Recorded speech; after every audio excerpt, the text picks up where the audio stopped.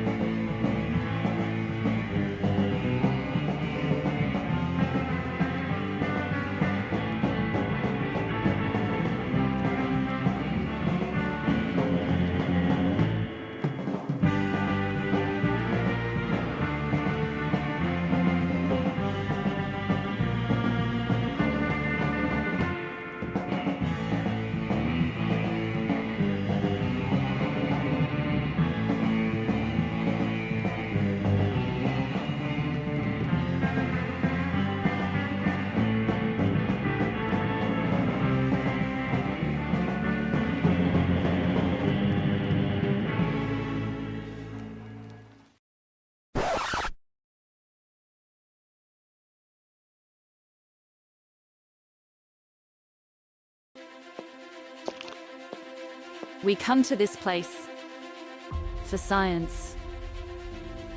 We come to paleontologizing streams to laugh, to cry, to show up late and then ask what today's topic is even though it's right there in the title. Because we need that. All of us. That indescribable feeling we get when the surf rock starts. And we learn something we've never known before.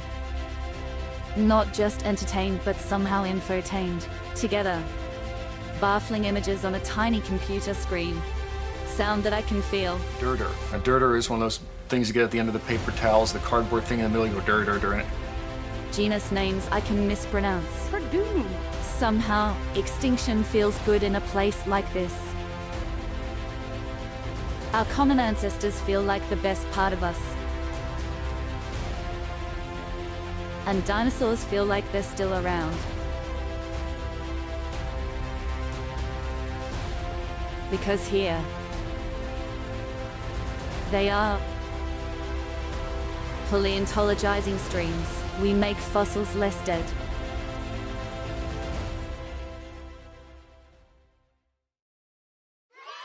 Well, hello, everybody. Welcome back to Paleontologizing. Welcome back to a brand new week, a brand new month, and of course a brand new stream too, just like we do 4 days a week, every week here. It's September now, Labor Day here in the U.S. Very happy Labor Day to one and all. I am not taking the day off. I'm streaming here to you because I can. I don't mind it. Good to have some days off. I had that this weekend, got a lot of stuff done, and now we're back. If anybody's here for the very first time, allow me to introduce myself real quick. My name is Danny Anduza. I'm a dinosaur paleontologist, and I'm here on Twitch trying to do some good old-fashioned science outreach. Especially nowadays, this sort of thing I think is more important than it's ever been. There's so much anti-science sentiment in the U.S., many of it handed down direct from the federal government at this point. We need good science outreach. We need scientists to be able to interface with the public. That's what I'm here to do. I've been lucky enough to be able to pursue my dream of becoming a fossil scientist, a paleontologist, and I believe that comes with a certain kind of obligation where I should share that with people as much as I can. So that's what we're here today to do, like we do on every stream. Whether it's here in the office, going over new scientific papers like we'll be doing today, doing tons of Q&A, answering your questions about natural history, the fossil record, extinction, evolution, all that good stuff. Or whether we're out in the field digging up fossils live like we'll be doing in less than 3 weeks now. It's squashed completely. And The bone wall is so thin. Mikey it's likes. the same Oh, sorry. dimension as Little Willow. The wall Less of a than dirter. three, A less than dirter is three. one of those things you get at the end of the paper towels, the cardboard thing in the middle, you go dir in it. Well, that's what this thing is like. That's true. That's a pterosaur bone right there. Little Willow, thank you for the 9 months of support. Really appreciate that. It's thanks to the generous support of viewers like you, through subscribing, through gifting subscriptions, through cheering, stuff like that, that I can do this full time. This is literally how I make my living as a paleontologist, by doing outreach. Answering your questions, trying to give you an inside peek into how paleontology works. Again, whether we're here in the office or whether we're out in the field digging up dinosaurs like I'll be doing in less than 3 weeks' time out there in eastern Utah. I'm going back out to the Cedar Mountain Formation. Going to be joining Josh Lively's crew from the Prehistoric Museum. We're going to be digging up some Gastonia and some other dinosaurs as well. I cannot wait to take you back out there. It's going to be awesome. But yeah. And how are you doing, Mini Pie? Hello. Mini Pie here, I think he is in need of some payment as one of my landlords here. She demands treats, don't you, Mini Pie? Yeah. Yeah, you're never satisfied. You're never satisfied. Yeah, that's okay. That's okay. There. Can I brush you a little bit first? What do you think? Yeah? I'll take that as a yes. Alright. But anyway, if anybody is here for the very first time, welcome. I strive to keep this safe and engaging and welcoming community for everybody, regardless of age or level of scientific expertise or anything like that. The whole point of these broadcasts is to show you firsthand what paleontology is like. So if you have any questions at all, do not hesitate to ask them. That's kind of the bread and butter of these streams. We will be looking at some new scientific papers today. We've got some exciting findings from the world of vertebrate paleontology. I'll be sharing those with you. And, we'll also be doing a little recap of our fundraiser stream on Saturday as well. Yeah. Anywho, so good to see everybody. Grateful for you and your work, Danny. Thank you, Little Willow. I appreciate you. Thank you for helping me continue to do it through that level of support. Appreciate you. Here. All right, Mini Pie. Let's get you some treats, huh? Did you enjoy that? Oh, that's what you're after, huh? Yeah. That's like kind of junk food treats, and well, we get all the dental treats here. Well, chomp them up. Use those teeth on them. There we go. Chew them. Oh, good stuff, Mini Pie. And hey, DTO Car, how are you doing? Welcome back. It's good to see you. Excellent. Danny and his cat, 2 mammals separated by 90 million years of evolution. Pretty much, Copernicus cat, yeah. Yeah, we can, by talking about phylogenies, doing things like building a molecular phylogeny, looking at the DNA shared between creatures like Homo sapiens and Felis catus, we can determine how long ago those 2 lineages diverged. So we'll do that in a minute. Recovering from COVID here. I'm sorry to hear you had COVID again, Squiggles. Shoot. Looking forward to cool fossil news and fun chatting. I'm glad you're here, Squiggles. Welcome back. Yeah. And Mini Pie's glad you're here as well, even if she's a little bit more focused on something else right now. 90 million years, and yet the cat rules the house. Well, I mean, we've been evolving in separate lineages for 90 million years. Cats have somehow found a way to insinuate themselves into our lives. Live here rent-free, or not rent-free in this case. I have to pay rent to this creature. Huh, Mini Pie? One of the more benevolent landlords I've ever had. I'll say that, I guess. But yeah. Just you wait, Mini Pie. It's Labor Day. Maybe one of these days I'll finally form a tenant union. We'll stand up to you greedy landlords. But yeah. And cats domesticated themselves. We are the pets, says Squiggles. Might have a good point there. Yeah. There you go, Devolved. Yes, indeed. Nerduino, by the way, I just got your text message too. Mark me down as a yes for that. I got that just as I was about to press the go live button. I was checking my phone. But yeah, thank you for following up about that. Sorry, I'm sometimes hard to get hold of. Look, you got this. Are you gonna eat that one? You gonna eat that one? Go for it. Yeah, don't be leaving a ton of crumbs in my workspace, please. Good stuff.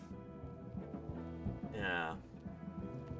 Anyway, I'm glad everybody's here. We are gonna have a fun stream today.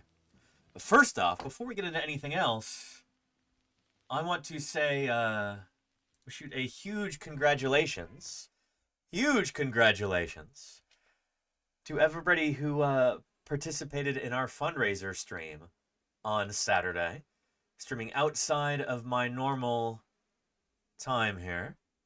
But check this out.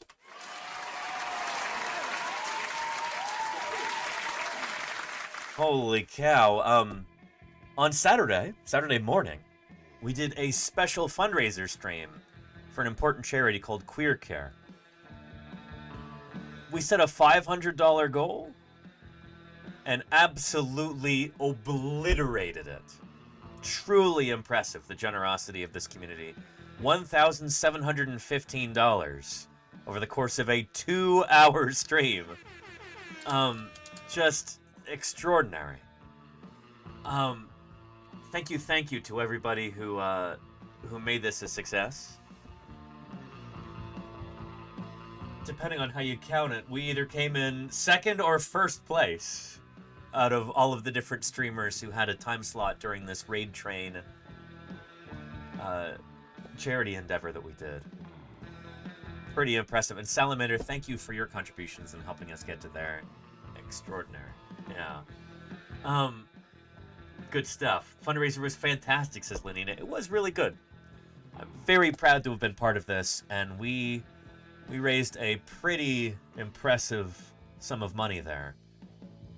One of the really cool things about this organization, Queer Care, is that they're all volunteer-based. Practically zero in overhead. So every dollar that we raise is going to go directly toward their mission of providing care for folks getting gender-affirming procedures. It's really difficult out there, especially nowadays. For folks who might not have a support network, they might be traveling across the country in order to get surgery or some sort of gender-affirming care like that. And this charity is meant to kind of fill in those gaps there. Make things just a little bit easier. If somebody needs a ride, if somebody needs groceries, if somebody needs a place to stay, this helps out with that. Think of it like community aid, mutual aid, that kind of thing. Not some big bureaucratic organization, but just people helping people in a direct material way. You helped out with that tremendously, chat, and I really want to thank you again. Making me look really good, too. The incredible generosity of this community astounds me on a continual basis. Very proud to have been part of this. Thank you for all of your support. There's the final total. Thank you, Lenina, for posting this. All right, let's take a look here.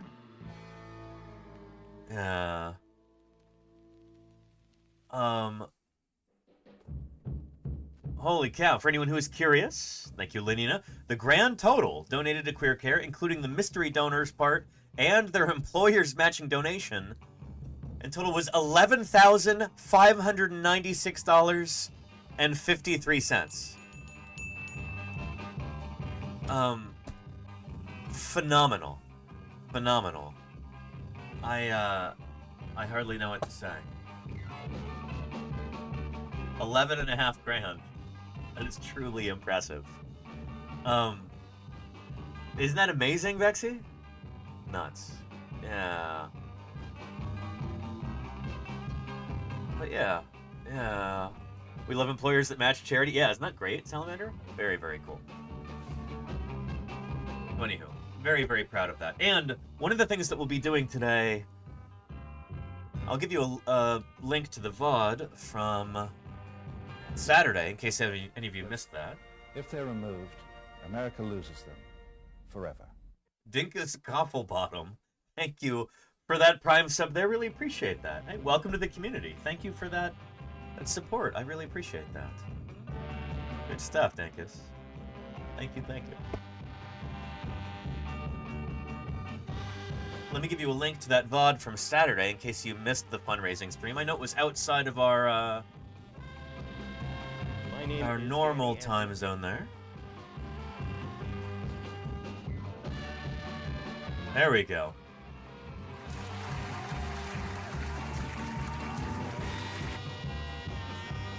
Yeah. So during the stream we talked about a whole bunch of different creatures that kind of defy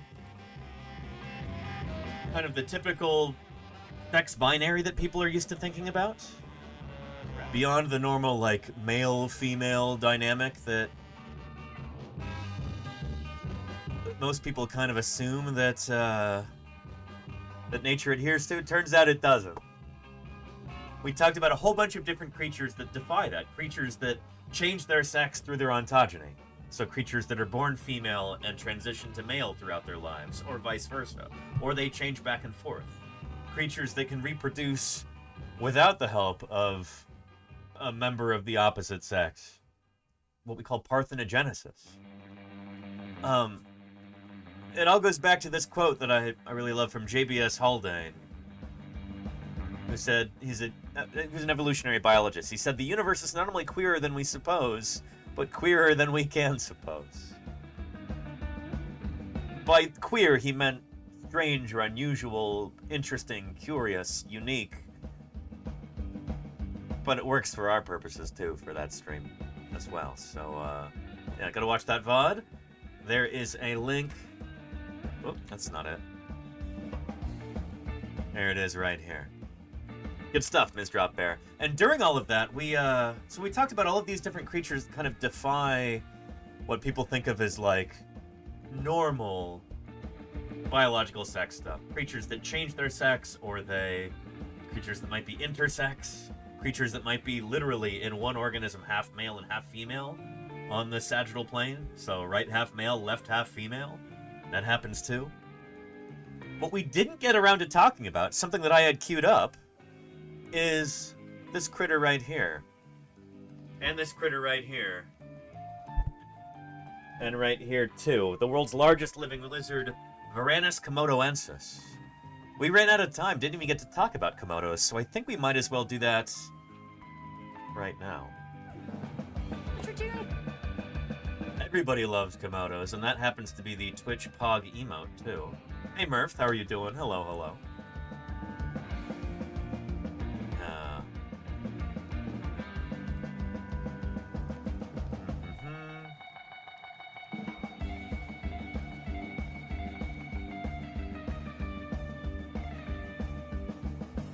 Let's see here.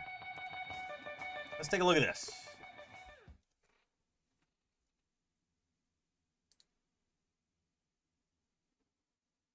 It would help if we turn the sound on, huh? Let's try it. Let's try it with the sound. See if that's any better. Well, hi everyone. I'm joined here with Miranda. We've just been talking today about a thing called parthenogenesis and looking at the whiptail lizards. But for those of you that haven't seen that, you can check out the video using the link below. So there are some populations of whiptail lizards where there are no males in the population, just females, and they're able to reproduce. In essence, the females clone themselves. They exhibit a thing that we call parthenogenesis. To put it in more human terms, you might even call it virgin birth, I guess, if that helps you understand it. But yeah. Miranda's here with me today with a whole range of different specimens to explore this topic, because it's something that I'm not entirely familiar with. So Miranda, thanks a lot for coming along today, and thanks for bringing along some of these cool specimens. We were All brontosauruses are thin at one end, much thicker in the middle, and then thin again at the far end. Ironheart 50, thank you for the 62 months. Appreciate you. Good stuff. Particularly looking at the whiptail lizards. For those that aren't sure, what is parthenogenesis? What does it actually mean? Yeah, Immaculate so exception. Hey, go, parthenogenesis is like sperm or male independent reproduction. So in a lot of cases, it's just a female, and she's able to produce offspring all by herself. Wow, so it's animals that are able to reproduce without needing a member of the whole year. Exactly, give like, yeah. Exactly. Some species, like the Komodo dragon. Very cool, Eric. They can do it both Hogfish ways, can do that too? Reproduce Really as nice. male, or if they're alone or isolated, then they can reproduce by themselves too. Amazing. Seems like a very useful skill. And it's interesting, you mentioned Komodo dragon can do it. This sounds like something that would be more common in sort of simple organisms rather than, you know, big vertebrates like that. Is that the case, or is this something we can actually see in a lot of vertebrate animals that we might be familiar with? Yeah, so reptiles are the kind of only true parthenogenic group, and there's, I think, about... Which includes birds. I think she might make this point, but birds, strictly speaking, are a kind of reptile. Birds are a kind of dinosaur, and dinosaurs are a kind of archosaur, which is a kind of reptile. Yeah. Yeah, so reptiles are the kind of only true parthenogenic group, and there's, I think, about 40 species that can do it. So just on this table, you know, we've got some lizards and some snakes, and what's really amazing is that they all kind of do it in a slightly different way. So there's lots of different outcomes. Sometimes they're all males, or sometimes they're all females. Cool. Can we have a look at some of these then that you've brought along? What ones have we got here? Let's start over this one here. Tell us a little bit about what we've got here. Yeah, so I've got snake? some lovely dried crocodiles here. They're salt. No, those are crocs. So they're not a parthenogenic species. You're just in time, Alexander. Look at that. But I've brought them along because. And Trooper says, look at all those jars in the background, a little scary. I mean, this is like a herp collections here. So museums, here, in museums, it's really, really important to have a bunch of specimens of critters, because you never know what kind of research questions researchers are going to come up with. The whole point of a research collections like that is to have lots and lots of specimens on hand that can be used for just about anything that researchers can dream up.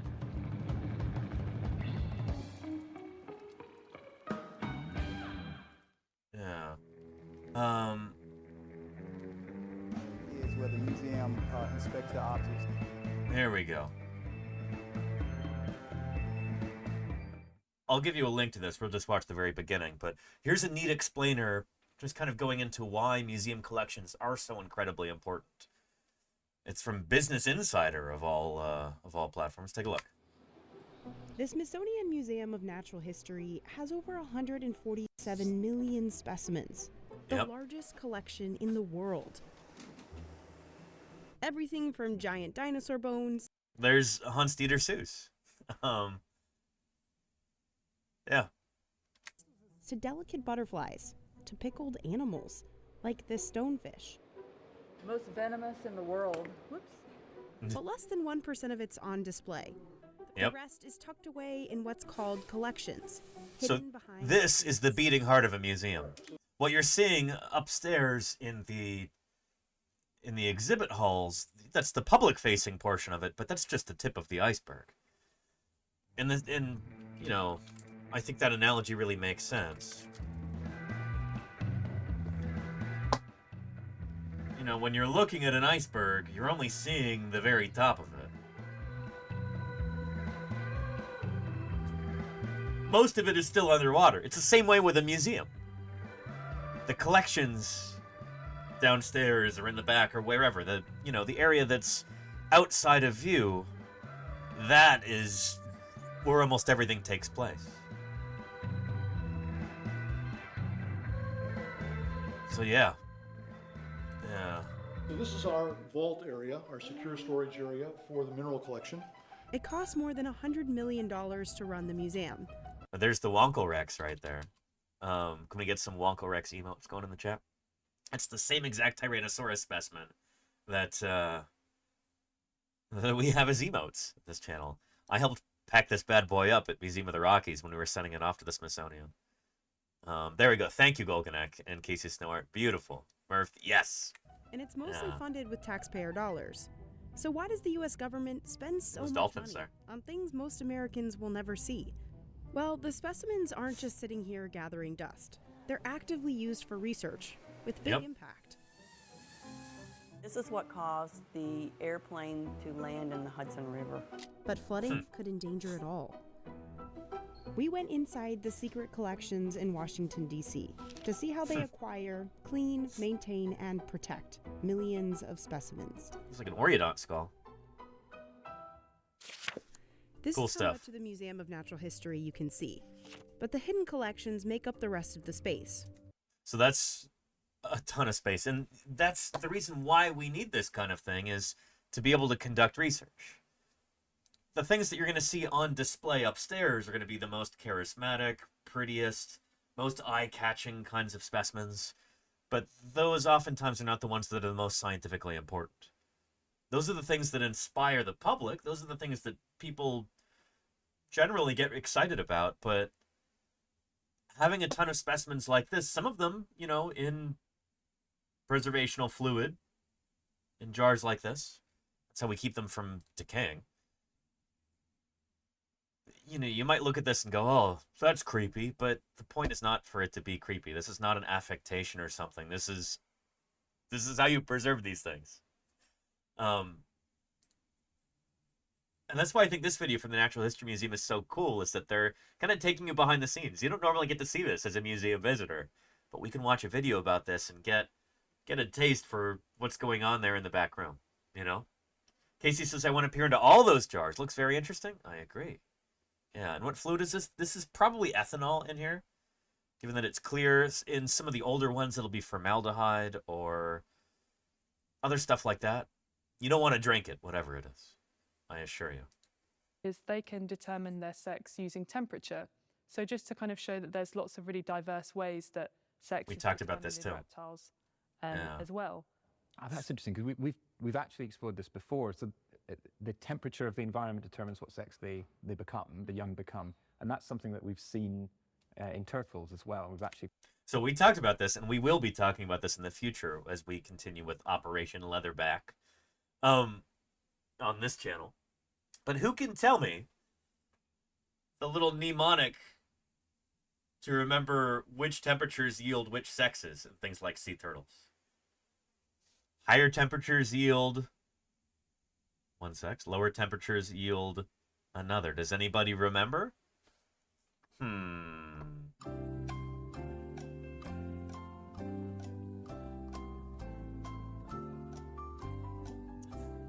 We've got some correct answers already. Excellent. Hot chicks, cool dudes. It sounds crass, but yeah. Higher temperatures yield offspring that are female. Lower temperatures in the nest yield offsprings that are male. Hot chicks, cool dudes. That's how you can remember that. Yeah. And Alexander, I think that's the opposite.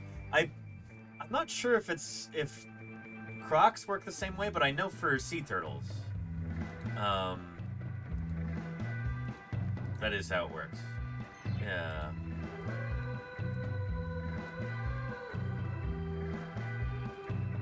Yeah. Oh, that's interesting, TT Studio. If that helps you remember it, then yeah, that works. I don't know if that has anything to do with it, but it might. It might. These then that you've brought along. What ones? Yeah. What have we got here? Let's start over this one here. Tell us a little bit about what we've got here. Yeah, so I've got some lovely dried crocodiles here. They're saltwater crocodiles. So they're not a parthenogenic species, but I've brought them along because they can determine their sex using temperature. So just to kind of show that there's lots of really diverse ways that sex is determined in reptiles as well. Oh, that's interesting because we've actually explored this before. So the temperature of the environment determines superosis, exactly. The young become, and that's something that we've seen in turtles as well. We've actually got a video of that we can share. So they don't use parthenogenesis, but they're using temperature. What about these guys? We've got some snakes in here, it looks like. Yeah, so these are anacondas that came from a wildlife park. So what's cool about these is that the female was kept in isolation for several years before she was able to produce these offspring. So and unlike no male involved, apparently. Those are her offspring and her offspring alone. She essentially cloned herself. Parthenogenesis. Very cool. The whiptail lizards, which are all females, these are all males. So it can work either all males reproducing or all females producing. And do the species, can they switch that on and off? So can the ones that reproduce all males, sometimes if it's an all-female population, they can do that as well, or is it one way or the other? So in the whiptail lizards, we were talking about X and Y chromosomes, where the males were XY and the females were XX. But there's actually kind of lots of different chromosome kind of formats for reptiles, and snakes particularly have multiple ones. So depending on whether the female has the same chromosomes or different chromosomes, like XY, or in this case ZW, the offspring will be a different sex, depending. So these vipers also, the copperhead, they're also all males. Wow, and you said ZW just there. I've never heard that before. So XY, I think most of us are kind of familiar with XY for male and XX for female. What ZW, what was that? So I think, I'm not entirely sure, but I think... So it's females are ZW, males are ZZ. In many kinds of reptiles. ZW is when the female has different sex chromosomes. So instead of being XX, the females are ZW and the males are ZZ. Excellent. And there's a couple of small jars here as well with a few other. What have we got in these smaller jars? Yeah, so these two are both invasive species. So they're found in a lot of countries that are not their kind of native range. And they're both parthenogenic. So this is the Brahmi Brahminy blind snake, which is a tiny little guy. And this is a little gecko as well. And so it's kind of one of the key benefits of parthenogenesis is if you imagine a female can reproduce by herself, all you need is one female to get to a new place and she can produce offspring and colonize another environment. So this is what we think may have happened with Komodo dragons. Komodo dragons live on a handful of small islands in Indonesia. Komodo being the most famous of all of them. They also live on the island of Flores, I believe, and a few other islands, but yeah. These are island species, and that may be how they initially colonized those islands. So Komodo dragons are pretty good swimmers. They can swim for potentially miles at sea, like multiple kilometers in the ocean to get from island to island. And so they may have been able to establish populations on those islands by like one female showing up and then just doing her parthenogenetic thing, doing some parthenogenesis, essentially cloning herself, making offspring, and yeah, how cool is that, you know?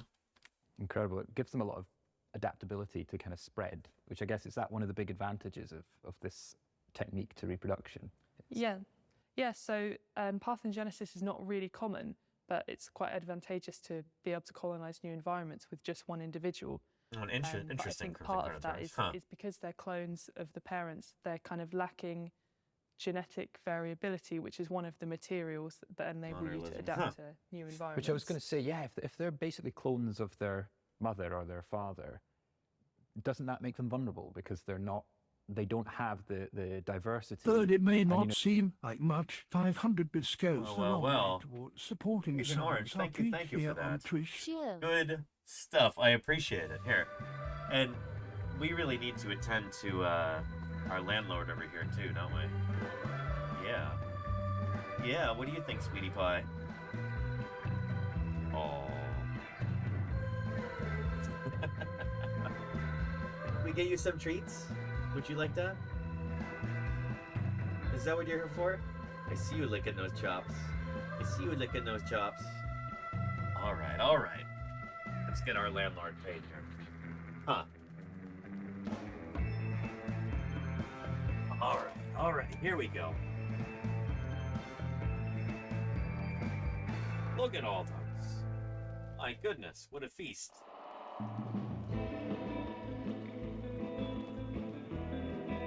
Good stuff.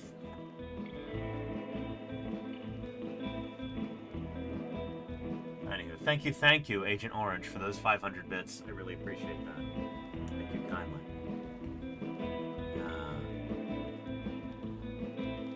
I know lizard snakes and a single instance of crocodilians and some birds have performed parthenogenesis. Wait, crocs have too?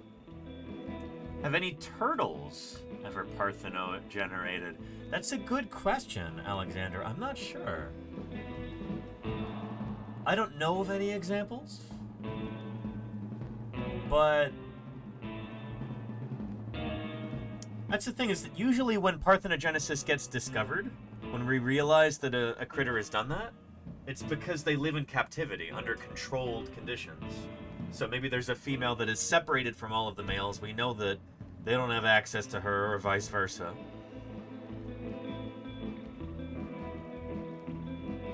So yeah. Pie, you left so many treats on the desk without eating them. Well, she can come back if she wants. An American crocodile female has been observed in captivity doing partheno. Very cool, Alexander Morrison. I didn't know that. Pretty neat. Yeah. Anyway, let's finish out this video and get back to our Komodo dragons. You know, the sort of classic biology that we're often taught is that mixing up the genes is a good thing because it means you've got a more diverse population that can handle changes in the environment. But that won't apply with these animals, and yet it doesn't seem to be holding them back. Yeah, I mean, it's a kind of trade-off, isn't it, between which you choose.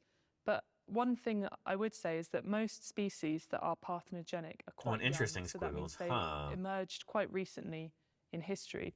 So sorry, that got auto-modded, it can be considered to be a kind of self-destructive trait because you can't persist for a very long time because you lack that genetic So I guess we have to mentioned. wait and see what happens in a way, like see how successful they are into the real future. That's amazing. And these are reptiles that you've got. Is this something that is? You mentioned it's not extremely common. Is it something that the reptiles have kind of latched onto more so than other major animal groups? Yeah, I think it's particularly common in reptiles out of vertebrates. I don't think that there's any other group that does it in kind of quite the same way, but I think there's about 40 species.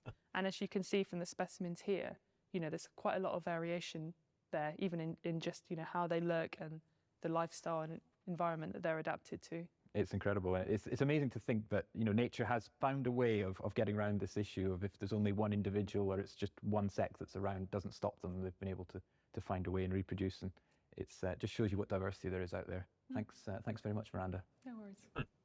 Cool stuff. So there you have it. You found. Yeah, let me give you a link to that video right there. And then let's look at something particular to Komodo dragons then.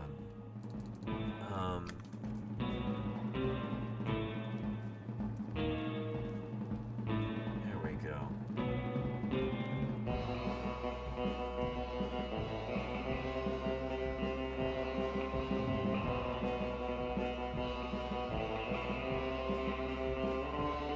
Let's see, I'm looking for a decent video here. Talking about that. Here is footage of a Komodo dragon egg hatching. This baby does not have a father. It's just mom contributing genetic material to that egg. Pretty astonishing. Life finds a way, as somebody once said. I do call myself an expert in dinosaur studies. Duangles, thank you for the 6 months of support. I really appreciate that. Thank you, thank you. Yeah. Murph says, do you think this is an island strategy? It's been interpreted that way, yeah. Yeah, that is kind of like the standard answer for this sort of thing.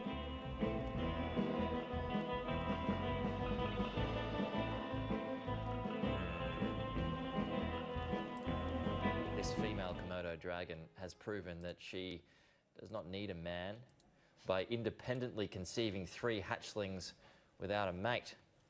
Looks like that's not the case there. DNA testing on the trio by Chattanooga Zoo in Tennessee proved their mother Charlie did not breed with another male dragon. The phenomenon means an egg can fertilize another egg, but only produce male offspring. What about that? Interesting stuff, yeah. There, that's from AP Archive here.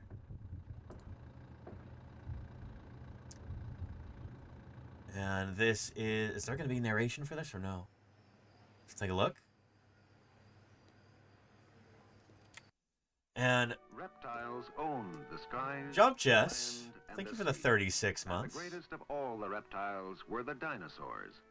Yeah, in my opinion at least. Thank you, Jump Jess, for the 36 months of support. Really appreciate that. Good stuff. It's been so long. I know. 36 months, that's almost a whole year, isn't it? Pretty extraordinary. And chlorojets. Yeah, we were just talking about this a couple minutes ago. So, in critters like these and in birds, it's not XX and XY. It's ZZ and ZW. And unlike in mammals, the ones with the novel sex chromosome are females. In mammals, it's Y. Y is the weird one. In reptiles, like Komodo dragons and birds and other critters like that, ZW are the females, and double Z are the males. Pretty neat. And can female reptiles keep the... Basically, once the female has laid the egg, she has nothing more to do with it. So Flora behind me is completely oblivious to the fact that she's centre of all this attention and completely oblivious to the fact that she's also now a mother, well, and a father if you want to look at it that way. But the babies, yes, they're fine. Very nice. The male's material for a long time. It has been surmised that that is the case with sea turtles and maybe with critters like crocs and lizards too, potentially. But, yeah, I think it's still a little bit hazy. I don't think that's super well understood how that works. This female...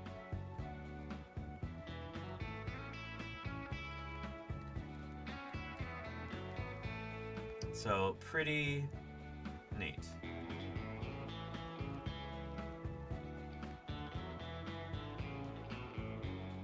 Here, take a look at this. Reproducing without a male.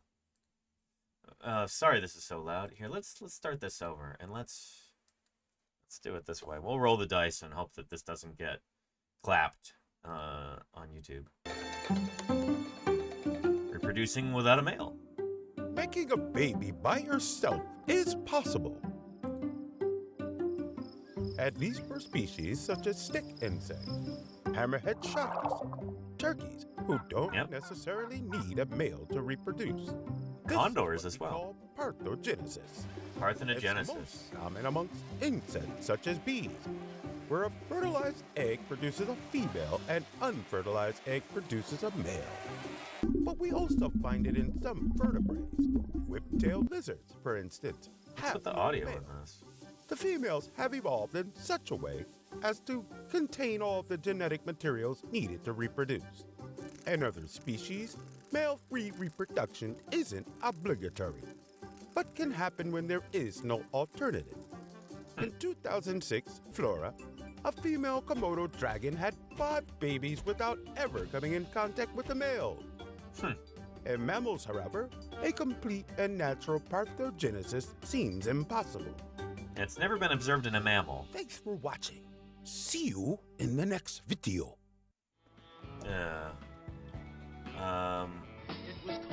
And Agent Orange, thank you for those 5 gift subs. Hey, I really appreciate that. Thank you, thank you. Good stuff. I appreciate that, Agent Orange. Thank you for the 5 gift subs there. There are 5 very lucky chatters who won't have to watch a single ad on this channel until I'm back out there in the field digging up dinosaurs in 3 weeks. And they'll get a whole week full of half of the field season will be ad-free for them too. Thank you, Agent Orange. Appreciate that very much. Good stuff. Yeah. And Crimson Carnotaurus says, who knows? With the birds and crocs doing it, maybe Velociraptor and Deinonychus don't need to be modified with monitor lizard DNA to breed on their own. That's what I said on Saturday. Try blaming the dinosaurs. And thank you, Marcy Walks Dogs, for the 100 bits. Appreciate that, Marcy. In case no one's told you, all of you, I'm glad you're here. Thank you, Marcy. I'm glad you're here too, and grateful for those 100 bits. Appreciate it. So yeah, this is the point that I made at the beginning of our stream on Saturday.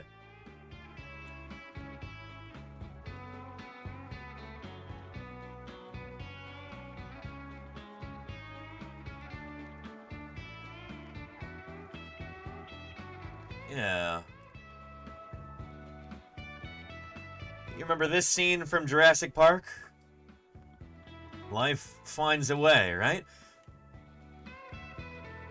They had this whole, I think, kind of convoluted subplot where, since there is amphibian DNA that was used to fill in the gaps in the dinosaur's genome, you would never do that in reality. Frogs are nowhere close to dinosaurs on the Tree of Life, really. But anyway, this explained how, even though all the dinosaurs were produced as females, they were still able to breed. I think this is completely unnecessary for that plot point. And given that this was just a hypothesis that the paleontologist character, played by Sam Neill here, threw out there, I see no reason to run with that and say, oh yeah, that definitely has to have been, that has to be the case. No, you don't need that kind of an explanation. Given that we get parthenogenesis in modern birds, who are themselves descendants of dinosaurs, and we get it in other kinds of reptiles, including maybe even crocs, then who's to say that non-avian dinosaurs couldn't have done that in a pinch as well? So yeah, interesting stuff. Yeah. They never touched on that plot point. was where Velociraptor tracks in Grant never reported it. Yeah, that was a whole thing in the book. There was a whole subplot where some of the dinosaurs are escaping the island on a boat. And, yeah, it was a whole thing. So, yeah. Anyhow. Triceratops shady early. I had never heard of that, Sandsman. Huh. Where is it going to be displayed, if you know? And Croc Parthenogenesis. Thank you there, Alexander. Appreciate that. Facultative parthenogenesis. So facultative basically just means like when you need to be. Or so like a facultative biped is an animal that usually walks on all fours, but it can go bipedal when it needs to or wants to. So facultative means like part-time, or like you can switch on and off. So facultative parthenogenesis in a New World crocodile. This came out in 2023. Very cool. This unusual reproductive mode, parthenogenesis, has been documented in birds, non-avian reptiles, specifically lizards and snakes, and elasmobranch fishes. That's sharks and rays are elasmobranchs. Part of this growth among vertebrate taxa is attributable to awareness of the phenomenon itself and advances in molecular genetics or genomics, bioinformatics. Questions remain as to its occurrence outside of these vertebrate lineages, most notably in Colonia, turtles, and crocodilia. Crocodilians lack sex chromosomes, and sex determination is controlled by temperature. Here, using whole genome sequence data, we provide, to our knowledge, the first evidence of facultative parthenogenesis in a crocodilian. The American crocodile. Very cool. The data support terminal fusion automixis of the reproductive mechanism, a finding which suggests common evolutionary origin of FP across reptiles, crocodilians, and birds. Very cool. With FP now documented in the two main branches of extant archosaurs, this discovery offers tantalizing insights into the potential reproductive capabilities of extinct archosaurian relatives of crocodilians and birds, most notably members of Pterosauria and Dinosauria. Very exciting. So there is a pretty decent chance that some non-avian dinosaurs may have been able to do parthenogenesis. They may have been able to reproduce without the involvement of a male. Interesting stuff. So, it kind of helps you see Jurassic Park in a different light, right? Just like I was talking about. Yeah.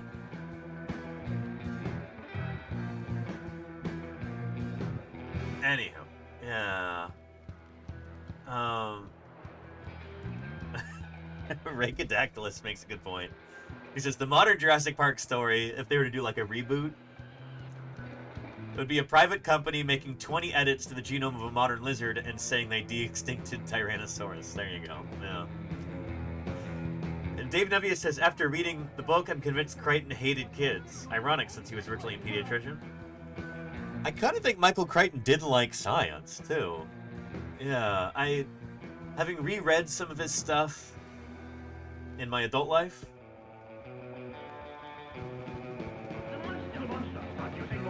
I think so much of his work is kind of inherently anti-science. But that's a discussion for another time. Yeah. Anyway. Yeah. Anyhow. And, oh, an interesting Sandsman. Okay. Huh. Cool.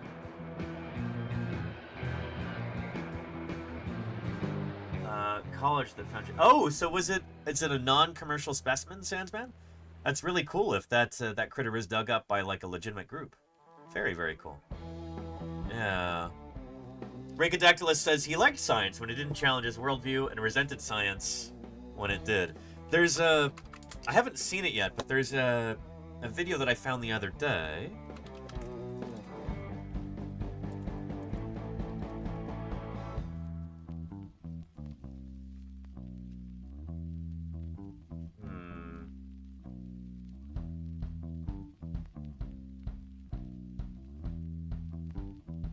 Where was that? There we go. So yeah, this guy has made some really cool videos about the Jurassic Park series. He had one about... I found this when I was finding different videos for our stream on Saturday.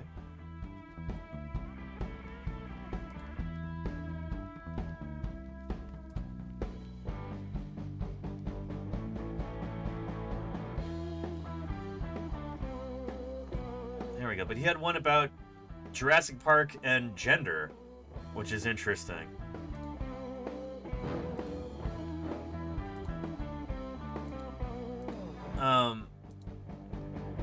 Yeah, and this is somebody who's actually participated in a dinosaur dig before, which is really neat. This is not some complete and total dilettante.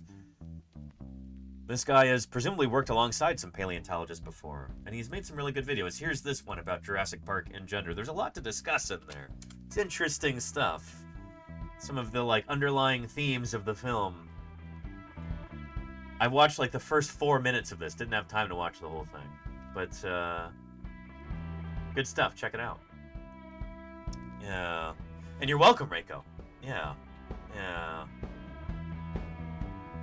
Anywho.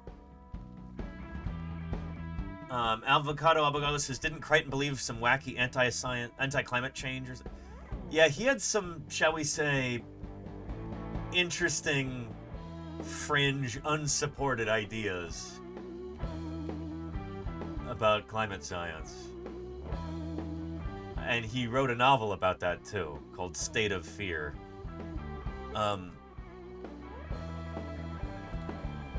Interesting. Anyway, we're not going to get into that right now. Just want to say thank you again for everybody's support on Saturday, just crushing our fundraiser goal. Makes me incredibly happy to have been able to do that. And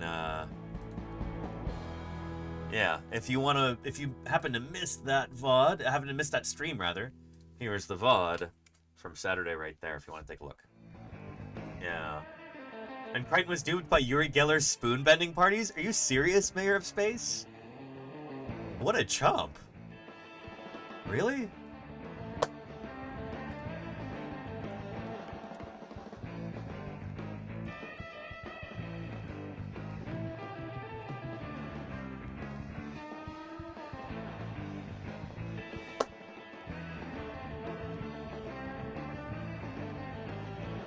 So, oh boy.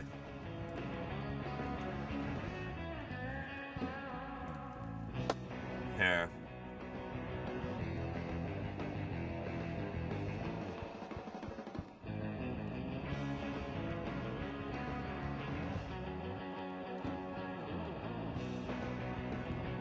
Yeah. So this is what I'm talking about here. This is this guy who claimed to have, like, supernatural powers. Uri Geller. It's all fake, obviously. But... Melt, derritete. Very soon, the metal will become soft. Dentro de poco el metal se pondrá muy suave. Yes. The camera will look at it. Just give me time. Melt, derritete. And you people at home, don't do anything yet. Does anybody know how he does this? No.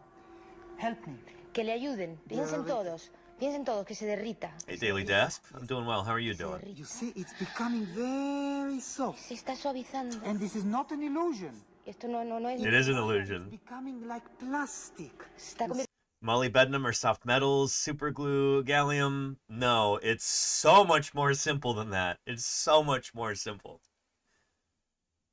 He didn't even pre-bend the spoon to make it pliable. It's even simpler than that. And there's no force. Look, there's no force in my fingers. No está haciendo ninguna fuerza. And you can touch it, it's soft. Look, se rompió. Touch it, it's cold. Sí, está frío. Cold. Pero se ha roto. Cold. What happened is my mind. Lo que ha pasado es que su mente can melt the metal. What a liar. What a liar. Oh, look, it broke, says Squiggles. The way that he does this... Here, check it out. I think this guy explains it. You're going to bend your spoon or your fork. The way you're going to do it, most of the silverware you have at a restaurant, they're actually weaker than you think. Most people think you can't bend spoons without using both hands. But in reality, if you're just holding your spoon and you put your thumb in the bowl of the spoon and just press down, it'll actually you'll bend it. But as long as you're holding it like this, people can't really tell that it's bending. Yep. So that's part of it. Bent, I should say. And you're going to want to do that under the cover. You pass this out, and you have people check it out, and they're like, yeah, it's a nice spoon.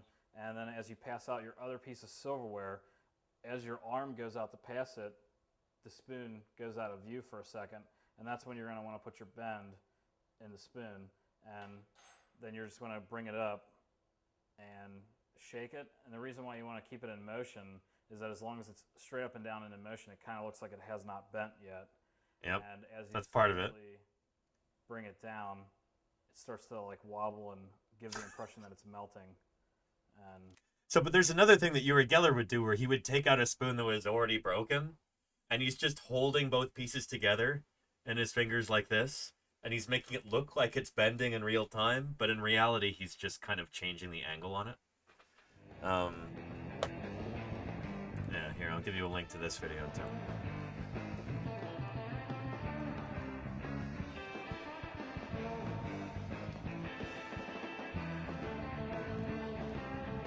Yeah. There we go. Magical thinking, is a slippery slope. Sometimes it's harmless enough, but other times it's quite dangerous. Personally, I'm opposed to that kind of fakery, so I have no reservations at all about exposing these people and their illusions for what they really are. I've investigated the Rubber pen claims trick. of There you go. hundreds of psychics. People aren't always happy with my conclusions, but I do have my supporters. In 1986, I was honored with a MacArthur Award. And there you go, Ivana. Yes. Unfortunately, most of the prize money went into defending myself against a series of libel suits related to one of my earliest and most controversial investigations. The subject was Uri Geller, a young Israeli who claimed to have supernatural powers. Talk about a charlatan. For metal and his psychic abilities are well documented all over the world. In the early 1970s, Geller became a superstar, the most famous psychic in the world. It's based on trickery. It's all lies. Everything that you drew, once more. He claimed to read people's minds. Anywho, you get the idea. Show what I got, and if I'm wrong, then I'm... Let's jump forward to the spoon part, shall we?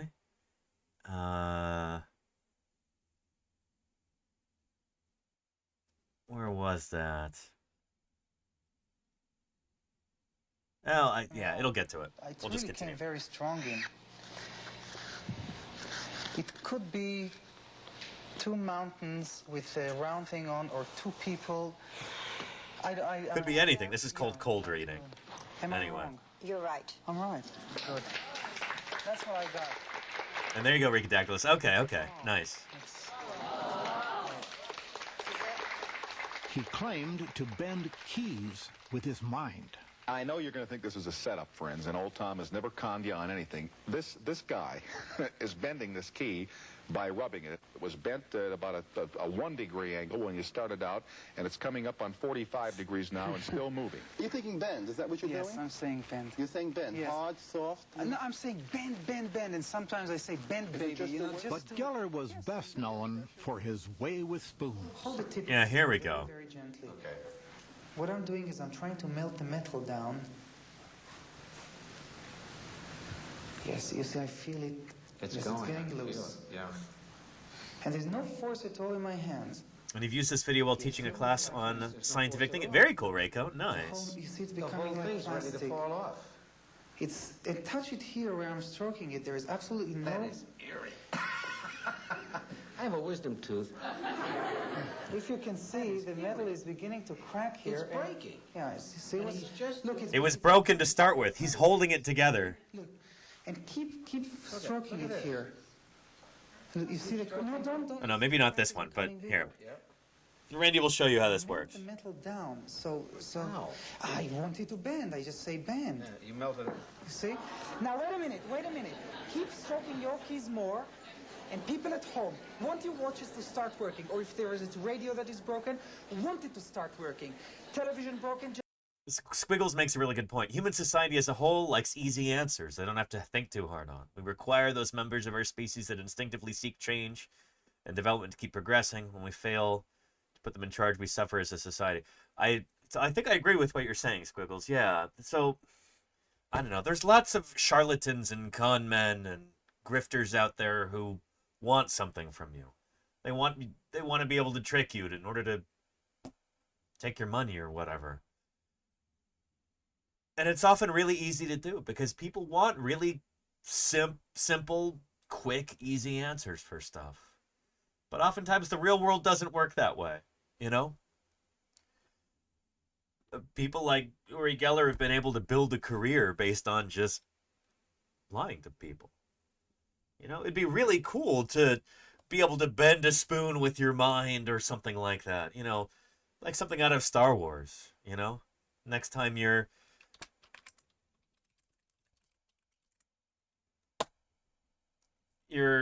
hanging by your ankles in an ice cave and you've got a Wampa ice creature approaching toward you,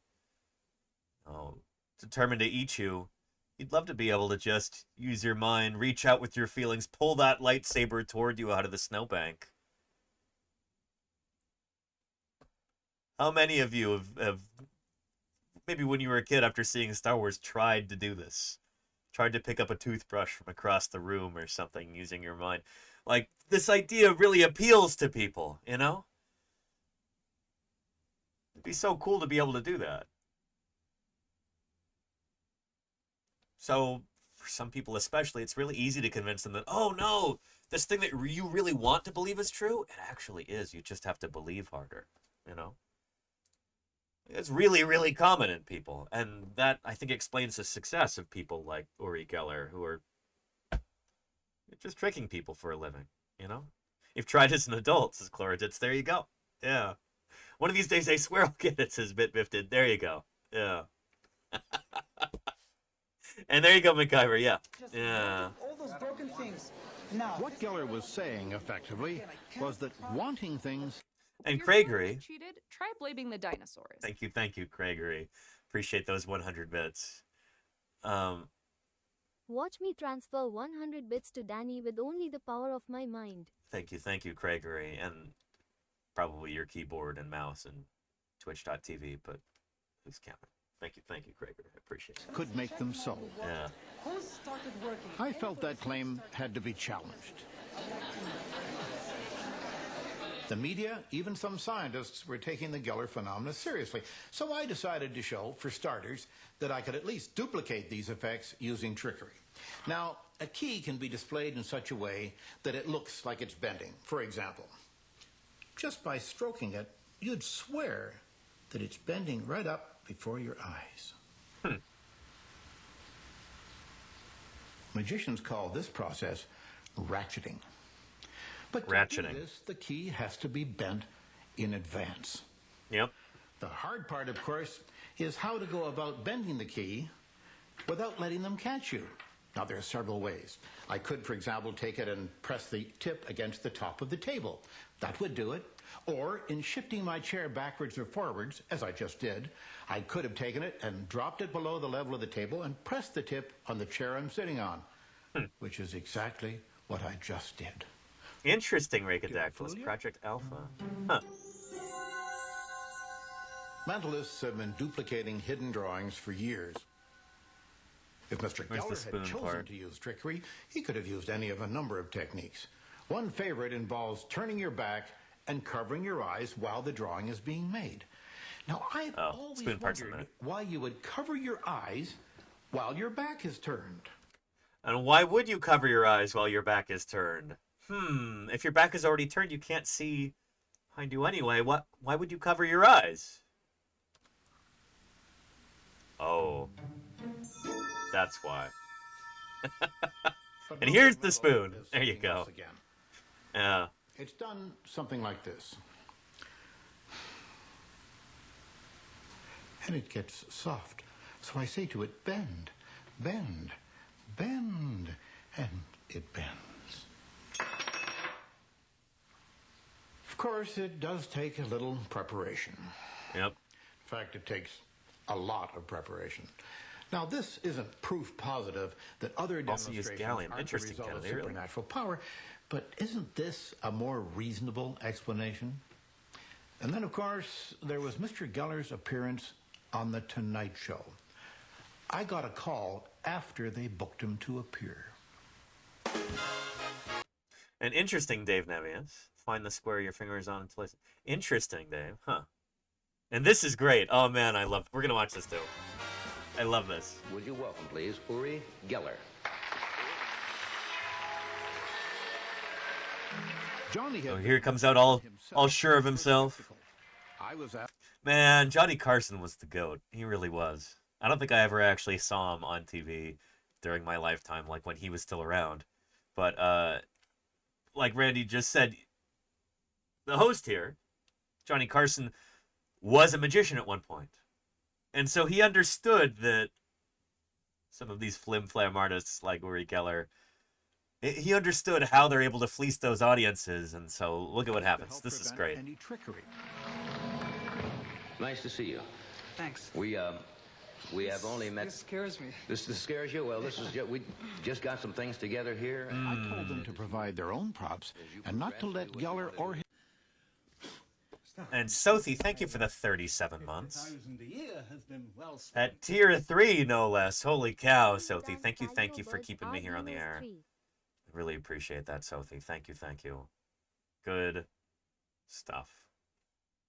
Appreciate you, Sothi. his people anywhere near them. Also, one of our staff members did some drawings which have been sealed in an envelope, and I'd like you to take your own pace when you feel like you want to try anything. Right. Do you want to try that particular experiment first? When I'll feel free. When Okay? you Sure.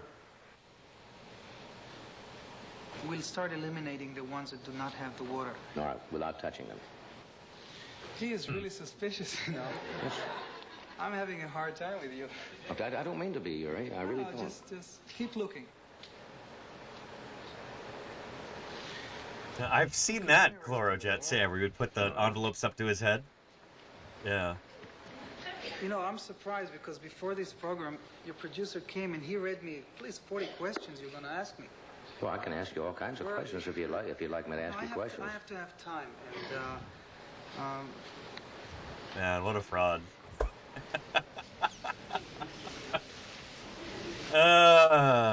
Stark, we are back. Your Uri was telling me you don't feel what, strong tonight? I don't Is that? feel strong. It's not all tonight. Right now, I'm feeling being pressed, and then I can't. Well, I'm not trying to press you. I really not. No, you're only telling me, well, will you try that or that? Well, He is rattled, Orchestra, yeah. I kind of love to see it, like when somebody who's used to conning other people, when they get thrown off balance a little bit and they're not able to pull off the con, there's something delicious about that, you know? You just get wrecked, you know? No, I'm not. My Gripted Slimming, says Alexander. Exactly, yeah. Much to my surprise, the Tonight Show episode didn't have much effect on Uri Geller's career. Neither did the book that I wrote about him. Yep. But eventually, his star faded. Why people are so drawn to the irrational is something that has always puzzled me. And again, if you're interested in this kind of thing, if like me, you're fascinated by why people believe weird things, why grifts like this take off, why flim-flam artists are able to have these lucrative careers, somebody who actually studies that kind of thing firsthand, it's right here on Twitch. Claire knows who I'm talking about. Rakadactylus right there, who's also here in the chat. And Reiko, you're starting your partner push, aren't you? Don't do that. Yeah, Reiko, I'm putting you on the spot. I'm sorry.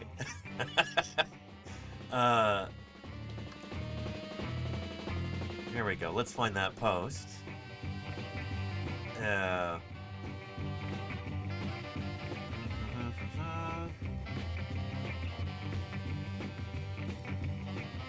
Going live to embark on the scariest thing I've done in a long time, a partner push for Twitch.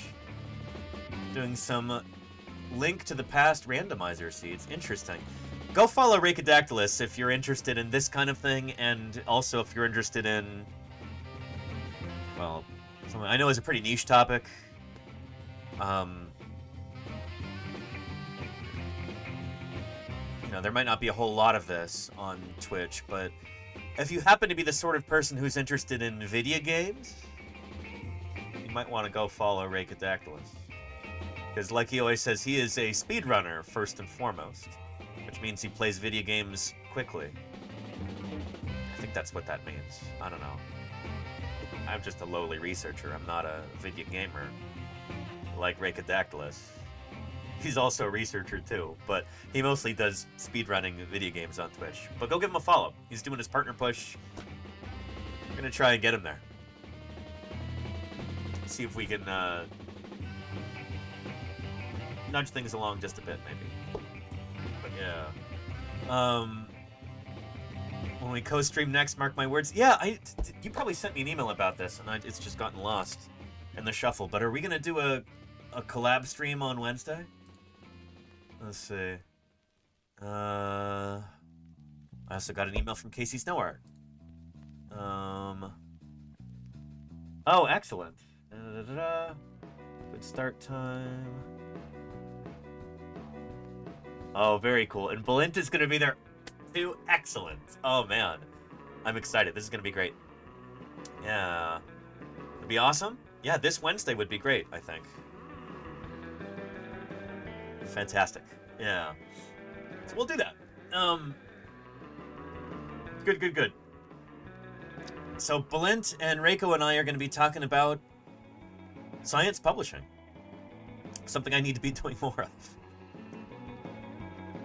But yeah, it's going to be good. I'm very excited for this. On Wednesday, that's going to be really cool. Yeah. So anywho, it's... Yeah. Daily Dasp says, what's the most challenging thing for education and paleontology, in my view? It kind of goes into what we were talking about right here, Daily Dasp. Especially here in the US, I think the most difficult thing about trying to do science communication around paleontology, trying to do science communication, public outreach, public education, is that so much of the groundwork, so many of the like fundamental concepts that you need to understand in order to understand paleontology just aren't really taught in schools, at least here in the US. And Sketchy Tracks, thank you for gifting Orange Boy. I appreciate your Sketchy Tracks. Thank you. Good stuff. Yeah, one of the most difficult things is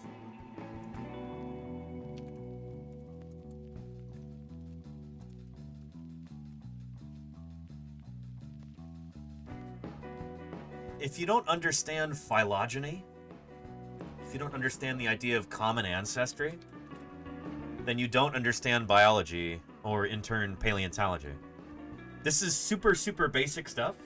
Understanding that all life on Earth, as far as we know, comes from a common ancestor. It diversifies, it splits, it evolves over time. That's how we get this incredible assortment of different creatures on our planet today. And then stretching back over 3 billion years into Earth's past. These are concepts which we as paleontologists take for granted, but most folks here in the US, and in many other countries too, are completely unfamiliar with this concept. Like, this is news to them. It's like trying to teach somebody about concepts in, I don't know, particle physics, and they've never heard of an atom before. It's like you've got to go way back to the beginning and teach them the most very basic stuff first before you can get to the interesting, complex, cool stuff that you want to talk about, you know?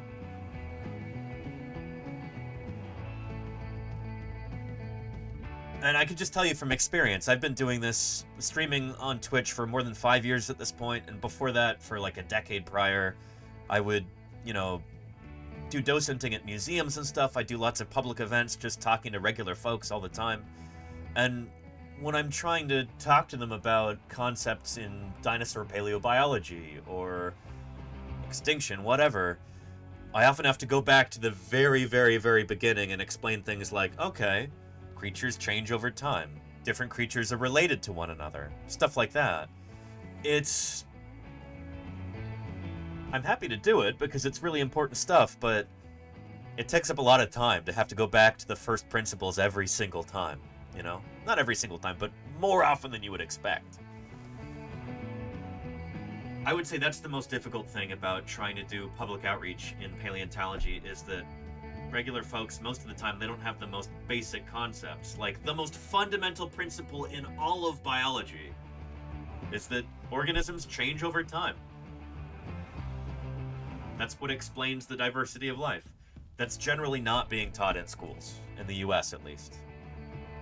And so you can have people who are otherwise very intelligent, very well-read, very well-educated. I'm talking about medical doctors, lawyers. I'm talking about, you know, teachers, professors in the humanities, stuff like that, and I'll get into a conversation with them, you know, at a museum, at a cocktail party, on the bus, whatever. And many of them have never heard of, like, these most basic concepts in all of biology, you know? So yeah, it's... Yeah. Average familiarity. Interesting, Cuddleaxis. I wonder if this will be...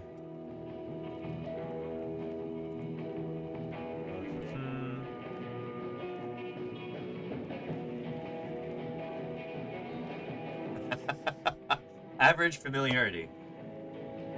So... This person says, silicate chemistry is second nature to us geochemists. So it's easy to forget that the average person probably only knows the formulas for olivine and 1 or 2 feldspars. And quartz, of course. Even when they're trying to compensate for it, experts in anything wildly overestimate the average person's familiarity with their field. That's a really good point. I love this. Yeah. Yeah.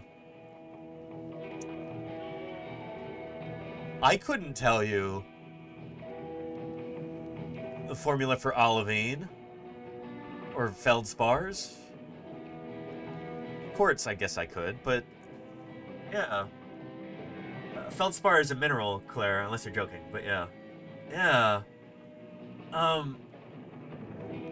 Anywho, yeah, and Dr. Hubbs is already familiar with this. Nice. We've got such a cool audience here. And again, this is why I try and emphasize that this is a community for everybody. Regardless of your level of expertise or familiarity with these concepts, we've got PhD researchers here in the chat, and we've got people who maybe just today, during this stream, learned what the word paleontology means. The study of fossils, you know? All different levels of familiarity here. Afron, thank you for the 52 months there. Hello everybody, humans and dinosaurs. Appreciate that. 52 months is a long time. Appreciate you, Nafron. Yeah. But yeah. And now Mama Man, see, there you go. They say, I don't know fancy words. I barely paid attention in school, but I'm definitely aware that things evolve in different directions, and we humans are considered young compared to what is and was. So there you go.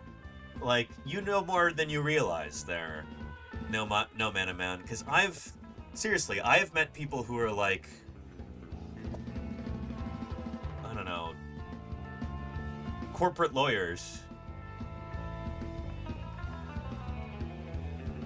you know, attorneys at law who, you know, they've gone through years and years of schooling, sometimes from some of the top universities, and they have zero concept of things like deep time. The Earth is billions of years old. Or evolution, common ancestry, stuff like that.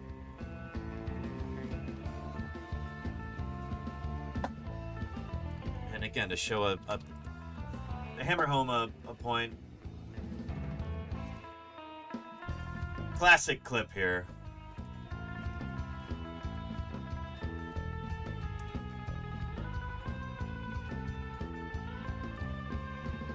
So whether you're an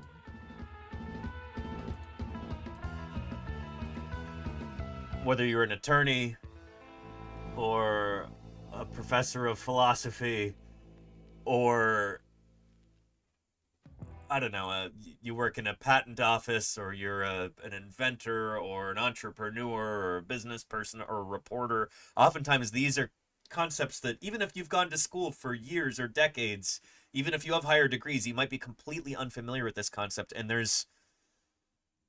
many, many cases, there's a reason for that. It is, not to put on an aluminum foil chapeau or anything, but it's a conspiracy in like a classic sense.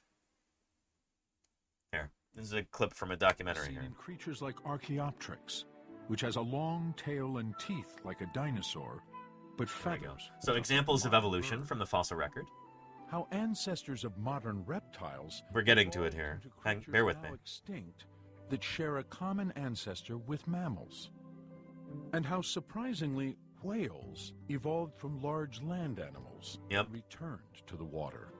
So, and where the pandas book says we can't go from A to B, there are no fossils and we don't know how to study them. Actually, we've gone from A to B and to C, D, E, F, and G. We have the fossils, we have the transitional features, we have the ways of analyzing them with many different lines of evidence, and we're looking for the picture. There's paleontologist Kevin Padian here. Of objective evidence. With each fossil, Padian refuted Panda's claim that different life forms appear suddenly by showing how fossils of extinct organisms bridge the gaps between species, resulting in a picture of gradual evolution, just as Darwin proposed. So this is a documentary about the 2005 Kitzmiller versus Dover trial. Kevin Padian was one of the key witnesses in that for the prosecution. Creationists were trying to introduce basically like anti-science religious concepts into a science classroom. And then the teachers at the school are like, no, you can't do that. We're taking you to court. You can't turn our science classroom into an anti-science classroom. And so there's a big trial about it, and yeah. The reporters in the courtroom were just amazed that we knew all this stuff. And how come they hadn't learned about this stuff before? And the reason is, it's not in textbooks because the creationists fight so hard to keep it out. That's been a big influence. It's a huge influence.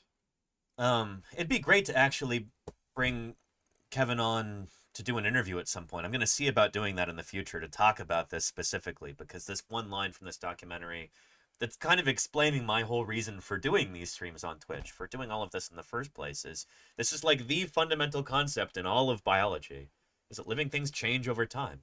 And we can study that from a whole bunch of different angles. Like me, we can look at the fossil record, so we can go back in time and look at the to use kind of a weasel word, the progression of life on Earth, see how life has changed over time through the fossil record. We can look at things like DNA and track the changes that way. We can look at the morphology of animals today and, draw inferences from that. It's a bunch of different ways that we can see how life has developed over time, how it's evolved. But rarely is that taught in schools in the United States, at least, until maybe you get to the college level. You take an actual biology course in college, in your undergraduate or even graduate school. That might be the first time that some people are introduced to these concepts because, like Kevin says, it's not in textbooks because the creationists fight so hard to keep it out. That's been a big influence. It's a huge influence. A lot of people are terrified and offended by the very idea of evolution, even though that's the underlying concept in all of biology, So yeah.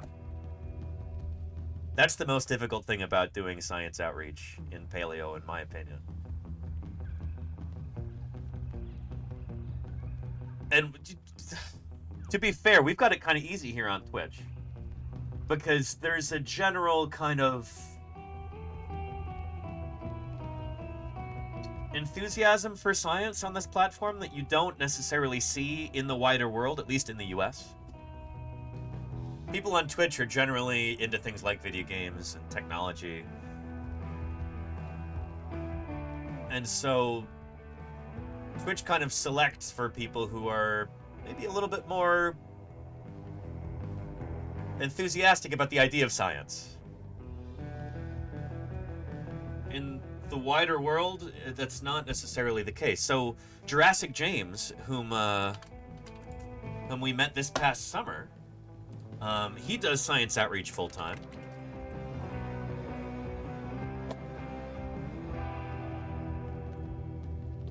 And it was really cool being able to talk to him about some of this stuff.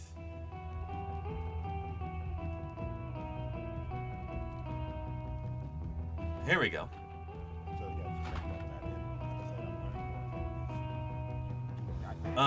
So what James is telling me is that back in Texas where he lives, you know, he gives tours of museums to folks and he talks to them about fossils and everything. And he says the most common question that he gets about dinosaurs is, wait, were they real? I don't have to deal with that very often here on Twitch, which is really nice. When he's out there IRL, that is, he says the most common question that he gets is, are dinosaurs real or are they made up? You know? So yeah, that's got to be incredibly frustrating, you know? But this is what we're working with here in the US. We've got this tremendous tidal wave of anti-science that's sweeping through this country, and it's being directly encouraged and propagated by the federal government right now, by the current presidential administration, who hate people like me, you know? Anyway, yeah. But yeah. It is rough, Grey Arkin. It is rough. Cinderelli's got a question. How do you encourage interest in the sciences when you meet folks in the wild? That's another area where I actually feel really lucky. I've got it easy as a paleontologist because as a dinosaur paleontologist, I work on dinosaurs.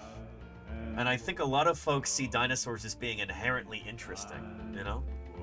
I don't have to sell people on the idea of dinosaurs.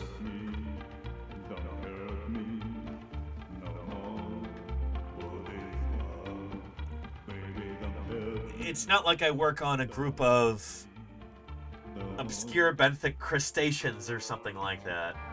And I have to, you know, explain to people, first of all, you know, what a... Shoot, what are those little lobsters called? Anyway, it's not like I have to explain, first of all, here's this group of animals that I work on. I know you've never heard of them, but try and picture them. They look like this. And then I have to try and explain to them why they should care about it. I say dinosaurs, and people go, oh yeah, dinosaurs. Dinosaurs are cool. So usually I'm just able to talk to people about dinosaurs, and they're kind of already there with me. That work has already been done. So I'm very lucky in that regard. Does that make sense? I'm not talking about crayfish. I'm talking about, what are they? They're not rock lobsters. They're,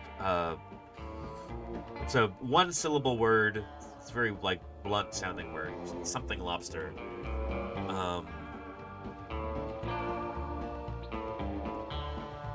Not short lobsters. What are they called?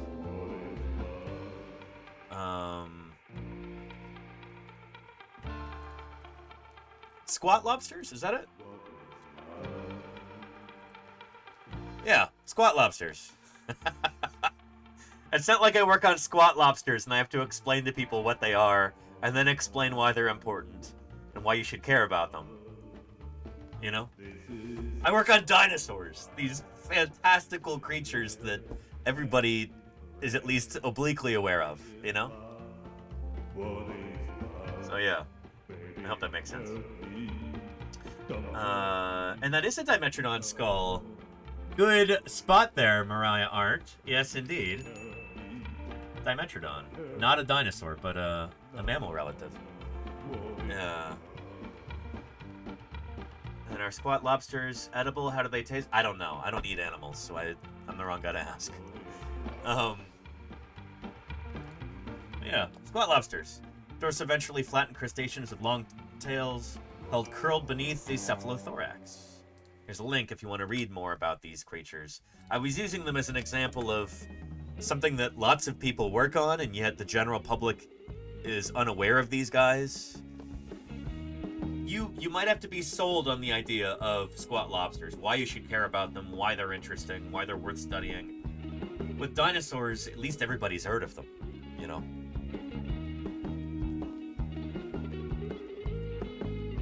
But yeah. Anyhow. Topic of not a dinosaur comes up a lot every time people see. That's very cool, Mariah Art. I did a similar thing. Maybe you saw this years ago.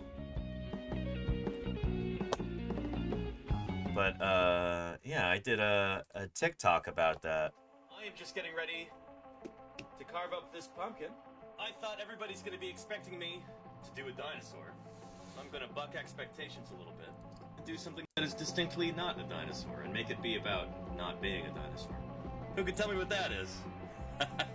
Dimetrodon, there you go. Yeah, Dimetrodon. This critter is more closely related to you and me than it is to any dinosaur, which is pretty cool to think about.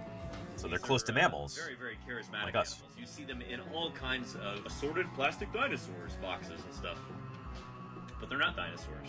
These predate the dinosaurs by, what, probably a solid 60 million years? Let's go ahead and get started with pumpkin carving. First thing that I've got to do for this is carve out the top. I wonder if we'll do some pumpkin carving this year. Aesthetic for our pumpkin friend here. It's time for your lobotomy. I think I'll be around for Halloween this year. I say Thanksgiving. For Halloween. We should do another pumpkin carving. That'd be fun.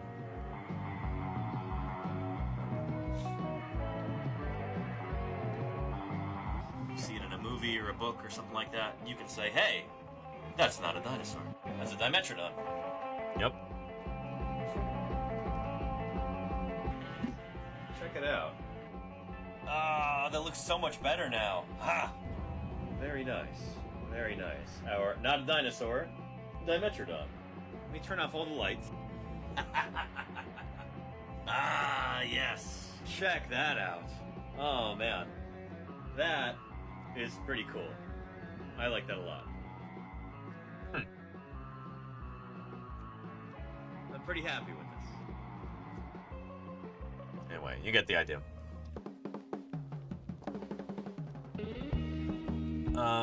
Does it have its pterygoid or palatal teeth? Oh, on the inside? Yeah, the skull definitely does.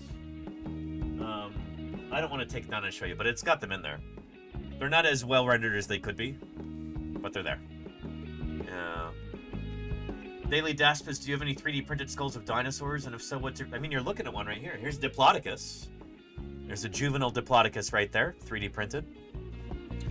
What's my favorite one? My favorite / least favorite one right now would have to be this one. Let me show you.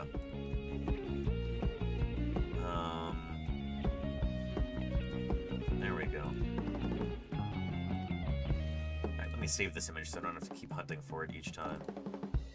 There we go. This is a life-size Tyrannosaurus skull that I've been working on 3D printing since December. And it is almost ready for delivery now. I'm going to be bringing this to the Children's Natural History Museum of Fremont this week. It's going to happen this week. It's been a real challenge trying to get this set up with a proper, armature. So that it can go on display there immediately after delivery.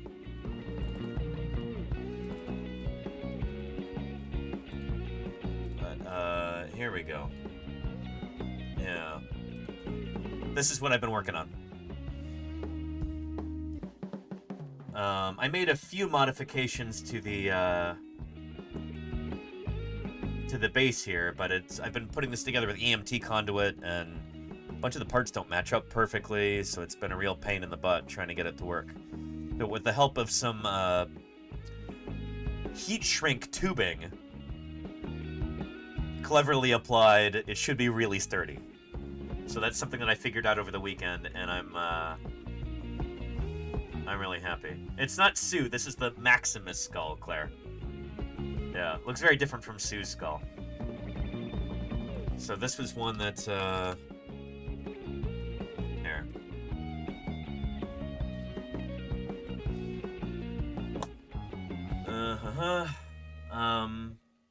There we go. Discovery that is expected to fetch millions of dollars. It is boy. a T-Rex skull, well preserved, and shows signs that the dinosaur was caught in a fight before its death, making it particularly We don't know that. rare. We don't know that. Earl Miles has the details on the upcoming auction. Oh boy. If you're a fan of any of the Jurassic World movies by Universal Pictures, a T-Rex Or the superior Jurassic Park movies. Oh boy. is probably in your home all of the time, but this takes it to another level. It's the ultimate trophy. It's not a trophy. Fossils are not trophies, especially not scientifically important vertebrate fossils. It's not a trophy. It's a scientific specimen. Ugh. To place in one's home. This Tyrannosaurus skull is 6.5 feet high, weighs 200 pounds, and is a... It's not 6.5 feet high. It's literally sitting over here. It's less than 5 feet high. When you stand it on the occipital condyle with the snout going up into the air, it's not as tall as I am.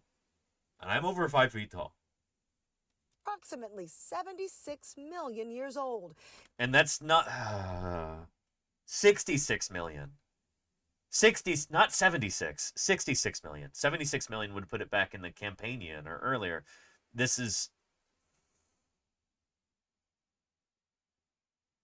It's not from the Campanian, it's from the Maastrichtian. It's going up for auction by an anonymous donor at Sotheby's on Anonymous donor. So it's somebody who is part of a commercial group, and they just slapped this thing together. Like, there's so many different parts that are not... that like don't fit together properly. So what happened is I got a scan of this specimen. It appeared online briefly for like a few days. And I said, I'm going to scoop this up right now. And I'm really glad that I did, because it disappeared shortly thereafter. But I had all of the files and then 3D printed it, life size. And in printing it and assembling it, you know, I assembled it exactly as it's supposed to be. And there's so many parts, bones that like don't really fit together properly. And a bunch of the teeth aren't real. They're sculpted and sculpted pretty badly. There's just a whole bunch of parts of it that are not correct. Like it's not very good. December 9th, expected to sell for anything between $15 million and $25 million. It sold for $6 million. So,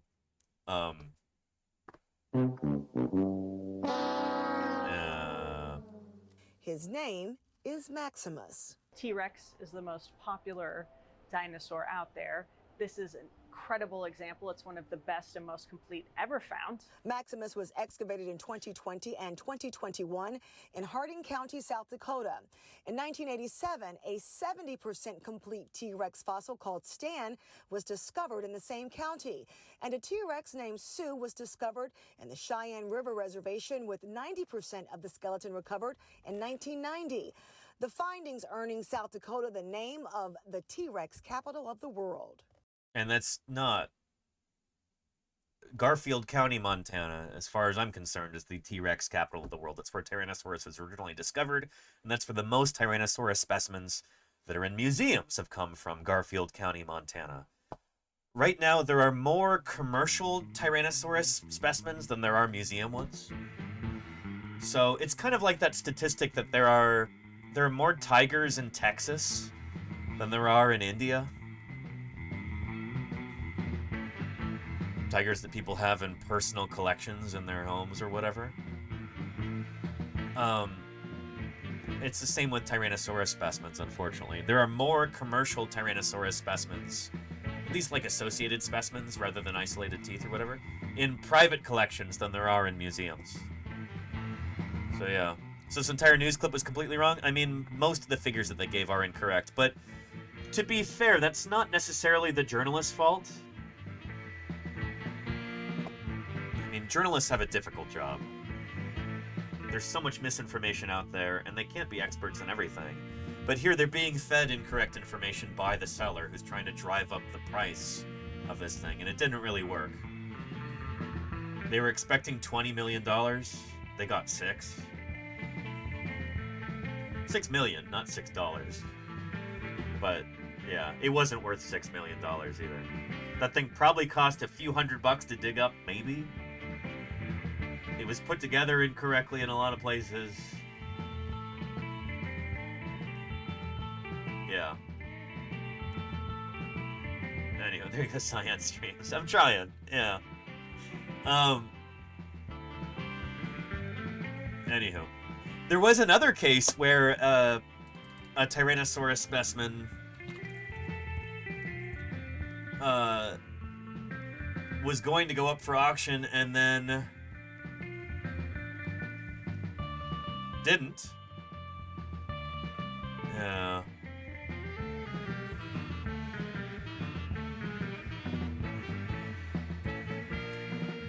Here we go. And you know, it's a pretty rare thing in the grand scheme of things. When There's you Steve think about Bersati there. dinosaurs, they lived for over 150 million years. They lived all around the world. And we really only know of about 2,000 different species of dinosaurs. Most of those dinosaurs that we have found as paleontologists are known from just a few bones. Very few dinosaur species are even known. Yeah, from I'd say a probably close to skeleton or 1,000, anything but close yeah, to a Claire. complete Yeah. skeleton. So any good dinosaur skeleton is a rarity. For me, that means that dinosaur skeletons are things that really belong in museums. There you go, Claire, yeah. Absolutely, and I want to talk about that in a moment, but here we have Shen. It was going to go for auction. What then raised alarm bells? I've just been following the news like many people. I don't know all the details, but I know that it was pulled from auction, and it was pulled from auction not because of any legal issue with the... It is a legal issue. Oh, but he's going to clarify. Fossil bones themselves, but yeah. apparently because only some of the bones are fossils, which we knew, but a lot of the other bones were filled in with copies that were... So the skull here is the skull of the Stan specimen. I don't know if any of these bones are actually actual original fossil bones. These are all resin copies of the Stan specimen, as far as I know. And you could tell at a glance. Like, I'd know that skull anywhere. From another T-Rex skeleton, and that skeleton belonged to other people, and there were copyright issues and intellectual property issues. So from what I understand, the auction was pulled just to be on the safe side. It seems like most of the different parties agree on that. And I think, I mean, I'm not a lawyer, I don't know, but it seems to be a wise move because there's a lot of issues with this one. Yeah. Anywho, so yeah. But yeah, I do a lot of 3D printing. I'm really excited to be delivering this guy this week. I just need like a few more mornings and afternoons to work on this. And then it'll be ready for delivery to the Children's Natural History Museum of Fremont. I'm very excited about this. So yeah. Yeah. Anywho, good stuff. The kids are, they're gonna go nuts over this Lenina. I can't wait. I'm super excited. Yeah. Just glad it fit in the car. Barely, Wombat Hole. Barely. So this is the back of my 2008 Toyota Prius. There's less than a centimeter of clearance up here between these bones and the back of the skull and the ceiling of the car. How much does it weigh? I think it's about 70 pounds, Orange Boy. Yeah. So anywho, I'm hopefully going to be delivering this either on Thursday or Friday morning. And then I'm hoping that the next week we can go back with our IRL streaming setup and do a live stream from the museum there. I've got to check on the internet situation. So some of my colleagues at that museum, they've been complaining about having poor internet connectivity for years. I think they may have finally gotten fiber or or some other like high-speed internet, so we might be able to do a stream from there. I'll have to check in. That's going to be really, really cool. So, yeah, I'm excited about that. And it looks like you need a bigger car. Nah, this is fine. I love my car. It's treated me really well, and I try and take good care of it in return. Yeah. But yeah. Yeah. Plane Shifter says, I thought you were going to paint it and fill in the cracks? I did. This is from months ago. This is from December, I think. This is just the raw 3D print color right here. I have painted it and filled in all the cracks and everything. That's part of what's taking so long, is I have a little bit more of that to do. I'm not totally satisfied with it yet. But yeah, this was a test run. Exactly, Reiko, yeah. So I took it to the museum there and was showing it off. Let's see. Is this in... Let's see if I can find that. There we go. Here's me with this back in February. Here in the office.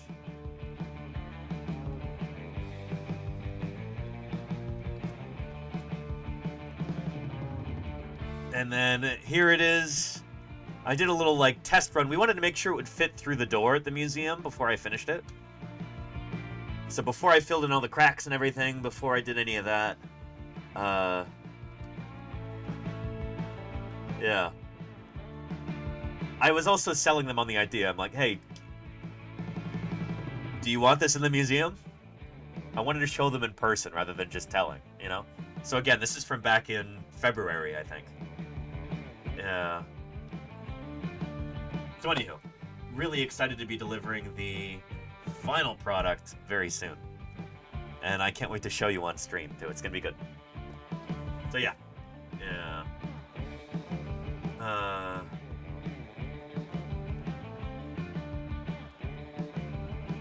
Anywho, yeah.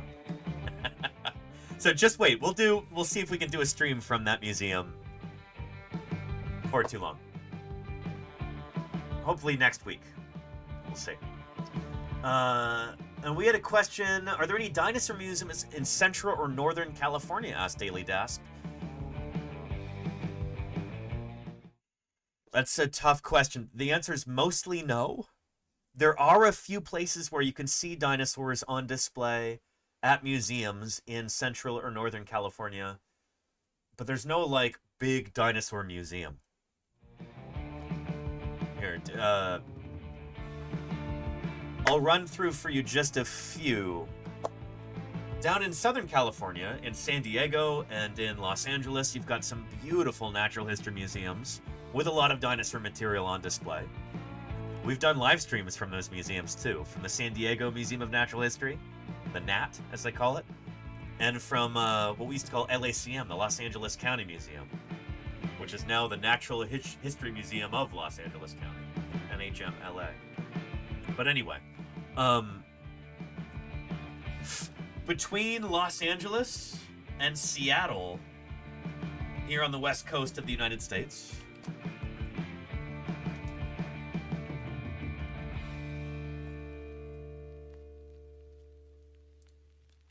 there we go. So basically, from LA all the way up to Seattle, we don't have like a single public-facing large natural history museum featuring fossils. Just don't have anything on almost the entirety of the US West Coast. It's kind of crazy. But yeah, there are a few little things here and there. So in Hemet, California, which is north of LA, we have the Western Science Center. I did a live stream from here as well. This is Pleistocene mammals, mastodons, mammoths, ground sloths, camels, etc. That's in Hemet, California. Then in Bakersfield, we have another museum that I'd like to do a stream from. The Buena Vista Museum of Natural History. They've got a lot of taxidermied mammals and stuff like that. And they've got a good number of fossils as well, mostly Cenozoic fossils, from a place called Sharktooth Hill. Some marine fossils, bones of whales, walruses, seals, sea lions, even some sea turtles. They've got some Dermachelys material, I believe, some leatherback turtle fossils. I would love to be able to do a stream from here at some point in the near future, so we'll have to see. But this is in Bakersfield, California. The Buena Vista Museum of Natural History. Here is a link right here for you. And then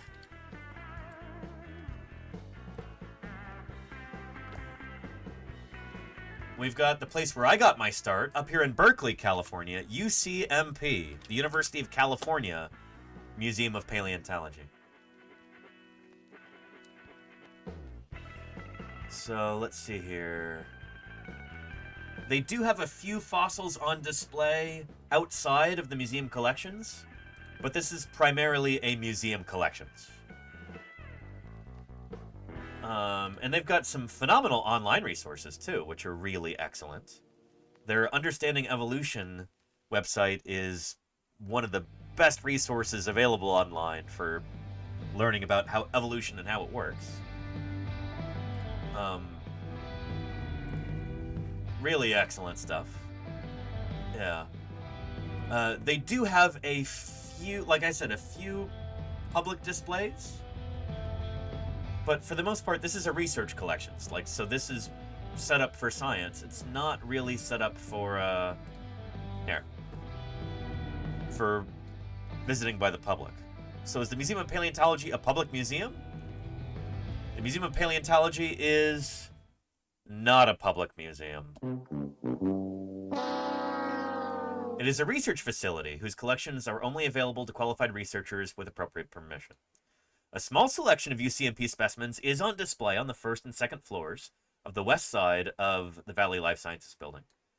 Yeah, and so there's some cool stuff to go see there. It's definitely worth seeing.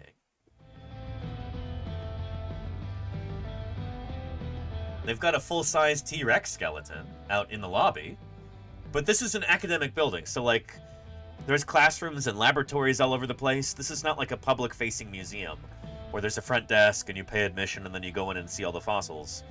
This is a classroom building with professors and students running around all over the place, and there happens to be a Tyrannosaurus cast replica out in the hallway. There's a few other little displays like this floating around. And they're definitely worth seeing if you're in the area. If you're ever in Berkeley, definitely come visit this if you get the chance. They also have a genuine Triceratops skull, along with 2 casts of other Triceratops skulls, replicas, flanking it, upstairs in the library. These are publicly accessible too during library hours. But yeah. So yeah, there's that. And then the only other museum I can think of on the West Coast featuring fossils like this would be at Sierra College up in Rocklin, California.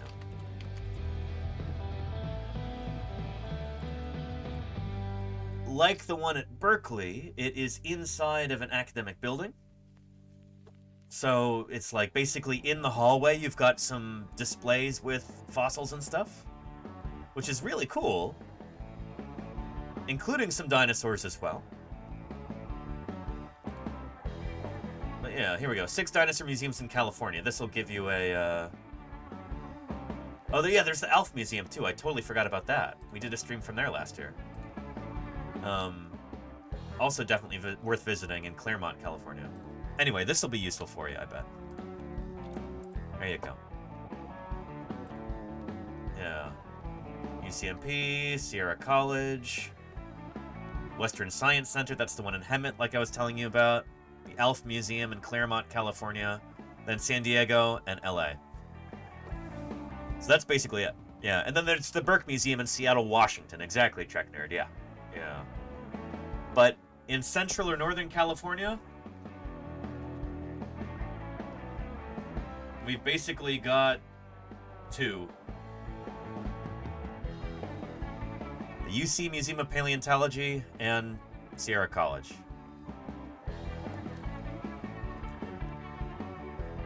That is, until now,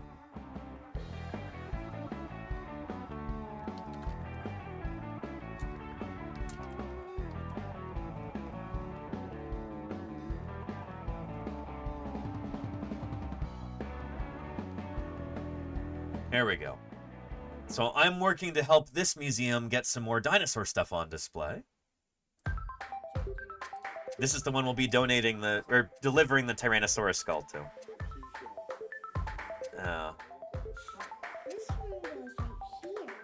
Do you see the hooves? Yes. The Children's Natural History Museum in Fremont is a place to see. It's a squid. Yeah, that's totally a squid. And touch. Pick one of these up. Local history.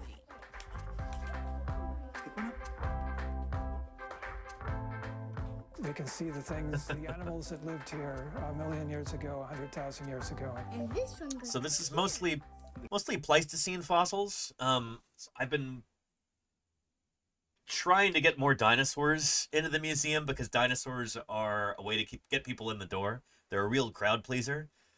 And if you can draw people in with dinosaurs, then you can teach them about some of the fossils that are found more locally. Stuff that's more relevant to the local community. Fossils that are actually from Fremont, from that town. Because there's some really important ones. It's, well, yeah. Here, I'll show you a little video that we'll probably watch this again next week too. But where did I put that? Here it is. This is a video that I produced. We've got big ambitions for this museum in Fremont.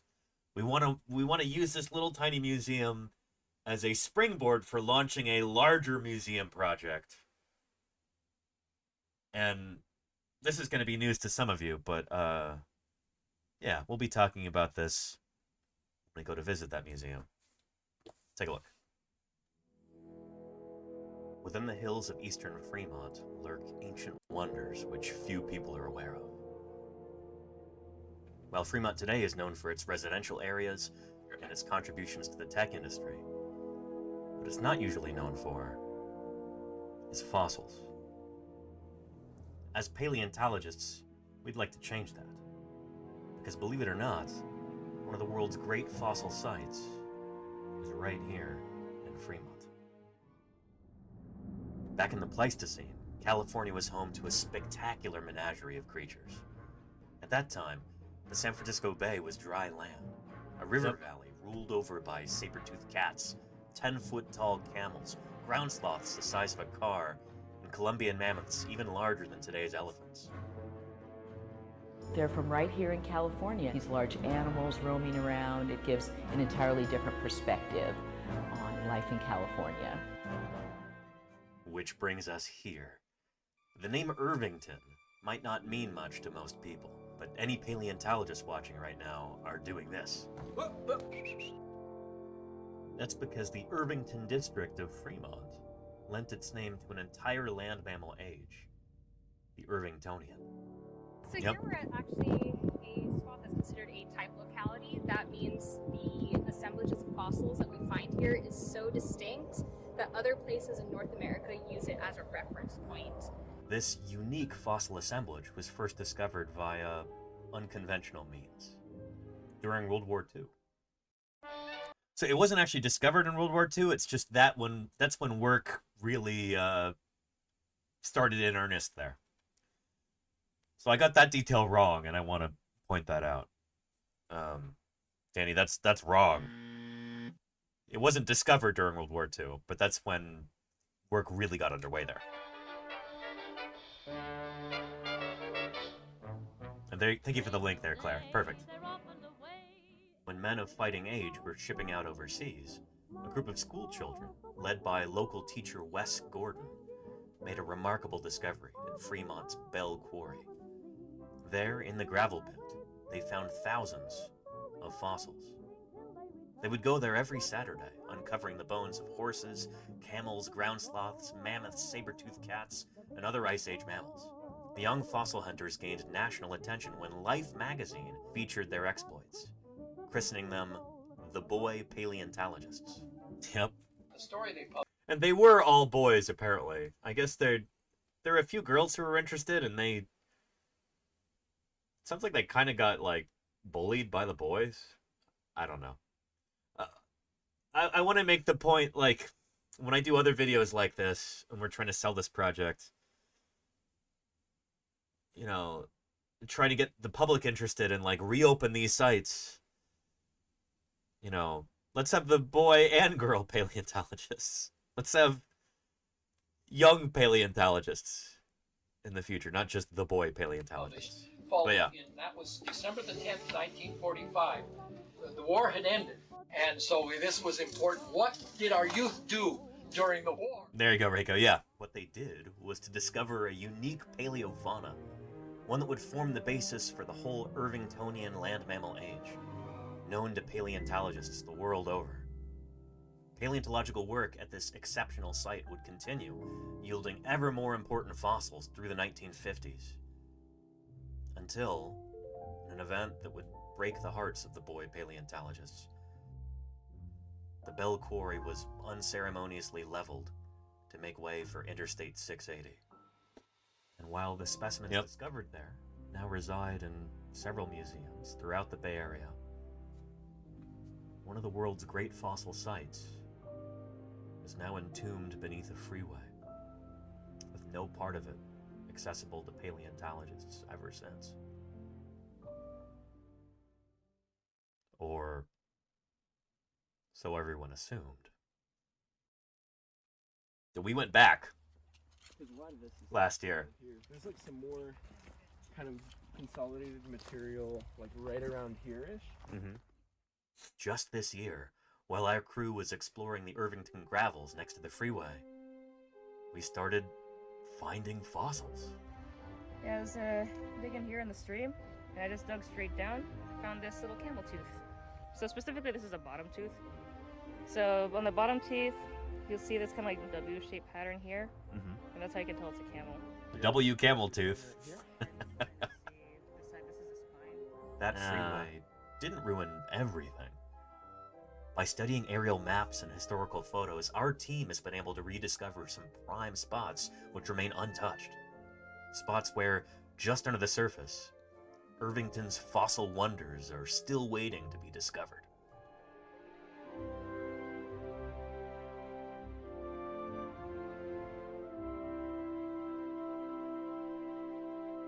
So what do we do with this, you know? It's exciting, but... I always knew I loved fossils and... what Ariel says right here, this is one of my colleagues who's doing work with the museum as well. She's currently getting her, I think, master's degree at the South Dakota School of Mines, studying fossil mammals. But she will be coming back. She's a Bay Area native like me. And I wanted to use this clip because I can really relate to this, and I think a lot of people can. People who grew up here in the Bay Area. Maybe you're really interested in fossils, and there's not a lot of places to go. The Bay Area in California, while there's a ton of fossils from here, and they're very important, you could be excused for not realizing that, even growing up in the Bay Area. I didn't know this until I was, like, you know, maybe in 5th or 6th grade. I didn't realize how many fossils we had here. And Ariel, you know, says the same thing. Growing up in the Bay Area, I always knew I loved fossils and wanted to be a paleontologist. And what's really kind of sad is I didn't realize there were fossils pretty much at my back door my entire life. I could have been going on these adventures and seeing what was out there. So being able to share this really special spot that's not only a type locality but really rich in fossil material, being able to share that with everyone, I think, is an important thing to do. Yep. By now, you probably know what we're getting at. The Bay Area has an economy larger than that of Saudi Arabia. Ton of money here. We have a population of 8 million people. A lot of people here. And we have one of the world's premier fossil sites. But, and yet, we do not have a public fossil museum. Which is nuts! Now, it's crazy that we don't have that, you know? This is the place to do it. Our vision is this. An active dig site where paleontologists continue to excavate these Irvingtonian fossils. And the public can watch or join in. A world-class museum on site walks visitors through the fossil history of California and showcases the specimens collected from Irvington. Like the La Brea Tar Pits or Dinosaur National Monument, this place would become a destination for people of all ages, but particularly for students from across the Bay Area and beyond. And with a new BART station already planned for construction just blocks away, the museum and the dig site together have the potential to become one of the most visited attractions in the region, a boon for tourism, for local pride, for science, and for STEM education in the Bay Area. We can make this happen, but we need your help. So there you go. There's the plan for a museum. That's our vision. And it starts with gussying up the little museum that we have right now. If we can get people interested in this, if we can use it to tell this story, we can hopefully generate enough enthusiasm and support that we can raise the tens of millions of dollars that we need to build that larger museum. But it really is... This is kind of an ideal situation. We have an incredible fossil site that it turns out has not been completely destroyed. We can go back and find more fossils there. The work can continue. It's in a major metropolitan area where there's a ton of wealth. There's people with obscene amounts of money. If we can get some generous donors to contribute, we can make this a reality, and it should be self-sustaining too. Just about every school kid in the Bay Area would be able to visit this museum, given that it's near a major highway, and it's blocks away from a planned BART station. That's our rapid transit system here in the Bay Area. Bay Area Rapid Transit. This system moves literally like 1 million people every day, something like that. It's truly impressive. So that means if you're anywhere in the Bay Area,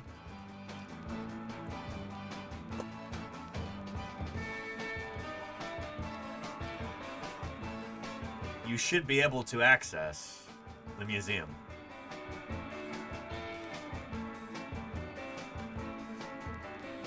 Here we go. There's a map right there. There we go. So the planned station is right here. Irvington, optional. So there's a planned station right there. And this is an old map, because it actually goes all the way down to Warm Springs or something at this point, doesn't it? Original BART map. There we go. So this is the current system map right here. So everywhere from San Francisco International Airport to Richmond to Antioch to Warm Springs to Pleasanton, if you're within range of one of these stations, you can just hop on the train and you'd be able to take it straight to the museum, essentially. And again, that planned station will be right here between Union City and Fremont Station. I think it's right there, or maybe it's right here, I forget. But anyway, yeah.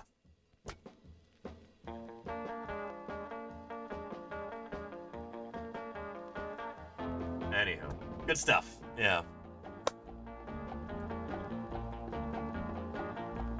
So I'll hopefully be re-delivering the skull. My plan is to re-deliver it this week, but fully painted and mounted and everything else.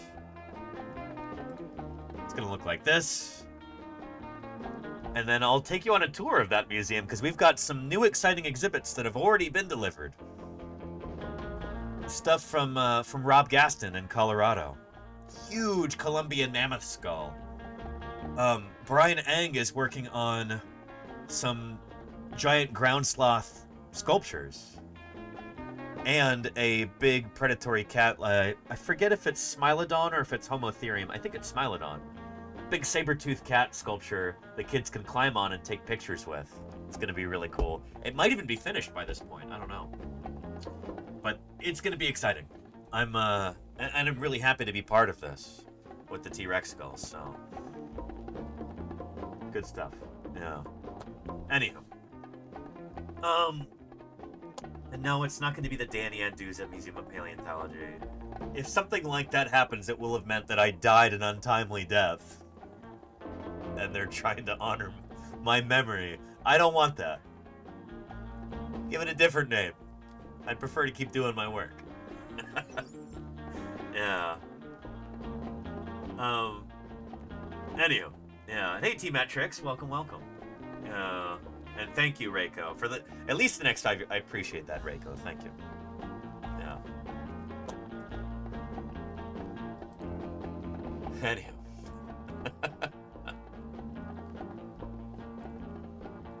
We're going to get into some fossil news in a minute here, but we might do Metazoa first. Let's go ahead and do that. Let's play a quick game of Metazoa, shall we? As like a little warm-up before we get into fossil news. This is a fun animal phylogeny guessing game. It's kind of like Wordle, if you've ever heard of that. Except you have to guess the mystery animal of the day using an evolutionary family tree for clues. So without further ado, let's get into it. Onto your butts. What do we got? So, mystery animal. Give me the name of a placental mammal, chat. I usually like to start with a placental mammal because this game is biased toward mammals. Shrew, says Spartan. Okay. Let's do... Oh, they don't have shrew. Camel's a good one, Wombat Hole. Nice artiodactyl there. Let's do camel to start with. And so this will show us the most exclusive clade that is shared by our mystery animal and our guess. So we can use our tree of life here to kind of help visualize where we're at. So let's jump to animals on our tree of life here. Metazoa is the clade name for animals. 1.4 million different species here on this tree. We guessed camel, and our creature is not a camel, it's not a mammal, but it is part of Utiliostomai. So it is a bony fish. Camels are, strictly speaking, a kind of fish. All animals with bones are fish. And we might actually watch another video after this, honestly, that Hank Green did a video about this that I thought was interesting. But anyway, let's jump to...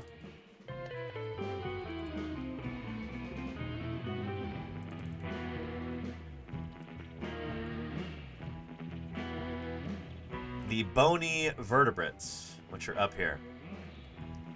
So these are creatures that all shared a common ancestor about 430 million years ago. So these are all of the fish that have bony skeletons, not cartilaginous skeletons. So this excludes the chondrichthyan fishes. That's sharks and rays and chimeras. So we know our critter is a jawed vertebrate. It's a bony vertebrate. It's not a shark, it's not a ray, it's not something like that. So this tells us something interesting too. Given that we guessed camel, which is kind of artiodactyl mammal, and it said, no, closest I can get you is Utiliostomai. This group here. This means that our critter is not a lobe-finned fish. So it's not an amniote, nor is it a coelacanth or an amphibian. It's got to be some kind of ray-finned fish. Which is going to get tricky, I think, because I don't know my ray-finned fish all that well. And I don't know how keyed in all the different clades are in Metazoa. But we're going to give it a shot. The ray-finned fishes are what you typically think of as fish. We can get into talking about this in a little bit, but let's just jump into it. So, by the numbers, it's probably some kind of teleost fish. This is the most diverse group of bony fishes today. So let's pick something that is a teleost, and we'll go from there. So let's try something like trout, I guess. And see if that gets us any closer. It has, okay. Euteleostomorpha, so our critter is a, here we go, a euteleost here, but it's not a trout. So we're really narrowing things down. We're getting closer and closer.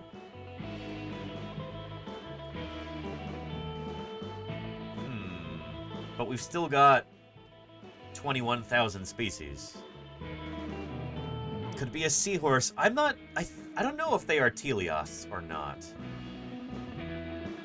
Are pipefishes and seahorses teleosts? Let's take a look, Torches.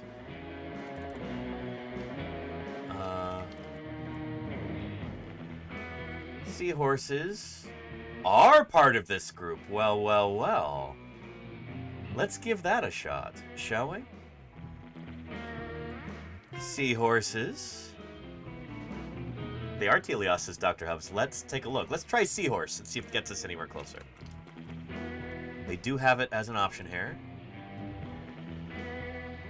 And it did get us a little bit closer. Yeah, so our critter is not a seahorse, but it is a member of Perchamorphaceae.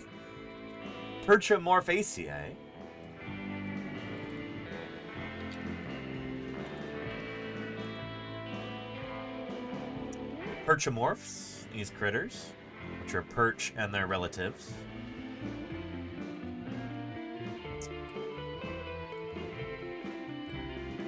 Perchamorphs.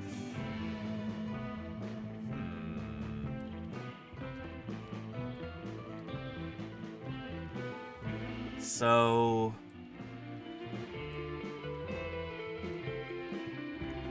I don't think it's going to be something like a bass.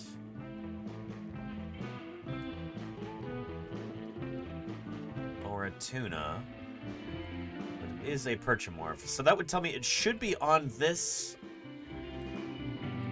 branch here. Ophidiformes.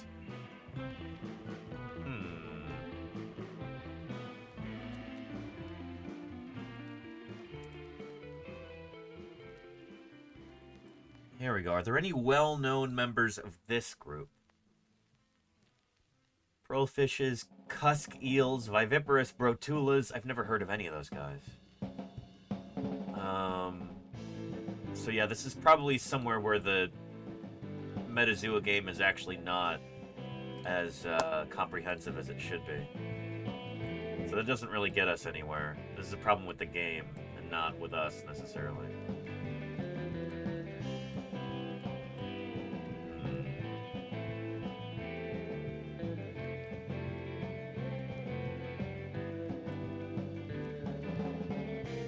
Mackerel is one that we could check. Tuna is another one.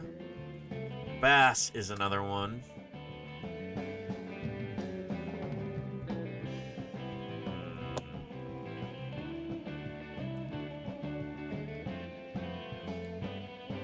Darn. Let's see if there's any major groups that we could eliminate if we're clever about it. You know what? Let's try tuna. Let's see if that gets us anywhere closer. Nope, it did not. Unfortunately. This Does the game not have anything, any subgroups underneath Percomorphaceae? If they don't, then that's... it's gonna be frustrating. Let's try bass, I guess.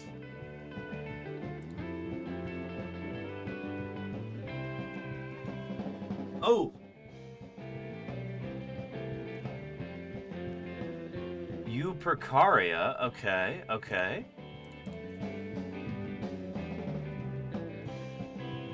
Which is also... Percomorpha is the same... Oh boy, okay. Tuna, seahorses, gobies, cichlids, flatfish, wrasse, perches, anglerfish, and pufferfish. Should we try anglerfish? Man, we're already 5 guesses in. This is not going great. Normally I get it within 5 guesses. Let's try anglerfish. Because why not? Nope. Man, that's frustrating. Okay. It's not giving us anything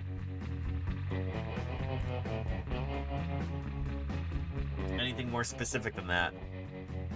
It's really frustrating when they get to a clade like this, like within ray-finned fishes. The game just doesn't have enough subdivisions there.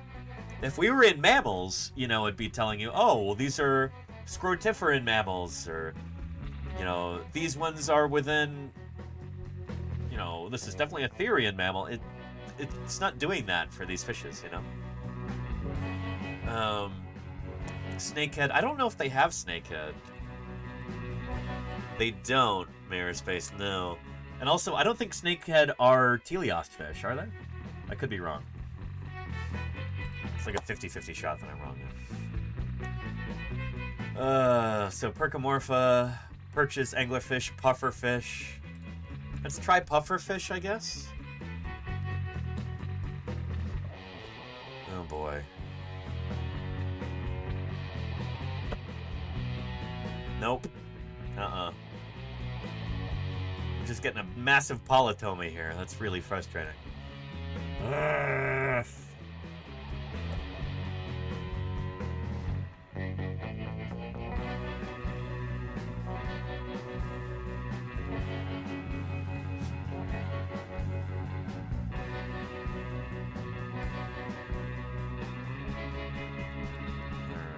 This Percomorpha,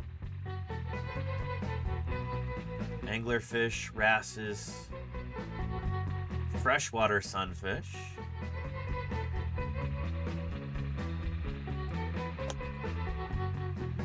toothfishes,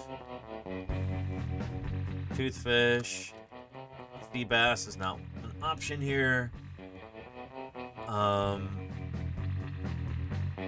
Bass, anglerfish, pufferfish are all guesses that got us nowhere. Where did clownfish fall out? Because I bet you clownfish are here. Clownfish are an option there. Let's see if they are part of this clade.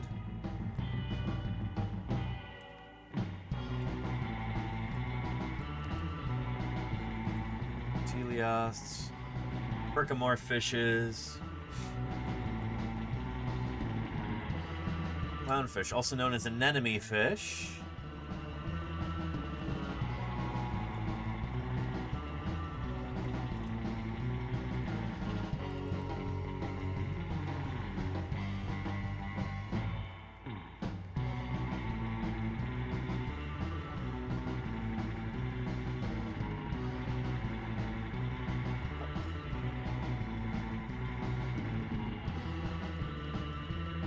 Clownfish. Search by the genus name and see if that gets us anywhere. There we go. And they are part of this clade. It could be a clownfish. Okay.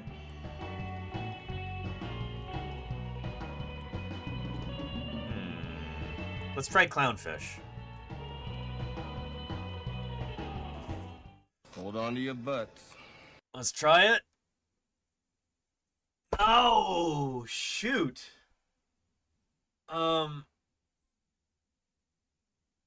It's not within this clade. We just wasted a guess there. Darn. Huh.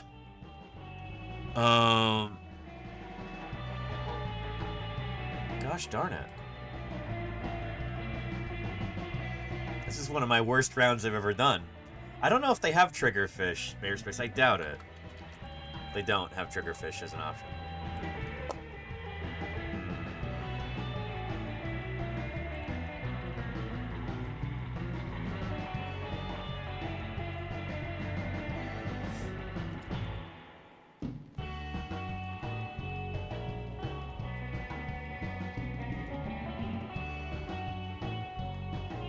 All right.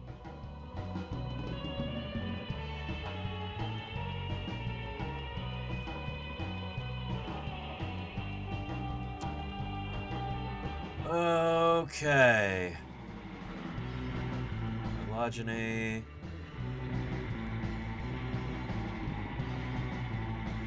So these are different groups within this clade that we're supposed to be looking at. Eupercaria is where?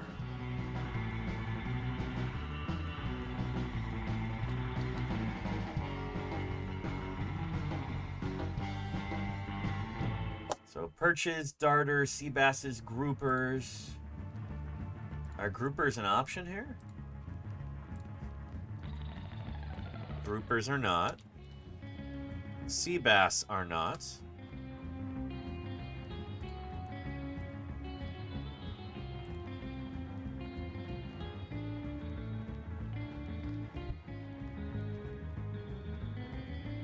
I doubt they'll have sculpins or eel pouts or wolf fishes. They could have sticklebacks. They don't have sticklebacks.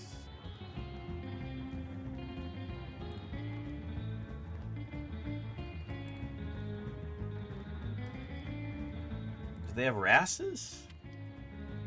They don't have wrasses. Ah, this is frustrating.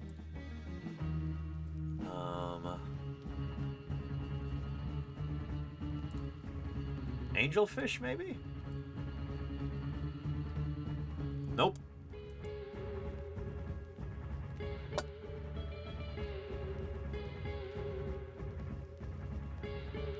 Boxfish. We already did pufferfish, and that didn't get us anywhere.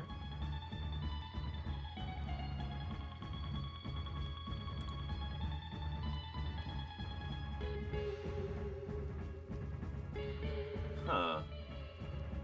Stonefish or rockfish?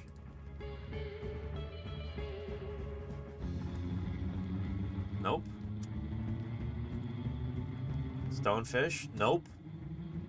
What are we missing here?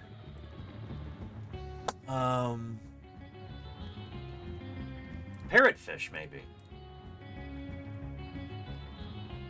Nope. Shoot. Frogfish, nope. Sunfish, nope.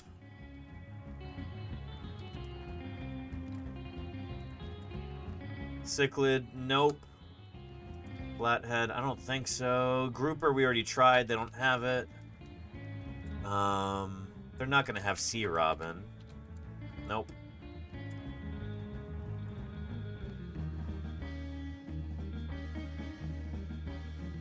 No, it is grouper with a U, Mark Melvin. Yeah.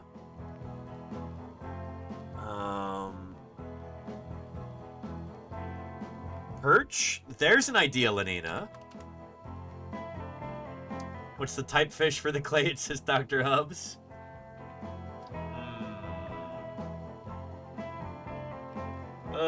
So perch should be part of Perchamorpha, huh? But are perch part of this clade or not?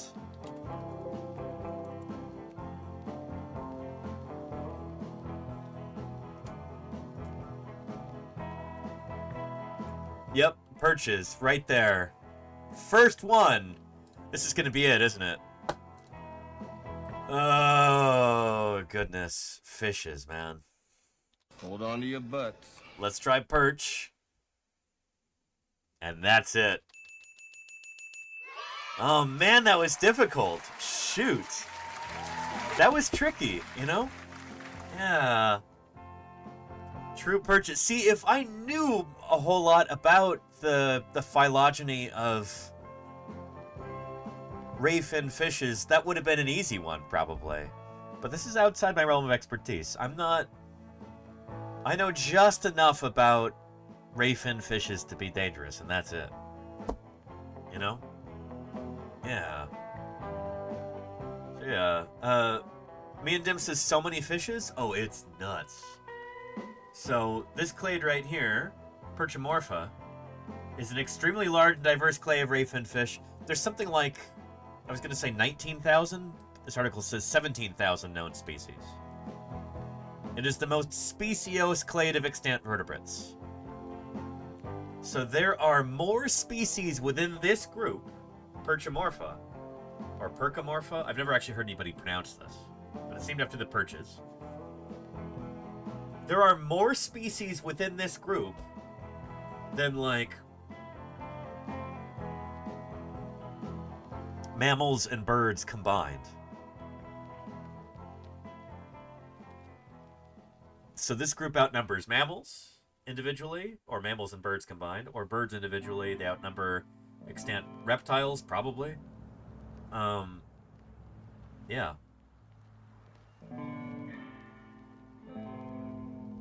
But yeah. Yeah. We are related to them. Well, Flexter, we're related to every vertebrate animal. And what's pretty cool is that we can find the yellow perch here on our tree of life.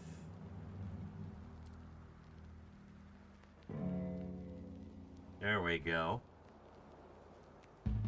Nice. Here's flavescens.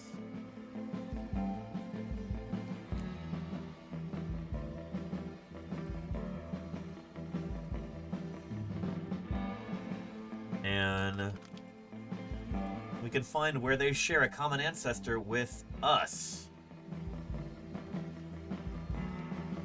So we'll go up the ray-finned fish family tree, and we'll see it separates between humans. Humans are over here on this branch. There's us right here. In order to get to the common ancestor between us and the yellow perch, we've got to go back 430 million years ago. This would have been during, what, the Devonian period, I think? I think off the top of my head. 430 would be...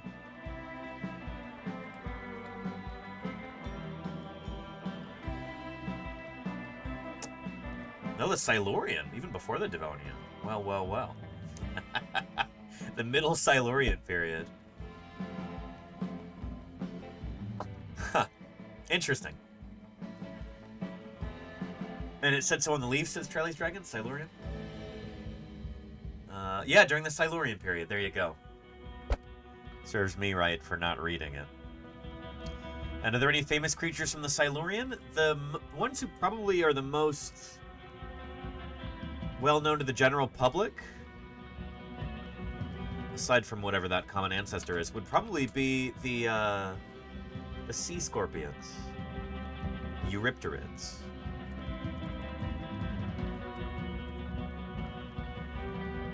So these are these very charismatic ocean-going arthropods. Here's one. I think this is from the filming of Chased by Sea Monsters with Nigel Marven. Really cool creatures. Their heyday was like the Silurian. Yeah, Eurypterids are really neat.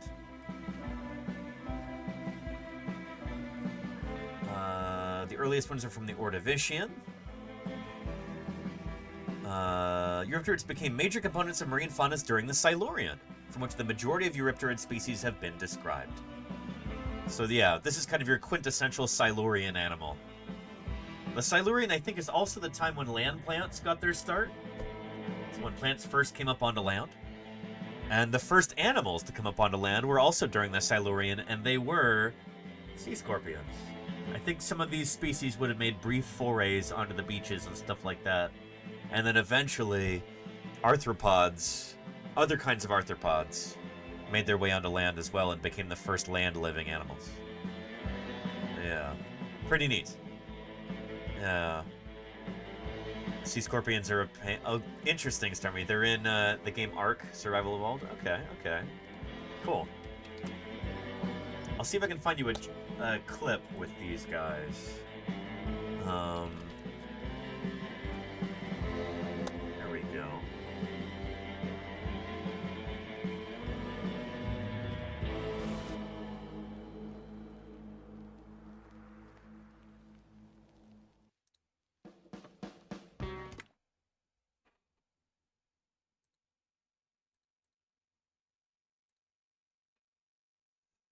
So the premise of this show is naturalist Nigel Marvin goes back in time to see various ancient sea creatures.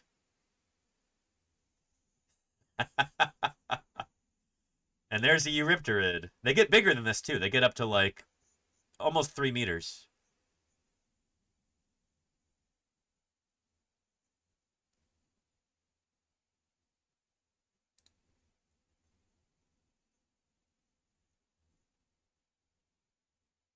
Pretty cool, right?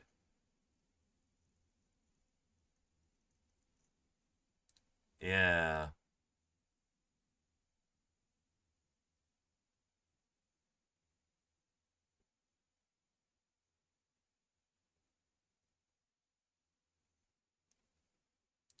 Pretty cool. Yeah, and then it gets him too.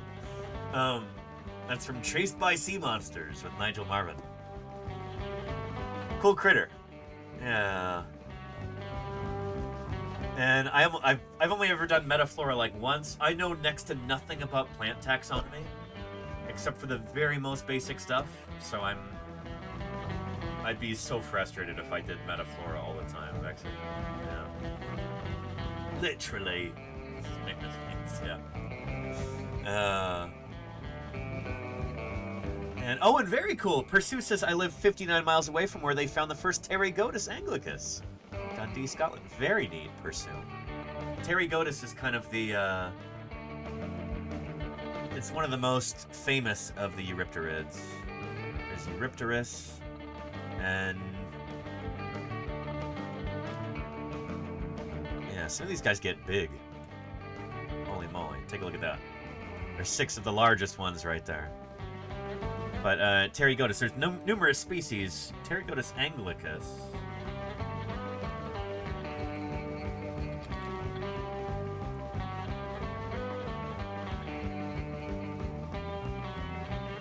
Let's see. There's a life reconstruction of Pterygotus anglicus right there. Pretty neat. Yeah. Good stuff. Flora every day. Oh, very cool, Dr. Hubbs. Wow. Well, you are a plant person, are you not? So if it's challenging for somebody who really knows plants, then I'd be hopeless at it, you know? Oh, and very cool, Misayaka. Vertebrate show. Neat. Yeah. And hang on, Misayaka, did you... I think I saw some exciting news earlier, too, that I think I was in the middle of saying something else, so I didn't really acknowledge it. Miseka, did you have some other exciting news to share? Feel free to repost that. Was that you? You got engaged. Holy cow. Congratulations. Yeah. I wish you all the best. That's really, really exciting. Big news. Huge congrats to Museica right there. Congratulations. I wish you all the happiness in the world. Very exciting. Very exciting.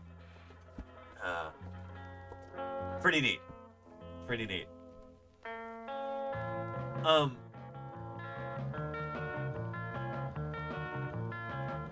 before we get into our fossil news here, there is a video that I stumbled across a little while ago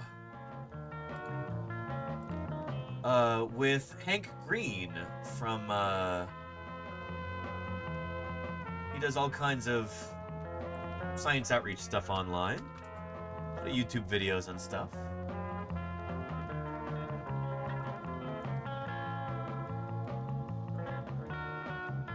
And I found this video interesting and frustrating at the same time as a paleontologist. I like the, I was trying to open up this image in a new tab to show you, but this is a funny meme. Whales are fish, or image macro, I guess. Whales aren't fish, whales are fish. Whales are fish. Sharks aren't fish?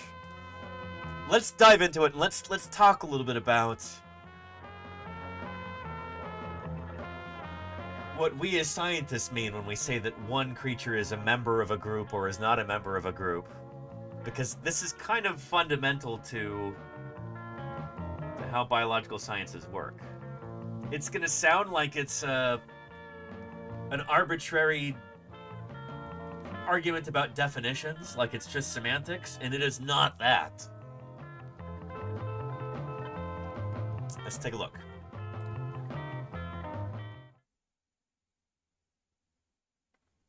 So this is going to start out kind of philosophical with the fact that words have meanings, all of them, and those meanings mean something in our heads, and this is fine. That is where meaning begins, but it is not where meaning always ends. Now, the crazy thing is that as we pass words around, they mostly mean the same thing in your head as they do in my head. If that's not the case, then conversation becomes weird and hard, and I see this happen all the time.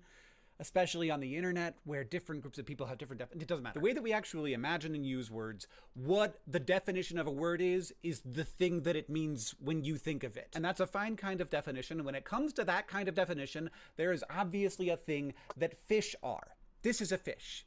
And this is a fish. This is definitely a fish. Why is a bass to me like the most fish-like fish? I don't know.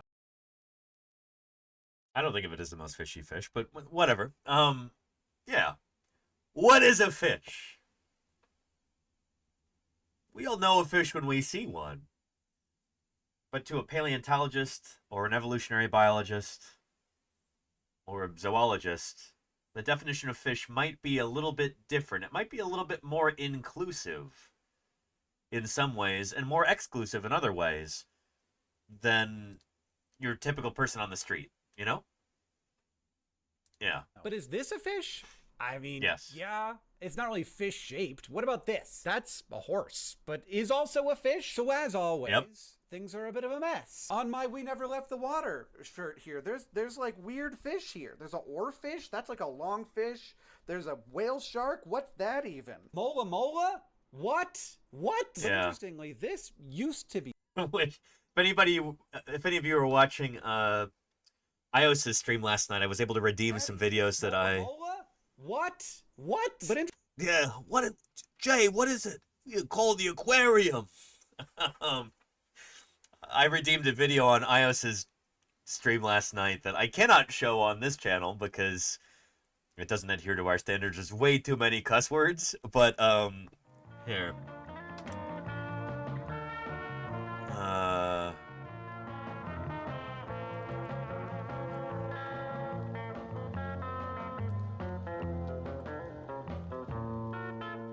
Nope, that's not it. Shoot.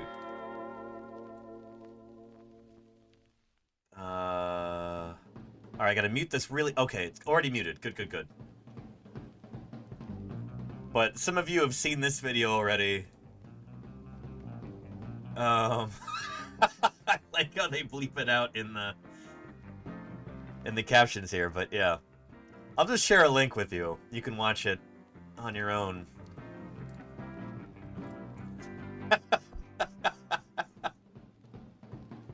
Yeah. Anyway, sunfish. What? That is very much a fish. It is a bony fish, just like you and me. Yeah. Like 145 bleeps in that cut. Isn't it great, Murph? Yeah. Yeah. Anyhow. Interestingly, this used to be a fish, and this also used to be a fish, this as well. This is a silverfish, and interestingly, it was never a fish. It just reminded people of fish. We've had words related to fish for a very long time, and mostly what they meant was the thing that you think of as a fish. Not anymore, though. And how we ended up there is very interesting. Now, the thing that means fish is kind of not what you think of as a fish. Or it is. It still is, but there also it isn't. So anyway, he's kind of playing up how confusing this is. We'll skip forward a little bit. But, yeah, the definition of a fish is something that a lot of people kind of struggle with. And, like, at one point, the Catholic Church decided that beavers should be considered fish, which they are fish, strictly speaking. They are mammals. Mammals are a kind of vertebrate. All vertebrates are fish. Vertebrate essentially means fish. If you're a creature with bones, that means you either are a fish or are descended from fish. So yeah. Anyway, and I agree, yeah, don't eat the beavers. Yes, not a good idea. But Lukai says they have scales, they live in the water, and they're good eating in fasting time must be fish.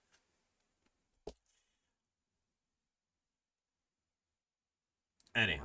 I don't know, kind of fishy. Now, if you look up the definition of fish in the dictionary, and the words there were just like, that thing you think of as a fish, that would be a bad definition. That would not be satisfying. It's almost weird that there has to be a definition. Dr. Hub says, one of the concepts I tell my students is that scientists use the same words differently from lay people. This video is an example of this? Yeah, that's true.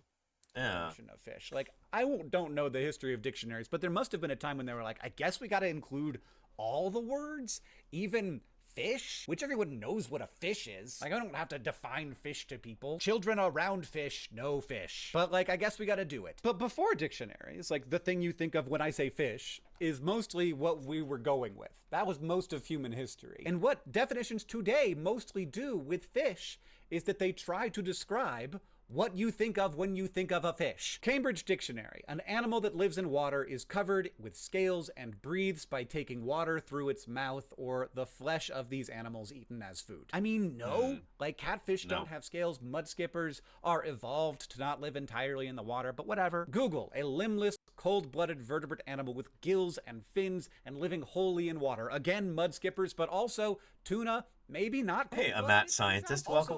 Good to have you here. Don't have fins. So this is a bad one. Merriam-Webster is improving any of numerous... Are there any fishes that don't have fins? Excuse me. Are there any actinopterygian, which means ray-finned fish, that don't have fins? Even eels have fins. They're just not... I can't think of any fishes that don't have fins. So I don't think that's correct. Yeah. We'll go back to our tree of life. So let's go to our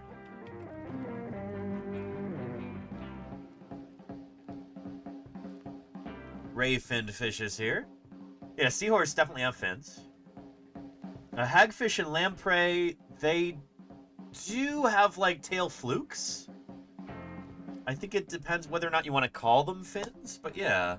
Among the ray-finned fishes, all of these guys have fins, to my knowledge. Whether you're a moray eel and there's, like, fins that run down the sagittal plane of your body. Yeah. They've got a big, long fin that runs the length of their body like that.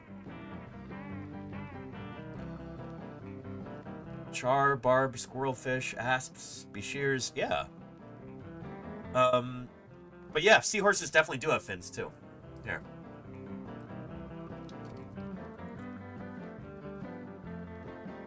They've got that dorsal fin right there, and also a pectoral fin behind their head. So yeah, they might be small, but they definitely have fins. Yeah. So anyway, yeah, Claire, asp is a kind of fish. There are also snakes called asps, too. Very dangerous. You go first. So yeah, and garden eels also have fins, Lukai, yeah. Yeah. Here. Find our garden eel here. But they also have fins. They're small, but they're there.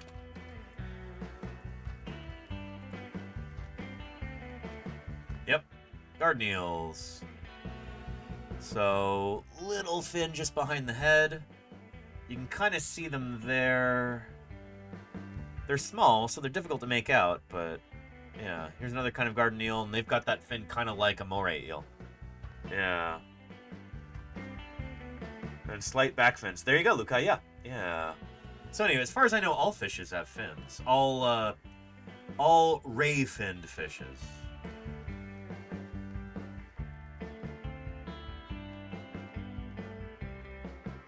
Lobe-finned fishes have got fins with bones in them.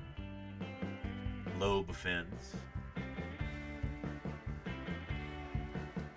Here we go. And tetrapods are a kind of lobe-finned fish, as you see here. Yeah. Are there hagfish ray-fin? No, they're more basal than that, Starmie. So if we want to go to hagfish, they are vertebrates, but they are not... they're agnathan fishes, so they're jawless fishes.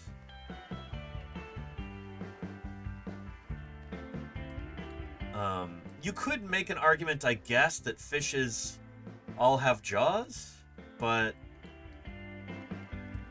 anyway, yeah.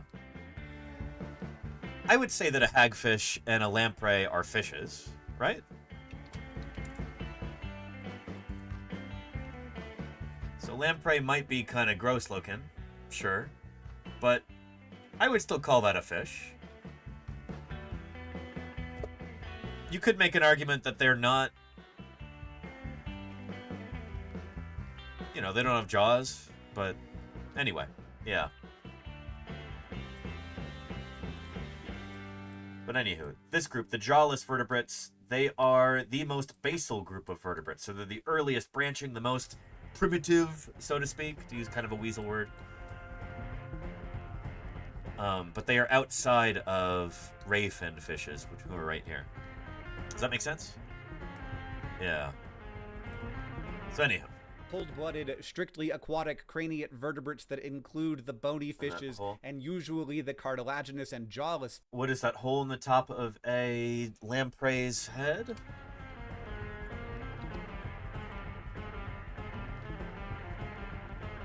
Is that like a light-sensitive spot or an eye? We're talking about this guy?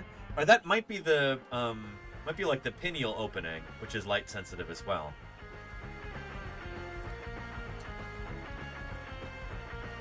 Let's see here. Nostril. Okay, is that the nares? Cranial cartilage. Brain, pharynx, mouth, notochord. Nostril. So that's the nares. That's the external nares right there. That's its nose on the top of its head. Yeah. Or a spiracle, sure. Dr. Ubbs, yeah. Yeah. Anywho, let's get back to this. Fishes. So those are actually it's a little bit of foreshadowing for you. And that have typically? Also, you should have put typically on cold-blooded, Miriam. Wikipedia. A fish is an aquatic amniotic gill-bearing vertebrate. Oh, did anybody catch that right there? Here. Miriam. Wikipedia. A fish is an aquatic amniotic gill-bearing vertebrate animal with swimming fins and a hard skull but lacking limbs with digits. This is the... Claire Burr got it right there. Nothing gets past you, Claire. Amniotic. He read that incorrectly. So, Hank, everybody makes mistakes. Hank made one right here. It's not an amniote. If we're talking about fish as a grade that excludes tetrapods and amphibians, then they are anamniotic. That means the opposite of an amniote. It means things that are not amniotes, but he read it as amniotes. So amniotes are this group of bony vertebrates, lungfishes and tetrapods. Tetrapods, amniotes are the reptiles and the mammals. Together, they are the amniotes, creatures that have an amniotic egg. So an egg that's got an amnion and a chorion and a yolk sac. It's an egg that can be laid on land in dry conditions. Not like an amphibian's egg where it's jelly-like and it needs to be kept moist at all times. This is an egg to be laid on land independent of the water. So we are amniotes. Exactly, Charlie's Dragon. Mammals and reptiles together are amniotes. So Hank read that incorrectly, and it really kind of throws him off for the rest of the video, too. I was like, when I saw this, I was kind of pulling my hair out a little bit. I'm like, no, you said the opposite of what you meant to say, and then that trips you up later, too. Aren't neotes. There you go, Mayor's Space, yeah. Yeah. Wikipedia. A fish is an aquatic amniotic gill-bearing vertebrate Anamniotic. They're not amniotes. Oh, yeah. Animal with swimming fins Anywho. and a hard skull, but lacking limbs with digits. This is the... So let's go forward a little bit, and... None of the things. Yeah. To instead a list of things that include all of the things I think of as a fish and none of the things that I don't. That wasn't actually that much of a leap. That definition was still inside of us. I found this really frustrating because I think the answer is way simpler than this. Like, I feel like Hank is way overthinking it. To a paleontologist or an evolutionary biologist or a zoologist, fish just essentially means the same thing as vertebrate, you know? If a trout is a fish, and a shark is a fish, and a lamprey is a fish, let's find the clade that includes all of those critters together. So, bony vertebrates, jawed vertebrates, vertebrates. This includes your lamprey, and it includes your trout. So this is the clade right here that encompasses all those critters we just mentioned. It's vertebrates. So fish means the same thing as vertebrates to a scientist. What about Aquaman? Well, if he were a man, Homo sapiens, I don't know the origin story for Aquaman, but if he's a human person, then yeah, he's part of this group. So yeah. There's no amniotic animals with gills, so the whole list isn't this. There you go, Mayor Space. It's a good point. Yeah. Yeah. So anywho. A much better definition, but one that no one currently uses and is part of this fun, I think, fun discourse. No one's actually mad here. But a much better definition is when it actually describes something that exists in the real world. And the lineage of fish, starting with the first common ancestor, a vertebrate with fins and scales and blood and a two-chambered heart and a hard head, is a real thing that existed in the real world, and that is the common ancestor of all fish. But interestingly, no current definitions of fish discuss lineage, because they cannot, and I will now explain that. There was one... What do you mean they cannot? That's what the... So here's the thing, and this is news to a lot of people. This kind of goes into what I was talking about earlier today. Like, what is the most difficult thing about doing science outreach full-time, especially as concerns paleontology? Is that a lot of people just don't have a concept of it. They never learned about it in school. It's not their fault. This sort of thing just typically isn't taught in schools, especially in the US. But classification is based on ancestry. So when we're talking about different groups of animals or other organisms, when we're saying that something belongs to this group or doesn't belong to that group, you know, platypuses lay eggs, but they're still mammals, you know. Oh, I thought mammals didn't lay eggs. Like, no, but some of them do. When we're talking about different groups of organisms like this and how to classify them, this is not some arbitrary thing. This is not just a scheme that, like, we came up with. It's not entirely artificial. We're pointing to something real here. When we're classifying different animals and other organisms as scientists, there's an underlying natural reality there. There's a real thing in the real world that we're trying to express here. As far as we know, all life on Earth evolved from a single common ancestor a few billion years ago, here on our planet Earth. And the way that we classify living things is based on how they're actually related to each other. Not just do they look similar, if they got similar vibes or whatever. When we're talking about creatures like, say, mammals, this is a group of creatures that all came from a single common ancestor. There was one original mammal species about 180 million years ago. Probably further ago, actually. Longer ago than this. It's probably like over 200. But anyway, this is just crown group mammals here. For like for the stem mammals too, you'd go back further in time. Anywho, they all came from one species. There was one species that was the ancestor of this entire group. That's why we can talk about them as a group, is because they all come from the same place. They all have an ancestor that they can all point to. Does that make sense? So yeah. Yeah. Anywho, so that's how we as scientists talk about these groups. When we say mammals, we don't just mean, oh, any animal that has hair. There's other animals that have hair too that are not mammals. I mean, shoot. Look at this right here. This critter's got hairs. It is not a mammal. This is a tarantula. It's a kind of spider, which is a kind of arthropod. Not a mammal. Sometimes creatures can evolve similar traits, and that can really throw you off if you have some sort of weird definition where it's like, oh, mammals are creatures with hair.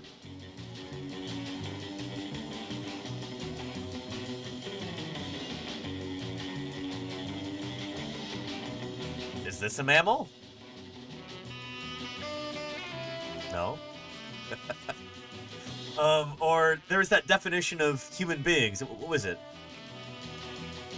Man is a featherless biped. Yeah.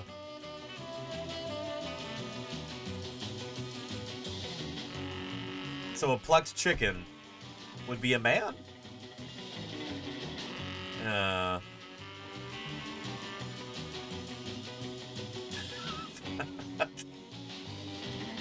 Anywho. There we go. A Spinosaurus would be a featherless biped. So yeah. Yeah. Behold a man. Exactly, Reiko. Yeah. Yeah. So anyway, this is why we don't use definitions like this as scientists, as people who work with living things, is that it'll lead you astray, you know? Common ancestor that gave rise to all of the fish, sharks and manta rays and bass and marlin. But that common ancestor also gave rise to beavers and birds and the prop comedian Carrot Top. And this would actually be fine. Birds have a single common ancestor. They are a group that just includes birds. Dinosaurs have a single common ancestor. They are a group that just includes dinosaurs. And this is kind of a bad example that he gave right there, because just includes dinosaurs. It's true, but birds are also part of that group. So yeah. I don't know. It seems like Hank is just a little bit confused about this, which I actually find kind of surprising. I think it goes to illustrate that these are not the easiest concepts to grasp. And even somebody who does this professionally, who does science outreach full-time, this is his job, even he trips up on a few things. And I'm sure I do, too, when I'm talking about groups of organisms that I'm not a specialist in. You know, if I were trying to talk about plant phylogeny or something, I'd be lost half the time, you know? So, yeah. Cooper says, what about Ornithorhynchus? You mean the platypus. Yeah, platypus is kind of mammal. So, when we say, oh, mammals, they give birth to live young, right? Not in every case. Yeah. So the platypus is a mammal. It's part of this group. We used to have all kinds of egg-laying mammals. Platypus lay eggs, by the way, for those of you who are not aware.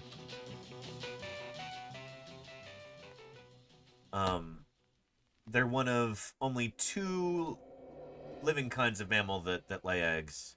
There's platypus, which is one species, Ornithorhynchus anatinus. And then we've got several species of echidna that all lay eggs as well. This group of mammals is called monotremes. They used to be very common during the Mesozoic era, the age of dinosaurs, when mammals were around. many, if not most, Mesozoic mammals laid eggs, we think. But the group that happened to survive and thrive after the asteroid impact at the end of the Cretaceous were the Therian mammals. These are the ones that give birth to live young. No eggs. They do not lay eggs. All their egg stuff is internal. So that's the marsupials and the placental mammals. Together they are Therian mammals. And then you add on the monotremes to that group and you just get mammals as a whole. And then you go further out, you get to amniotes. This is where you link up with the reptiles, aka sauropsids. And you can go further back, out and out and out until you get to the origins of life on Earth. This common ancestor of all creatures. But yeah. Let's be on the quiz, Kishmai? Yes. But yeah. Yeah. Game Over says, hair and setae are not the same, right? They're probably not homologous structures.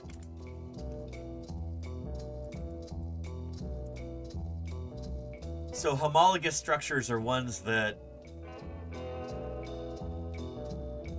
they're the same thing. They're like, they've got the same developmental pathway. It's the same underlying structure. So like, when we're looking at the bones in the forelimb of a human, a cat, a whale, and a bat, these are homologous structures. It's the same bones, just repurposed for different uses. The hair on a tarantula and the hair on a platypus or other kind of mammal, they're probably not the same thing. They probably just look similar, but they're like different body parts that have been independently evolved. That's different from this. All of these different creatures, humans, cats, whales, and bats, we all share a common ancestor. All of us would have come from a critter that would have looked something like,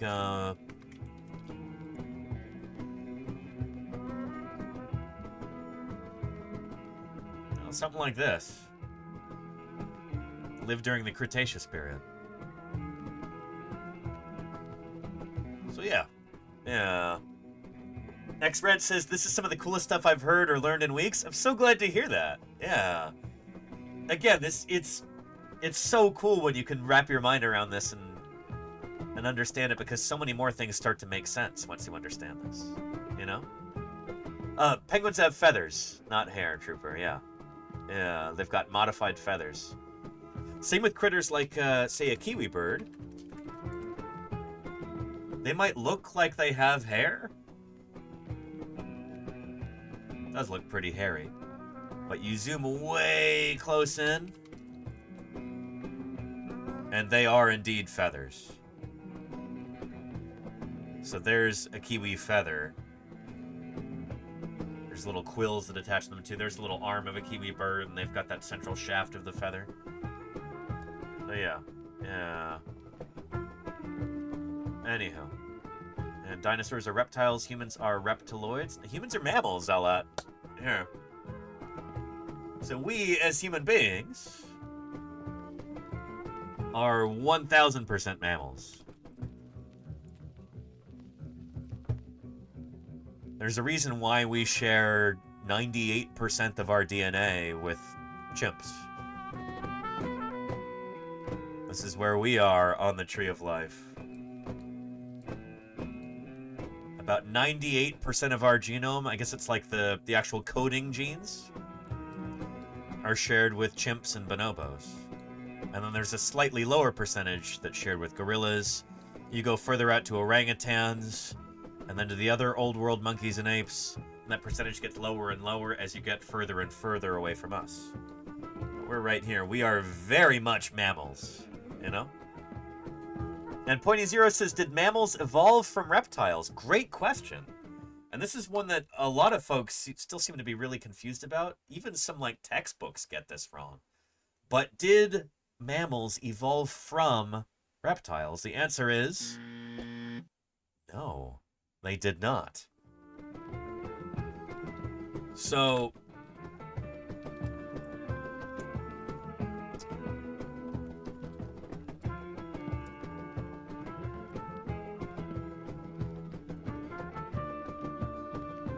So mammals and reptiles were never the same thing. Mammals did not come from reptiles. When you had the first critters that came up onto land, the first vertebrate animals, things like Tiktaalik and the other fishopods, things like this. When these guys journeyed onto land and they became full-time land-living animals, the first amniotes, when you have the first amniotes that develop, immediately there is a split right there. Oh, this is a beautiful image for showing this. This is great. Glad we found this. Immediately, when amniotes first arise, it seems like they instantly split into the reptiles and the mammals. So as soon as critters start laying eggs on dry land, amniotic eggs with an amnion and a chorion and everything else, you get the reptiles and the mammals. They immediately split. So mammals didn't come from reptiles.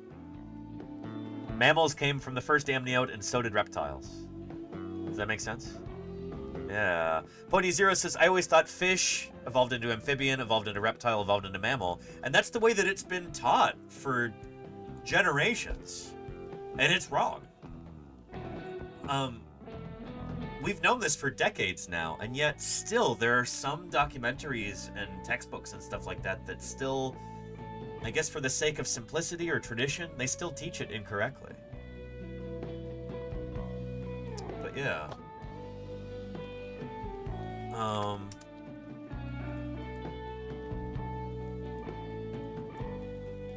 Here, I'll see if I can find you.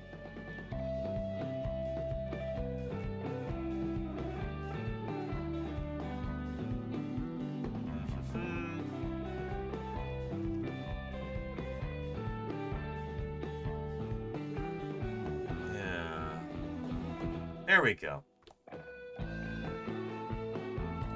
And project optional cookies. Okay.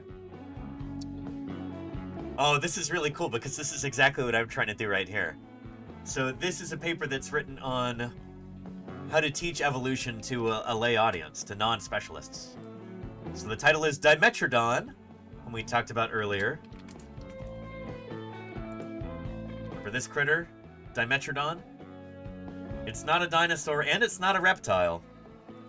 Dimetrodon, whose skull we have right here on our wall today.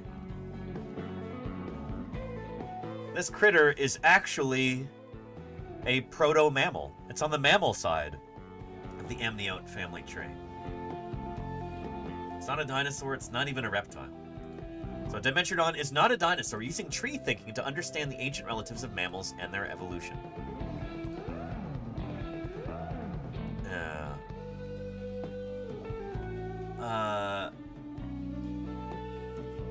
Here we provide an introduction to evolutionary trees and their implications for understanding the relationships between mammals, synapsids, and reptiles.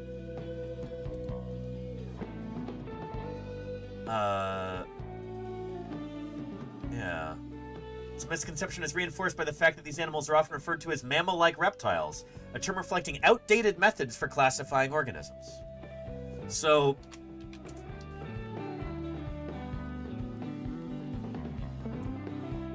here.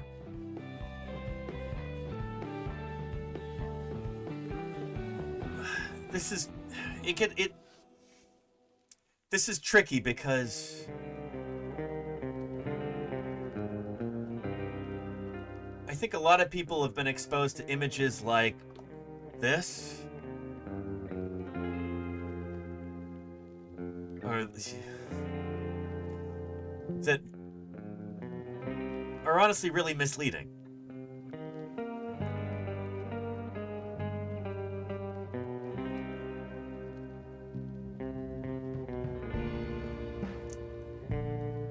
Not just because evolution doesn't always work in a straight line like that. Usually there's branches that come off all over the place.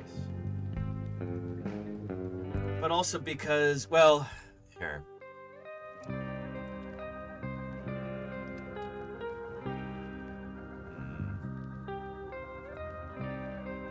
Where's that image that I saved in my bookmarks? It's got to be on here.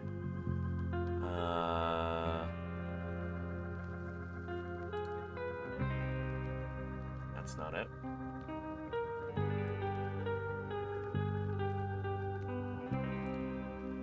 I probably saved it on my hard drive. Let me see if I can find this real quick because it'll outline a really important point that I'm trying to make. Here, junk drawer folder. Random cool stuff. Sort by date.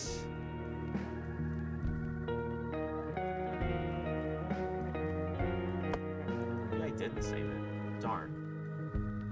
There's other really cool stuff in here, though. Oh well, shoot. I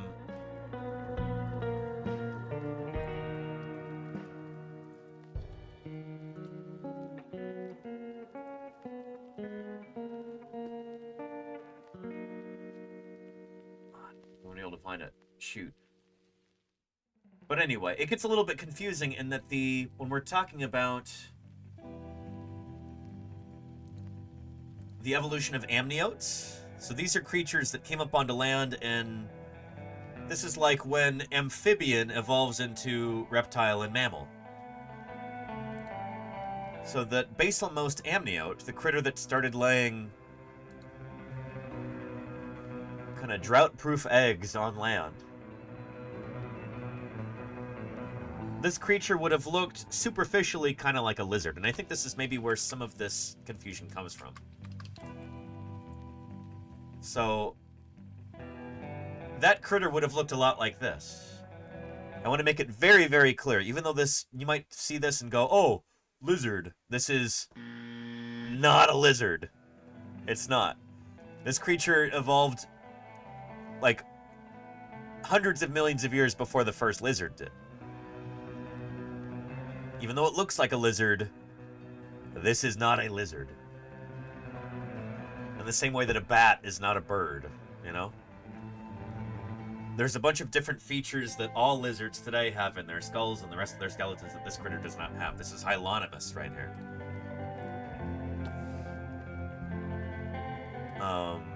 Early amniote, possibly stem group amniote, lived about 318 million years ago. Yeah.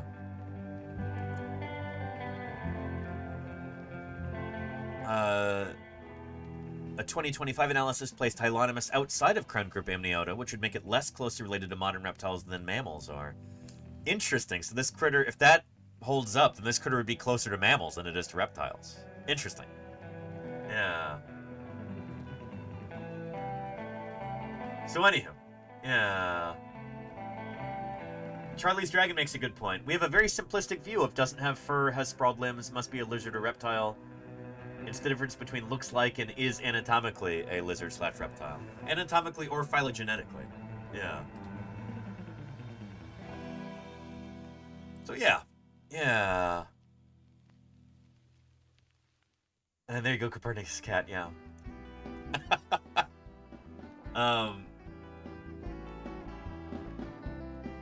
So anywho. Let's get back to this.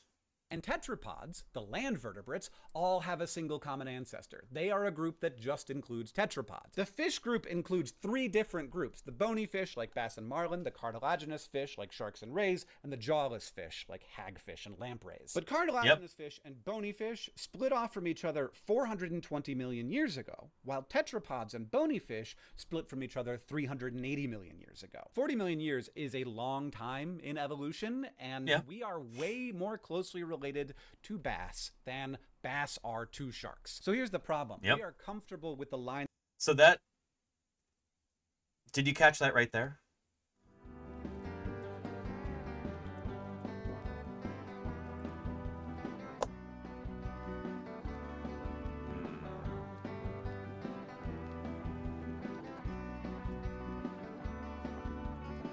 Where did that image go?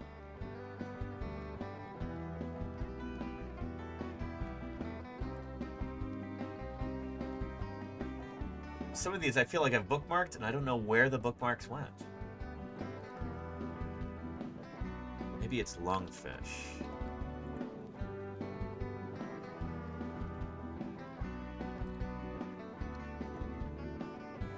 Yeah, here we go.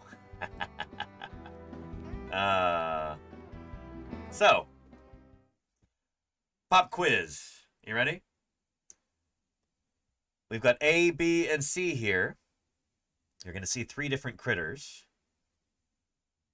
Tell me which 2 letters you think are actually closest to each other. Ready? Go. I've got a salmon. That's A. A lungfish. B. A cow. C.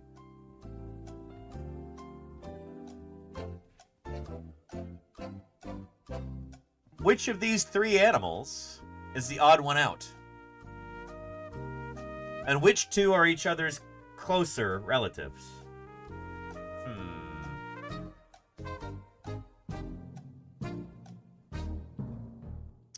Mariah Art and Terminator Pig both seem to agree that A is the odd one out. You are correct. So, even though most people refer to these 2 as fish, and that's not a fish, that's a cow. Cows are, strictly speaking, a kind of fish. All animals with bones are. Fish is just vertebrate, you know? All vertebrates are fish. All fishes are vertebrates. Yeah. Fish equals vertebrate, essentially, if we're thinking phylogenetically. If we're talking about how these creatures are actually related to each other, rather than some sort of arbitrary human definition just based on whims or vibes or something like that. So salmon right here are a kind of ray-finned fish. Both the lungfish and the cow are part of a group called Dipnotetrapodomorpha. So that's lungfishes and tetrapods. I'll show you what I mean right here. So, there's humans there. Let's jump out to this clade. We'll broaden things out. There we go. Lungfishes and tetrapods. Dipnotetrapodomorpha. This includes all of the mammals, like the cow. It includes all of the reptiles, including birds. It includes amphibians as well. It also includes the lungfishes. They are part of this clade. So 415 million years ago, all of these animals that you see here all had a single common ancestor. All of these branches that split off, diversified, evolved in different directions, you roll the tape back, you can get to about 415 million years ago, an ancestor for all of these critters.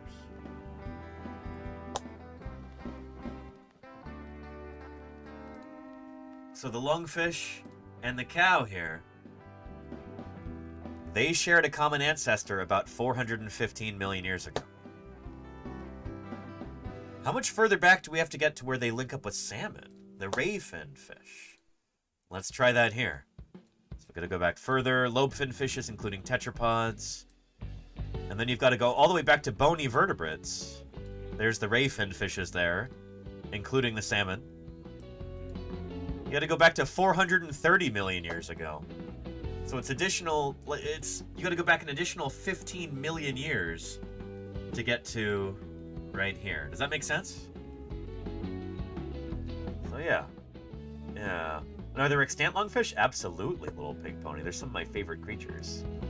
They're so cool. Yeah, oh man, they're amazing.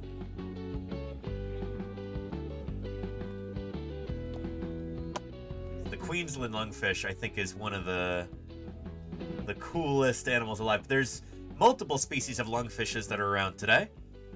There's a whole bunch of different species in Africa. You've got one species in Australia, that's the one at the top there. And then you've got the South American lungfish, Lepidosiren, right here.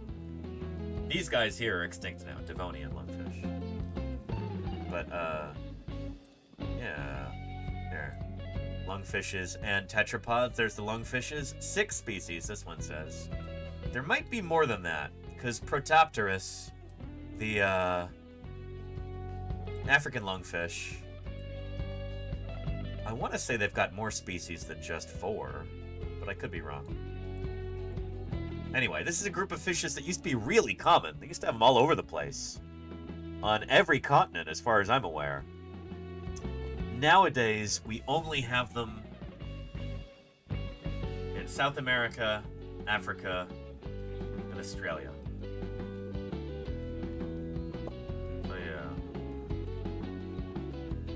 Anyhow. Yeah. Anyhow. The Japanese mud runner fish? Says Trooper. Oh, you talking about mud skippers? Mud skippers are not related, no. So mud skippers are a type of rayfin fish. And I don't know if they have lungs. If they do have lungs, they're different from lungfish lungs. They're evolved separately. So let's jump from here to mud skippers, which are kind of rayfin fish.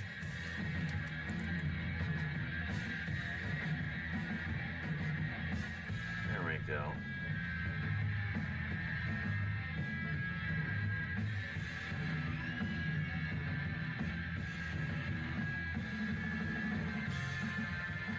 There we go. Mud skippers. So even though they have the ability to breathe air, they are not related to lungfish. They've independently evolved this ability. There they are.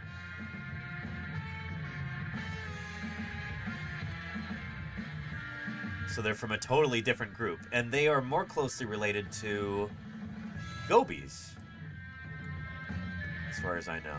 Rainford's goby, bearded goby, slippery gobies, Capel's goby, etc. So yeah. You can kind of see how they're related to these guys, right? Got that same kind of upturned mouth. Similar deal, but yeah, these are rayfin fish. Not related to lungfish closely at all. Yeah. So yeah, does that make sense? Yeah. Anyway, let's get through the rest of this video. We drew around fish. Unfortunately. Oh, and Jepa94, thank you for the follow. Welcome to Paleontologizing. Good to have you here. That line is drawn in such a way that it cannot line up with the definition of fish that is created when we remove ourselves from the equation and seek a definition that is about more than just vibes. And so, if we want a definition of fish that is about reality rather than vibes, and I understand that we may not want that. Sometimes you just want to say fish are the things that are like fish, but in that case you do have to accept that whales only got brought out of that definition through careful science, but that's fine. But if we want a definition of fish that is about... He gets so worked up about this, and I don't know, I think it's a bit more simple. Fish equals vertebrates. Vertebrates equals fish. Those are Venn diagrams that overlap completely, and there's nothing outside of them. If you're a vertebrate animal, you are a fish.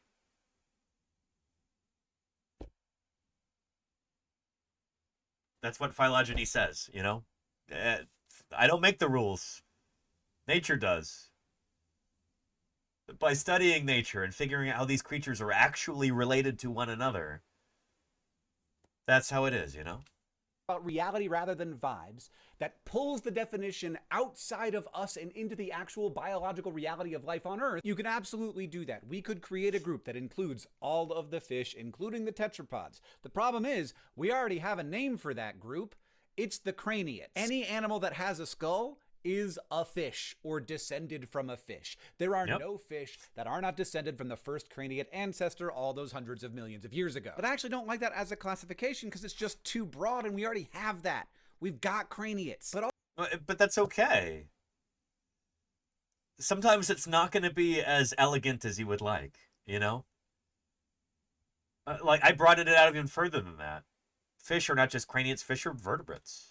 All vertebrates are fish. Fish equals vertebrate. Vertebrate equals fish. They're the same thing, you know? But also hagfish that are craniates but not vertebrates are so... And this is wrong too. Shoot. So this is a factual error that Hank just made, and I can see where he came up with this. So he says hagfish are what? We've got craniates. But also hagfish that are craniates but not vertebrates are so... So that's not true. Hagfish are vertebrates. They might not have, like, your classic bony vertebrae in the way that you're used to thinking of them, but they are part of clade vertebrata. They are, by definition, vertebrates. I'll show you. So, vertebrates are here. Yeah. I'm not trying to make fun of Hank Green at all. He does excellent science outreach work, but I'm just trying to outline the point that, like, this stuff is complex. And I, as somebody who works in evolutionary biology, as a paleontologist, I need to remember that, like, not everybody gets this. Like, these are concepts that are tricky for a lot of people, especially if they don't have, like, background in this kind of thing. Here we go, vertebrates right here. Look, the first group, jawless vertebrates, which includes lampreys and hagfish. Hagfish are right here. They fall under the umbrella of vertebrates. They are vertebrates. He says that they're not vertebrates, but they are. Sure, they don't have, like, the textbook vertebrae that you would expect from a vertebrate animal, but that doesn't mean that they're not vertebrates. They are. We've got craniates, but also hagfish that are craniates but not vertebrates are so Hagfish are vertebrates. different from all the other fish that I will happily call them not fish. Like the hagfish, maybe they're like cuttlefish and jellyfish, just something named. Cuttlefish and jellyfish are invertebrates. They're like, yeah, I don't know. I kind of feel like there's a few things that kind of trip up Hank in this video, and this is one of them. Hagfish are vertebrates. And saying that they're not vertebrates is kind of, he's using this to make a point that this is more complex, but it's not. It's actually a little bit simpler than that. And if he hadn't made those couple of goofs there, I think he would see this as being a bit simpler. I understand that the story he's telling here is that these things are really, really complicated and it's difficult to define. It's not as complicated or as difficult to define as he seems to think it is. Named fish, but not actually a fish. No one is making them be fish. They don't have to be fish. However, this doesn't actually solve our problems. If we cut the hagfish off and say, okay, fish is everything descended from the ancestor of all the other fish. So what he's saying right here would be, like, if we get rid of the agnathans, the jawless vertebrates, cyclostomatans, and fish are only these critters, gnathostomatans, the jawed vertebrates, then what? We also have a name for that. That is a group that already exists as well. That's the vertebrates. And so, if we want... And so he's a little bit confused about that. Because it's not. These are the jawed vertebrates here. The vertebrates already include the lampreys and the hagfish. See? So yeah, and he seems uncomfortable with this definition, like I've been talking about the whole time. It's much more simple than this. Fish is not a particularly useful term. Doesn't really tell you much. Vertebrates does. It's an actual real group of organisms that all share a common ancestor. Fish to actually be a thing, we have to go one step further. Perhaps the cartilaginous fish aren't fish either. Perhaps sharks and rays are just sharks and rays. And if we carve... Well, but sharks and rays are elasmobranchs. I think what he's talking about are chondrichthyans? Anywho, so within your jawed vertebrates, gnathostomatans, the first outgroup that you get, the first group that splits off, I guess, are your cartilaginous fishes. Chondrichthyans, which is sharks and rays and chimeras, right here too. So this is something that a lot of people online seem to be confused about too, even if they know a thing or two about phylogeny, is that they'll use the terms chondrichthyan and elasmobranch interchangeably. But elasmobranchs are, well, it's this clade. I don't know why it's not labeled. But that includes the sharks and the rays, skates, sawfish, etc. You add chimeras to that, and then you get chondrichthyes. So anyway, yeah. Them off too, we would actually be left with a group that are fish and are not represented by anything else. This is the bony fish, the group that includes all of the fish descended from the first bony fish, which has pretty much... So I don't think this is particularly useful or anything. I don't really like this definition that he comes up with. And I don't think he would have come up with it if he hadn't made this goof earlier, where he said that cyclostomatans, your lampreys, and your hagfish, he said they're not vertebrates, which I think throws him off, but they are vertebrates. Fish equals vertebrate. these are interchangeable terms to an evolutionary biologist or a paleontologist or a zoologist. It's not that complicated. Like, it's not as complicated as I think he seems to think it is. Does that make sense? Anyhow. Yeah.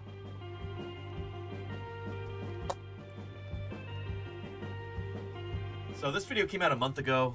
I don't think he addressed anything in the comments here or in the description.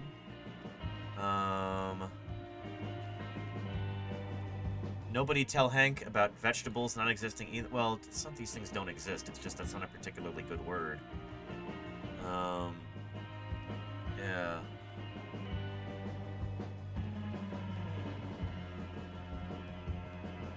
Anywho, I feel like it's kind of needlessly confusing, and I feel like Hank got kind of confused about this, and so I actually want to leave a comment. Sweetie Pie, I'm going to need to concentrate on this, so if you could come back in a few minutes, then I can give you some treats. But, or you know what? Okay, let's do that right now. Let me give you some treats right now, and then I can focus on writing a comment. There you go. Try those out.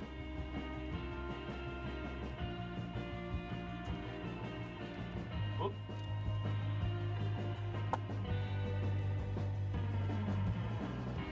What are you doing, Sweetie Pie?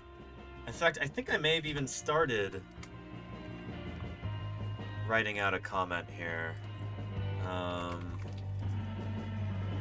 I did this the other night. Well, this was like a few weeks ago or something.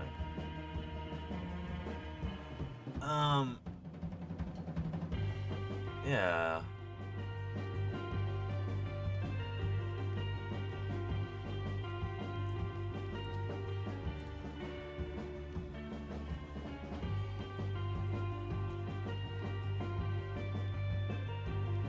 Here. I'm gonna say, so, TL, DR,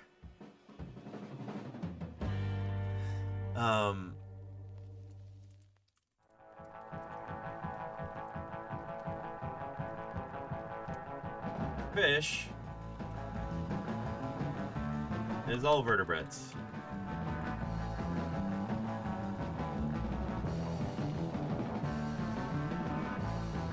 It's not quite as complicated.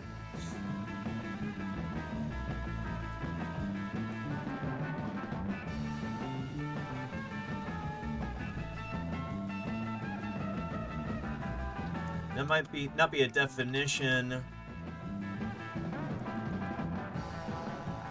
people are thrilled about, but it's the one actually based on how these organisms evolved and are related.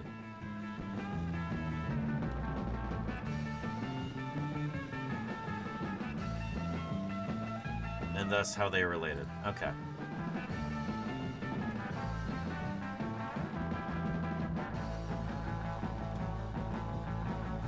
Hope you enjoyed Sweetie Pie. They left some crumbs, but that's okay.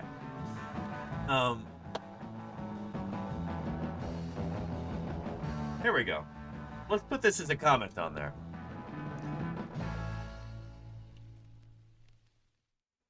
Yeah. So I said, paleontologist here. Hank seems to be confused about a couple things. First, rayfin fish are absolutely not amniotes. He misread an amniote, which just means not part of clade amniota on the Wikipedia page. Which, while an understandable goof, also gets carried throughout the rest of this video. That really threw me.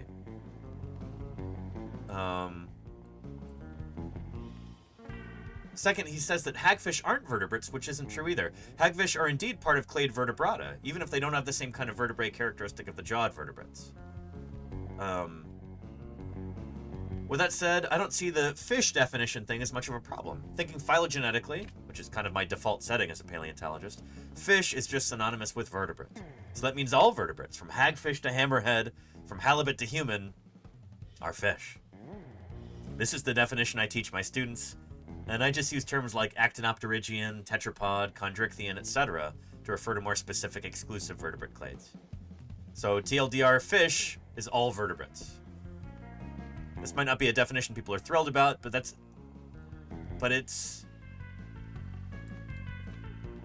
the one actually based on how these organisms evolved and thus how they related.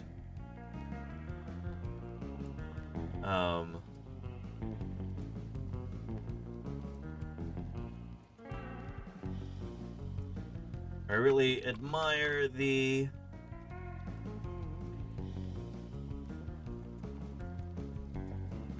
SciComm work Hank does, and just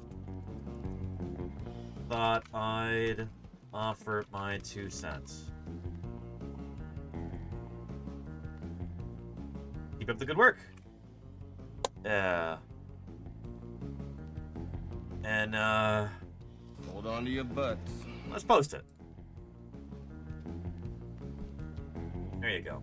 I realize this is a whole month after this video came out, maybe more. It says 1 month ago here. But yeah, here's a link to that video if anybody wants to, for whatever reason, give that comment a like. It'll help more people see it. Yeah, good stuff. The scoop says everybody get ready to like this comment. We'll see. Yeah. And Otanuran says, so fish are not defined by phylogenetics? No, they are. That's my point. Yeah. It's a type of animal filling the broad ecological niche of actively moving around in water. No, not all fish live in water. I don't. That's kind of my point. Is that if we have to come up with a phylogenetic definition of what fish is, it's just vertebrates. This is your cartilaginous fishes, like sharks and rays and chimeras. This is your ray-finned fishes, like bass and trout and salmon and clownfish and stuff. It's also all of the lobe-finned fishes, which includes tetrapods, which are reptiles, mammals, and amphibians. These are all part of that group too. Just saying whales are fish. Yes. Yeah. So whales are a kind of mammal. Mammals are a kind of tetrapod. Tetrapods are a kind of dipnotetrapodomorph, which is a kind of lobe-finned fish. The lobe-finned fishes includes the tetrapods. So yeah. So strictly speaking, whales are fish. Herman Melville was right, even if it was accidental, you know? So yeah. Yeah. Anywho. But not in the old-timey Melville way. Yeah, which is really funny because in that book, let me see if I can find that.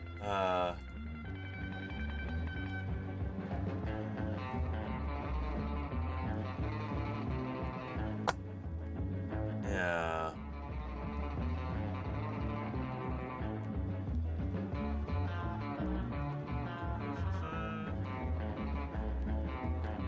So, I think this part of Moby Dick was actually supposed to be funny. Like, I don't think he's being really cheeky about this.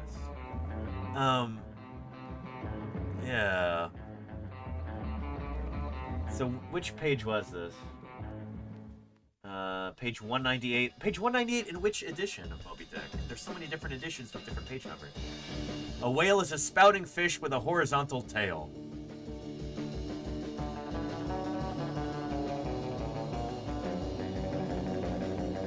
Yeah. Anyhow. For Hate's sake, I spit my last vertebrate at thee. There you go, Fanny. Yes. Yeah.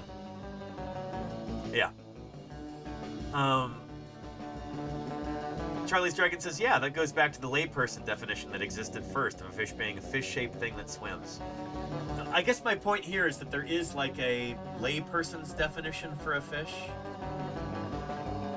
And there's a scientific definition, and the scientific definition is based on something that's actually testable. And you can point to it and go, here's the exact definition. It's vertebrates, you know? And ultimately, that kind of goes to show what science is all about, you know? When we as scientists are studying the natural world, when we're trying to figure out what's what, it's not based on vibes. It's not based on appearances. It's not based on what we think would be cool or what's convenient. Science is about testing ideas. It's about trying to find out how nature actually is. And sometimes it requires a lot of work, you know? So yeah, that's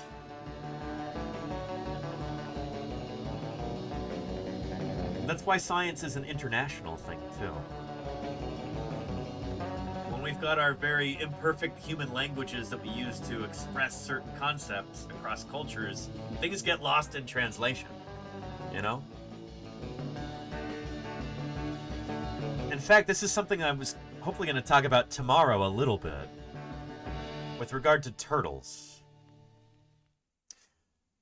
Have you got any people from from the UK in the chat right now? Because I've noticed something interesting when I talk to people from the UK about turtles.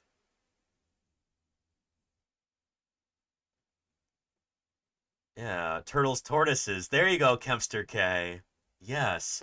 So, I've spoken with people from the UK, sometimes very smart, sometimes very well-educated, accomplished people from the UK, who are absolutely certain, and they say this like it's gospel truth, that turtles and tortoises are different.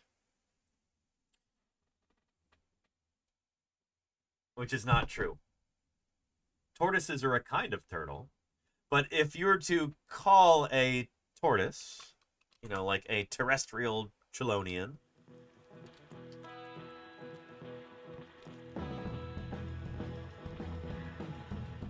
I've referred to this animal as a turtle before, and I've had people from the UK go, actually, that's not true. That's a tortoise. It's not a turtle. And I go, what are you talking about? No, tortoises live on land, and turtles do not.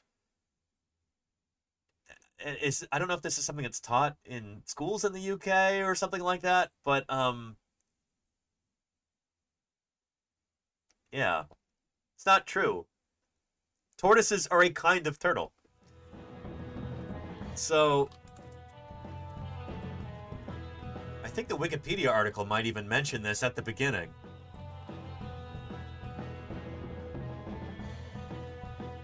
Naming and etymology. There we go.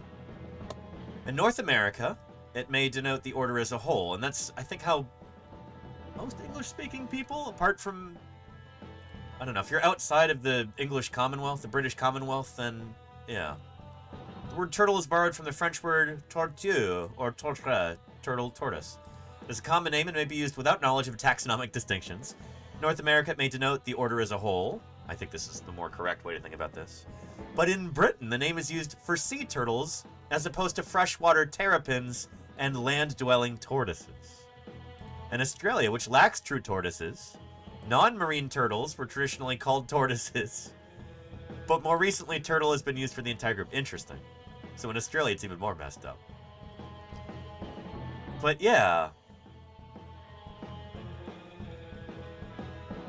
When I say turtle, I'm referring to creatures that are part of the testudine clade. So this refers to an actual group. So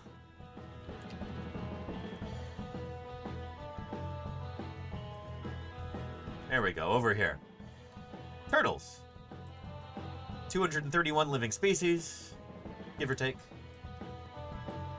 This includes tortoises, sea turtles, terrapins, you know, snapping turtles, box turtles, every kind of turtle. They're all turtles. So, yeah. Anyway. My point is that we've got common names, we've got words that we use in language to refer to these groups of creatures. I think that if you're gonna be coming up with names for groups of organisms, you might as well use the ones that are real, you know? Not based on vibes. That's what I'm most comfortable with as somebody who works on these organisms and publishes on them. You want to use the group names that actually make sense, you know? So yeah. But yeah. Benny Granny Manny says, yes, it is our failing school system that is to blame. We in the UK were taught as children that tortoises are land-based and therefore not turtles. And that's wrong. Like, it's just incorrect. Like, you could say that, oh, that word has a different meaning in British English? Sure. I would argue it has an incorrect meaning. And what's frustrating is that this even seems to extend to some UK-based researchers. I'm pretty sure Richard Dawkins got this badly wrong in, like, a television spot about the classification of turtles. I'm gonna see if I can find that real quick.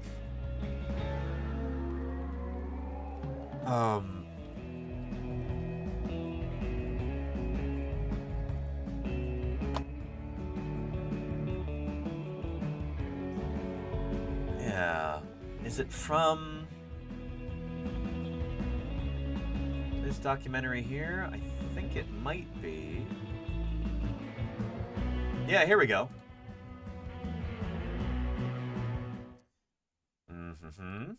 To become the turtle.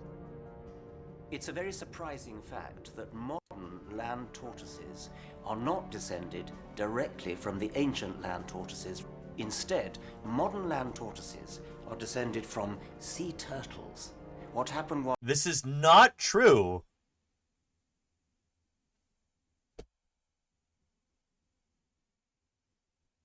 I don't think I don't even know if this has ever been published before as a hypothesis. I could absolutely be wrong about this.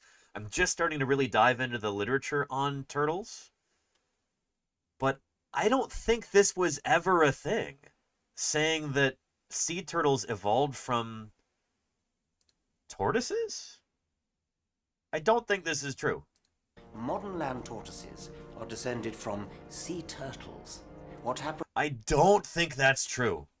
I really don't. Here, we'll go back to our tree of life here. So we've got... Where's our sea turtles? There we go. This group right here. All sea turtles, these are called cheloniids or cheloniformes.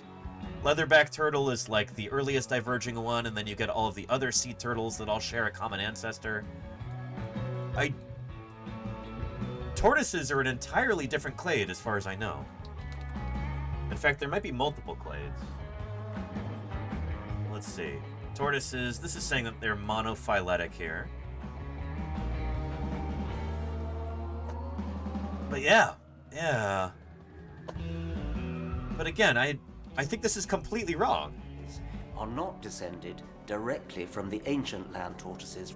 Instead, modern land tortoises are descended from sea turtles. What happened?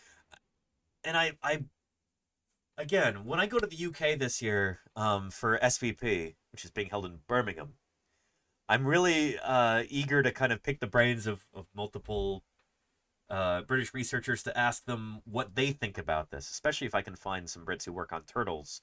Like, what is the deal with the UK and not knowing what turtles are?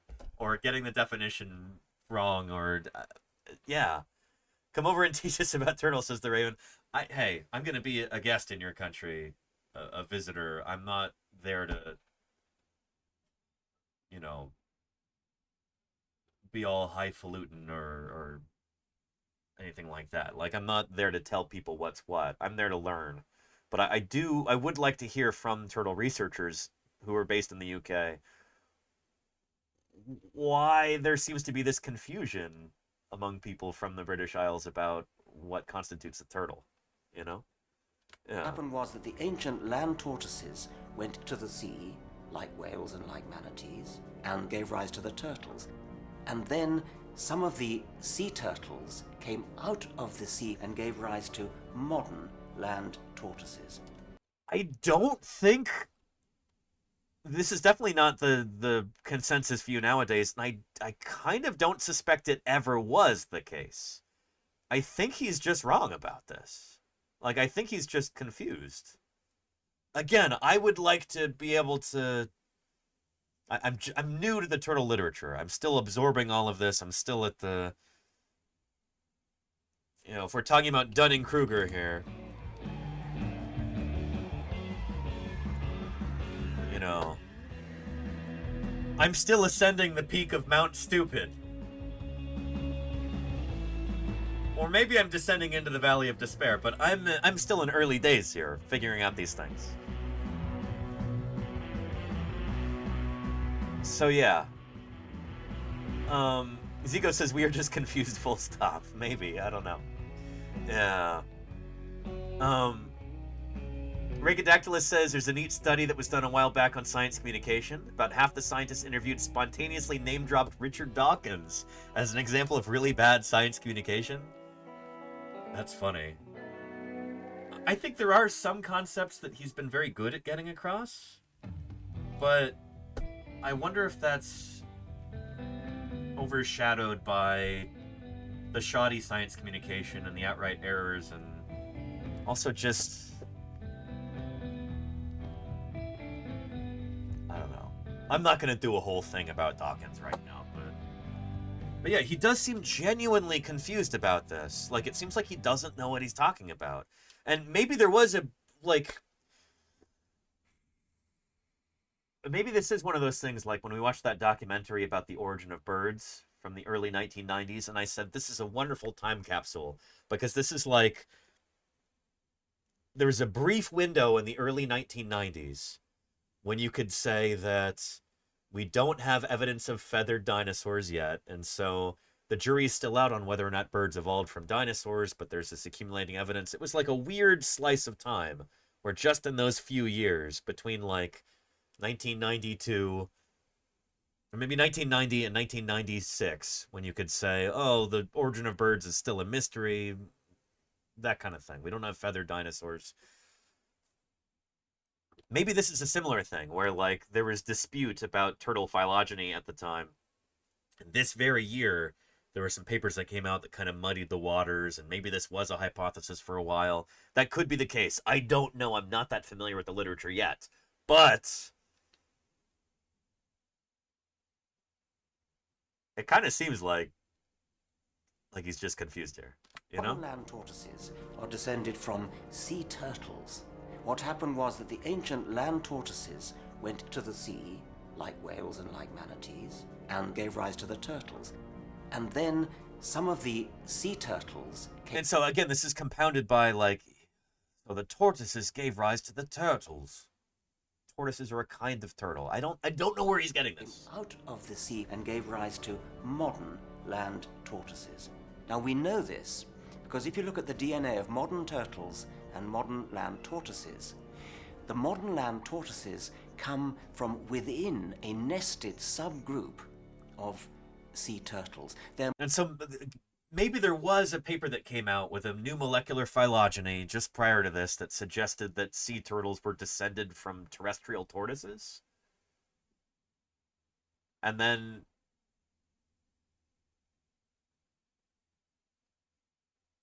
I think there's a mixture of different things going on here. I think part of it is like just this very British confusion about what a turtle is, you know? They're more closely related to some sea turtles than those sea turtles are to other sea turtles. And this also is not true. At least, I don't know. Maybe there was a weird paper that came out that he's basing this on. I'm giving him the benefit of the doubt here. But my primary feeling about this is that I'm really frustrated that he was given this segment in the middle of this documentary. Which is really cool. We might watch this at one point. It's called Inside Nature's Giants, Leatherback Turtle. So this is a show in which Yeah, here we go. Investigating what happened to one giant leatherback turtle that very tragically died a few days ago. And by revealing its anatomy, we'll find out why a kidney-like organ sits where its brain should be, how its throat can withstand deadly jellyfish, and how it got its extraordinary shell. Join That's so us cool. as we go deep inside the giant turtle. So this is a show in which they dissect different big creatures and see what makes them tick. It's really cool. I sometimes have difficulty watching this show because it's a little bit, it's kind of gruesome. You know, I get squeamish about this. I was never good with dissections. I was always really bad at that. To the point where, I don't know, cutting into a creature, all the blood and guts and everything, and just, it's always really bothered me. I always get really squeamish about that. To the point where, like, I would get almost physically ill sometimes just like cutting into a steak. I would just get these like sympathetic chills, or it's like I'm cutting into my own thigh or something like that. Like, ugh. But if you think dissections are really fascinating, if you're like this kind of thing, I would highly recommend you take a look at this video. We may or may not watch this on stream at some point. But take a look. Yeah.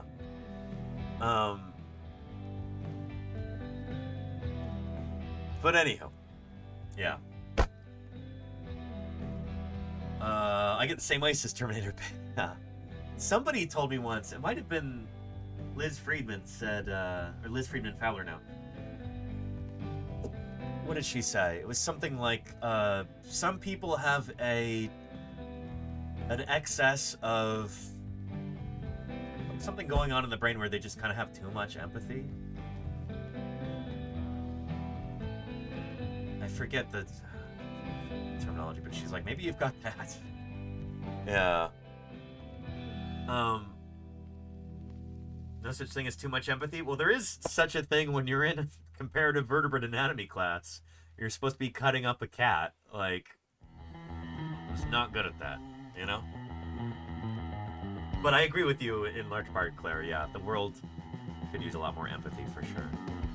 Yeah. And there you go, Terminator Pig. Yeah, yeah, I feel you there. Yeah.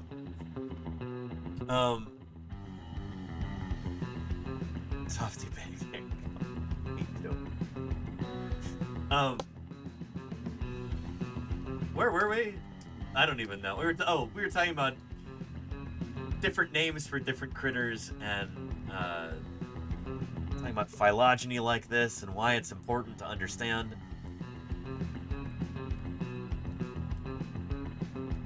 Yeah. From there, why don't we go ahead and get into some fossil news? Holy cow, it's 5:23 p.m. already. The stream has flown by. Let's get into our fossil news, shall we? Shoot. We've got a couple of new cool findings here. The two that we mentioned in our title are, here's one. 70-million-year-old fossils of crocodile-like apex predator unearthed in Argentina. So this... Okay, I've got to make sure I'm living by my own prescriptions here. That I'm practicing what I preach. It'll be tempting to call this creature a crocodile. Alexander Morrison here in the chat would get on my case if I called it a crocodile. It's not a crocodile. A surfer of puppets. Isn't this great, Musa? Yeah. Let's jump from turtles to crocs.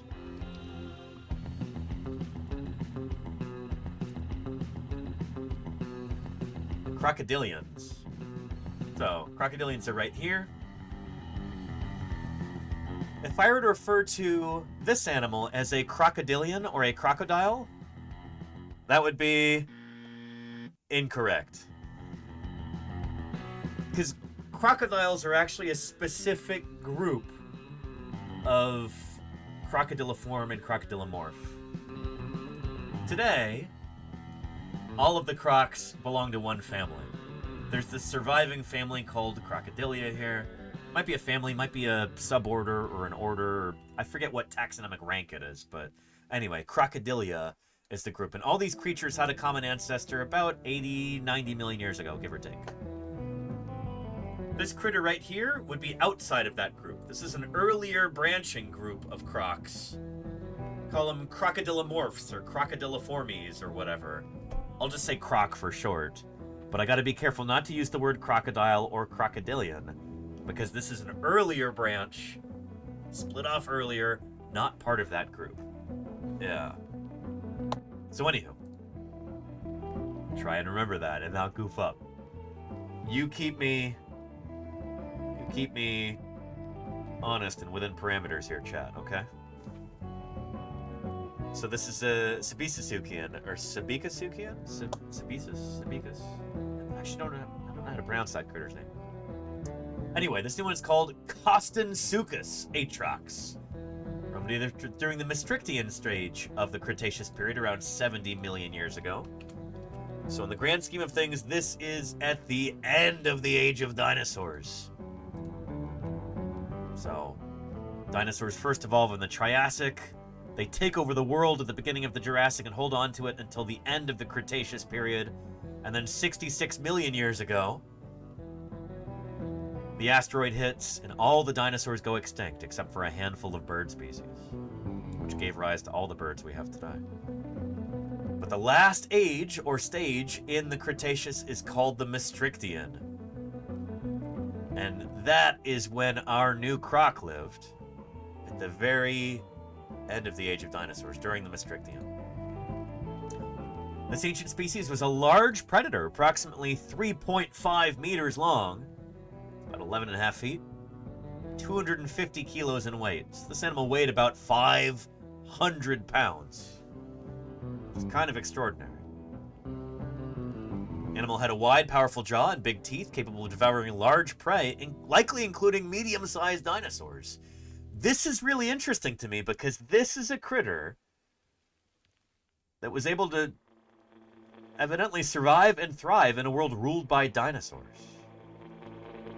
You've got big meat-eating dinosaurs running around at the time, and this creature was still able to carve out a niche for itself, and yeah. Interesting that this critter could do this, but our mammal ancestors could not. They stayed small all throughout the Mesozoic, but time and time again, you get these big crocs that develop. It's interesting stuff. Suchian might, says Alexander Morrison. Yeah. Yeah.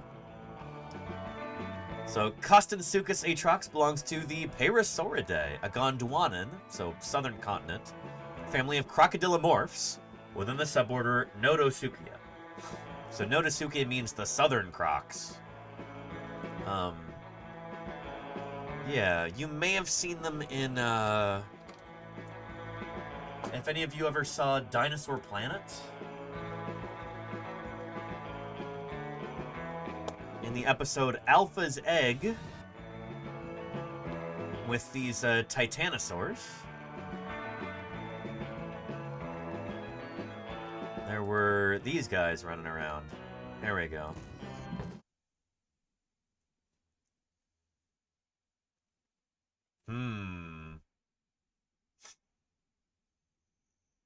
So this is another Nodosuchian. I forget what this guy is called. But their fossils have been found at these nesting sites for titanosaurs. And thank you, Darth Goof, for the 48 months of support. Really appreciate that. Thank you kindly. Good stuff. Yeah.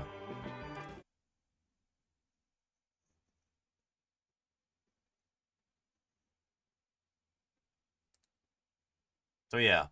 So this is from earlier in the Cretaceous, before the Maastrichtian. But these guys were around. The Nodosuchians. Some of these guys were meat eaters. Some of them ate bugs. Some of them ate plants. Like, we suspect that this little guy, this pug-nosed crocodile, Cymasuchus, may have been a plant eater. Crystallized Lotus, thanks for the follow. Welcome, welcome. So yeah, a surprisingly diverse group of critters that lived on land. These are not aquatic crocs. These are land-living crocs. Some of them could probably move quite quickly on land. Pretty neat group of animals.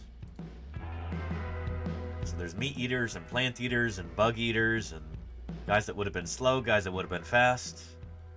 Pretty neat. Yeah. Pretty cool. So this new species belongs to the Notosuchian clade Pyrosauridae. Or Parasauridae, I don't know how to be eager to hear how it's pronounced by the researchers.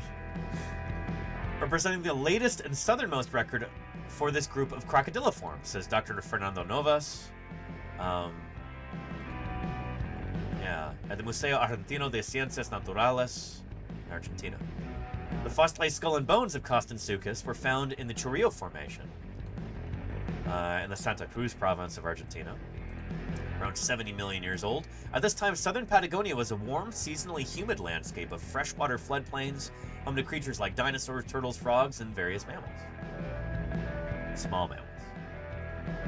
The new fossil unearthed in this formation is largely intact, including a skull and jaws with visible details, as well as multiple bones from the body.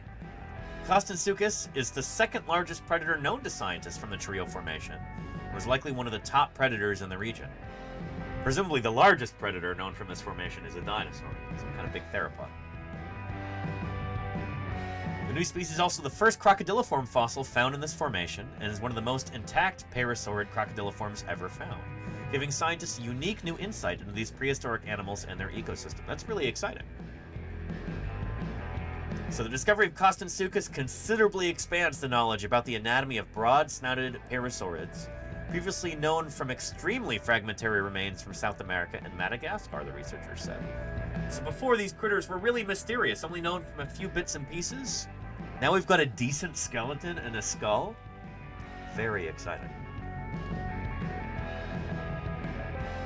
So the new anatomical information sheds light on both the similarities and differences between the broad-snouted parasaurids and the barusuchids, the other crocodiliform clade that independently evolved into apex predators during the Cretaceous. So there's been multiple times that you've had big, land-living, carnivorous crocs that developed. Two independently evolved lineages.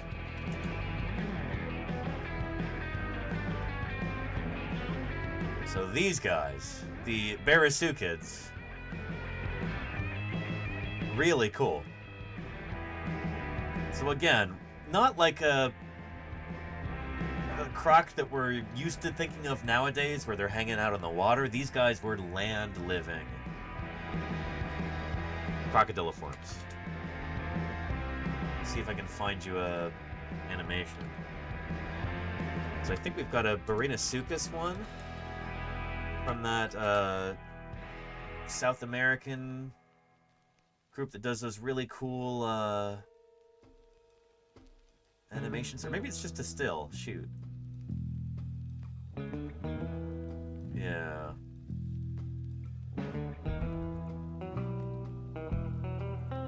I thought this was an animation, but I guess it's not. Yeah. But check that out. Is that a big tapir there? What kind of critter is that? Toxodont or something? But yeah, wild. These are so cool, you know? Yeah. It does look like a tapir, but it's got what almost look like tusks there, which tapirs don't have that. So I don't know. These modern tapirs don't. Yeah. But the snoot, there's a lot of mammals that develop that kind of snoot like that.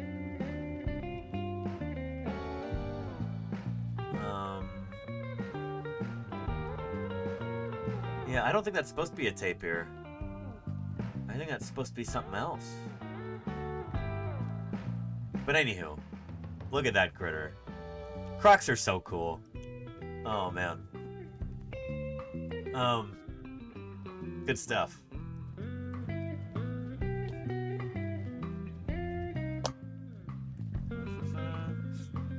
The broad and high snout of Kostansuchus. Oh, and thank you, Ryongyur, for the follow. Welcome to Paleontologizing. The broad and high snout of Kostansuchus, with notably large and robust zyphodont teeth. So these are like bladed teeth, so to speak. Along with the broad adductor chamber in the skull and deep mandibular ramus, and robust forelimb anatomy suggests that the new species is capable of subduing large prey. So it's good, big, powerful jaws with the kind of apparatus that you would expect for, like, the attachment of powerful muscles. It's a critter with a serious bite, a deadly head. These features imply that Kostansuchus played a top predator role within this end Cretaceous ecosystem. We'll take a look at the paper here in the journal PLOS One. Here is a link to download the paper right there. And it is open access. No paywall in the journal PLOS One. PLOS stands for Public Library of Science. No paywall at all. Access granted.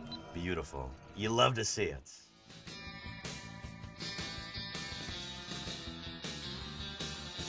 So, it's from a cave site. That's interesting. Ugh, excuse me. So, the name Kostan and Kostansuchus refers to the Patagonian wind and the Yonikenk language, and suchus means croc. It's Latinized from the Greek sukos in reference to the Egyptian crocodile-headed god Sobek. I didn't know that. That's where suchus comes from? Is from ancient Egyptian mythology? I was familiar with Sobek.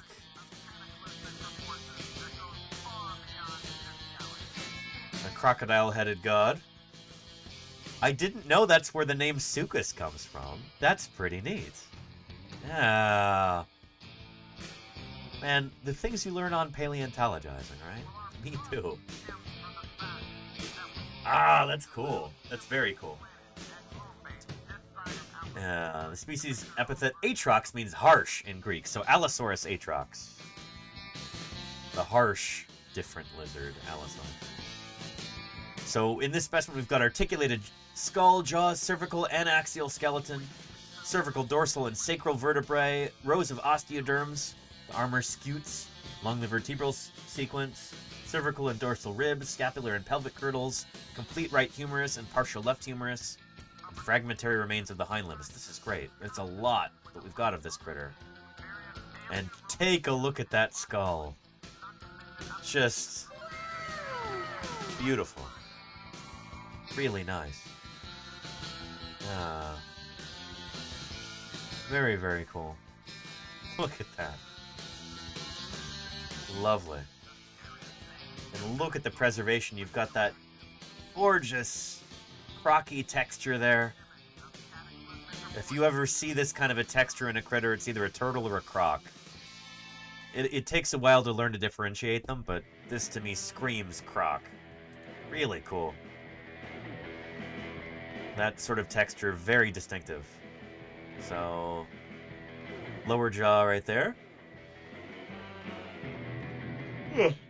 There's the skeletal reconstruction. Beautiful. It looks like they did this digitally, which implies that they've got 3D models for this. I wonder if that's available, if I could contact these researchers and get hold of those files to 3D print that. That's lovely. We do a lot of 3D printing here on this channel. I'm printing a different South American fossil critter right now, a terror bird, Andal galarnus. We'll continue with this throughout the next few days, printing this critter. But yeah, very cool. And I appreciate that, Starma. I've got a few different people who will send me papers if I ask them, but I appreciate that, Starmy. I think you already sent me an email at one point. So if I can't get it anywhere else, I'll ask you. Thank you.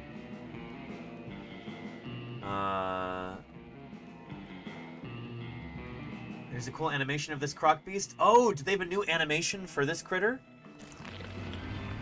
Look at that. This is that South American group I was telling you about. Group or maybe singular artists who does these animations. This is so cool. Check that out. Wow. And there's a Megaraptorid dinosaur.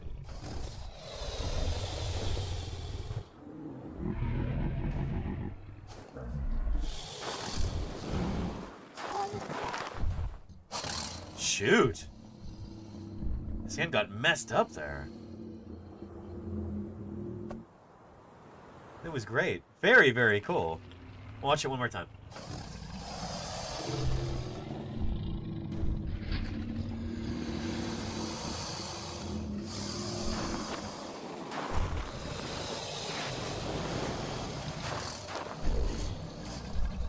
Get out of here.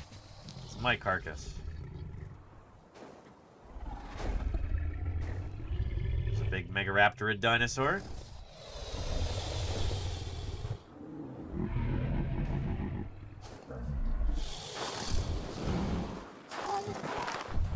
Oof.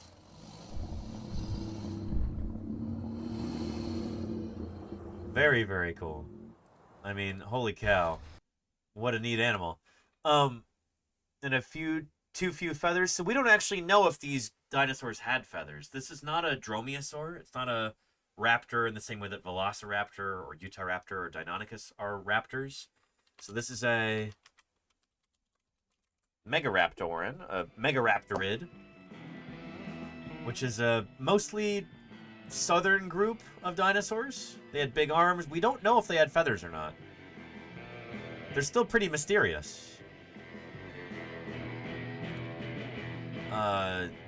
I've heard rumors that a friend of the channel is actually publishing a new one of these guys very soon.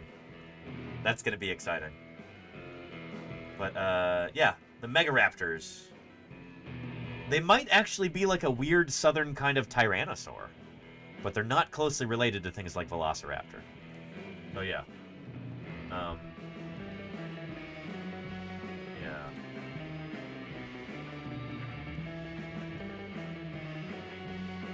Here's a link to the Wikipedia page if you want to read more about these cool critters.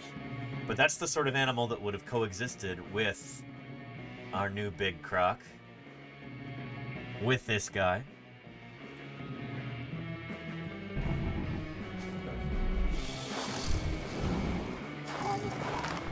Oof. Yeah, really neat animal. So there you go. Skeletal reconstruction right there. Barinasuchus. Oh, very cool, Alexander Morrison. Thank you, thank you. Yeah. And what is that croc eating sister? I mean, that's got to be like a small dinosaur there, I think. Some kind of little ornithischian dinosaur, I bet. Like an elasmarian or something like that. So, like one of these guys. Little bipedal herbivorous dinosaur. Yeah. That's what I think this critter is, looking at its hind limbs and the feathers on its tail. These guys may or may not have had feathers too. Still figuring some of this stuff out. So yeah. But anyway, Whispers, thank you, Alexander. Does this sit here? Oh, neat, yeah. Yeah, so this is a sculpt right here, as far as I know. This is not a scan, but you can get it on Colts 3D. Really cool stuff. This one's printed smaller than life size, but pretty neat. It's weird. It doesn't seem to have like the sutures between the different bones or anything, but it still looks pretty well done. It also doesn't seem to have that kind of crocky texture, although maybe it's just not printed large enough to see. Anyhow, yeah, the croc didn't have feathers. That's true, Mayor Space. But yeah, I may or may not print this one. We'll see. I've got some other priorities right now. We'll see. Yeah. Really cool critter.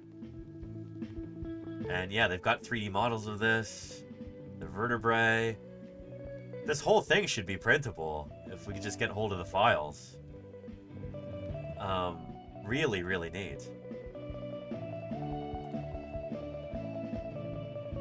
So yeah, it's grouping next to some critters I've never actually heard of before. Neat.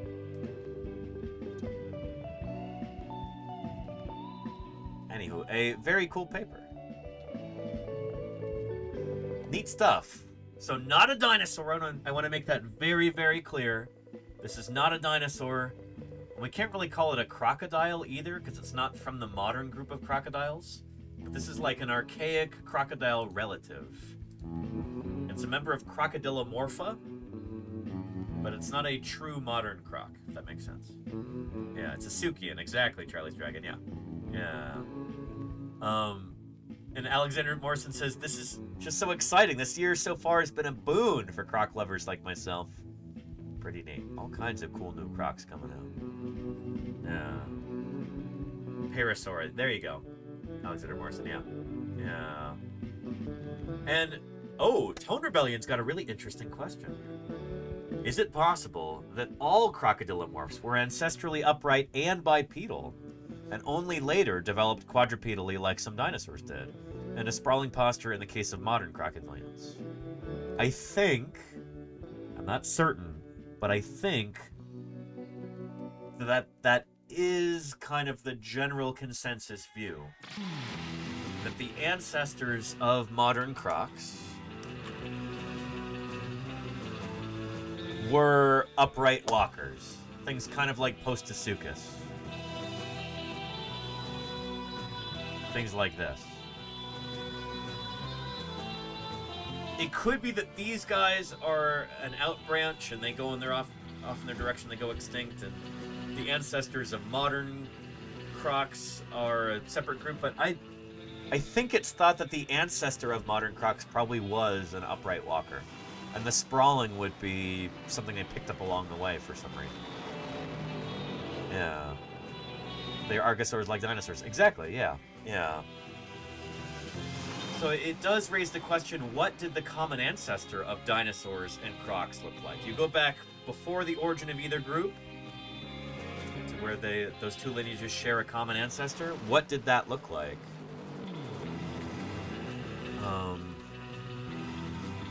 The earliest archosaurs are... well, I don't know what they would have looked like, to be honest.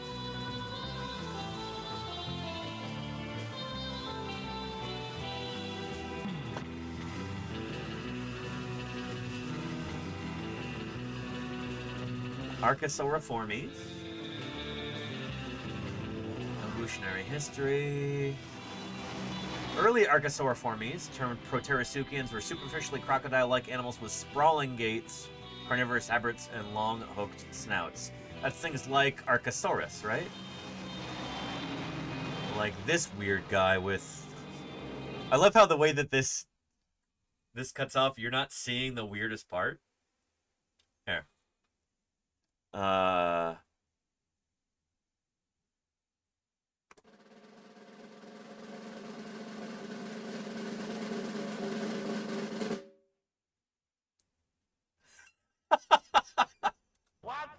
What?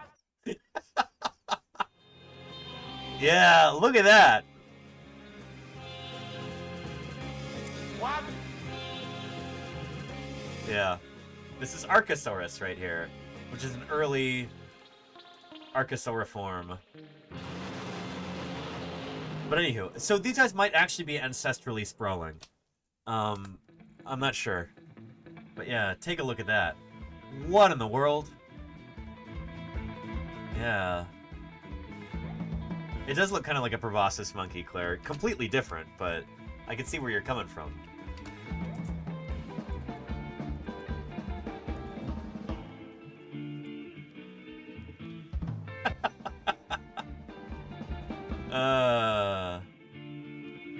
It does remind me of that, too. Archosaurus. This is the Archosaurus that gave its name to the whole group, Archosauria? Yes. Yeah. Or, well, I don't know if the group is named after this genus, or if the genus is named after the group, but yeah. What's it doing with those teeth out in the front? I don't know. Snatching stuff, I guess? Yeah. Here's a restoration of what it may have looked like in life. Yeah.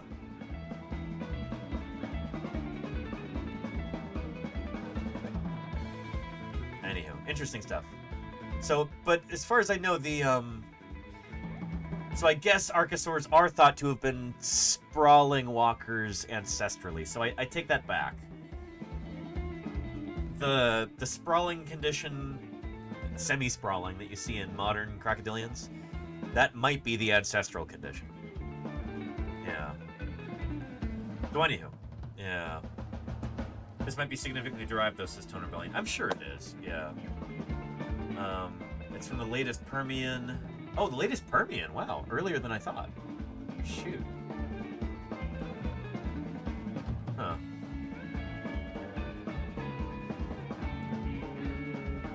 Interesting. Anywho, weird, cool stuff. Yeah. So anyway, welcome to the world, or rather, welcome back to the world.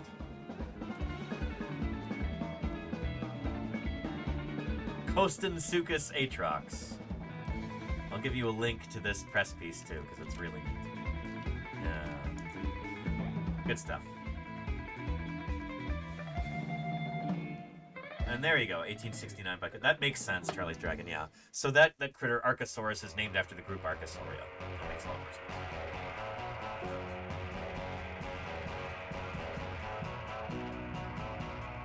So, our last piece of fossil news for today is something that I don't know a great deal about, but I'm excited by it nonetheless. Title of this paper in the journal PNAS. And again, if they didn't want us to pronounce it that way, they should have come up with a different abbreviation.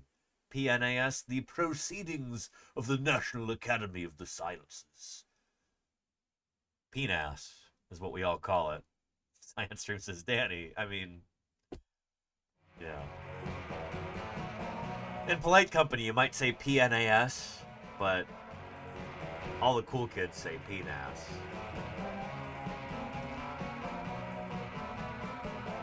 The title is Mesozoic Atmospheric Carbon Dioxide Concentrations Reconstructed from Dinosaur Tooth Enamel.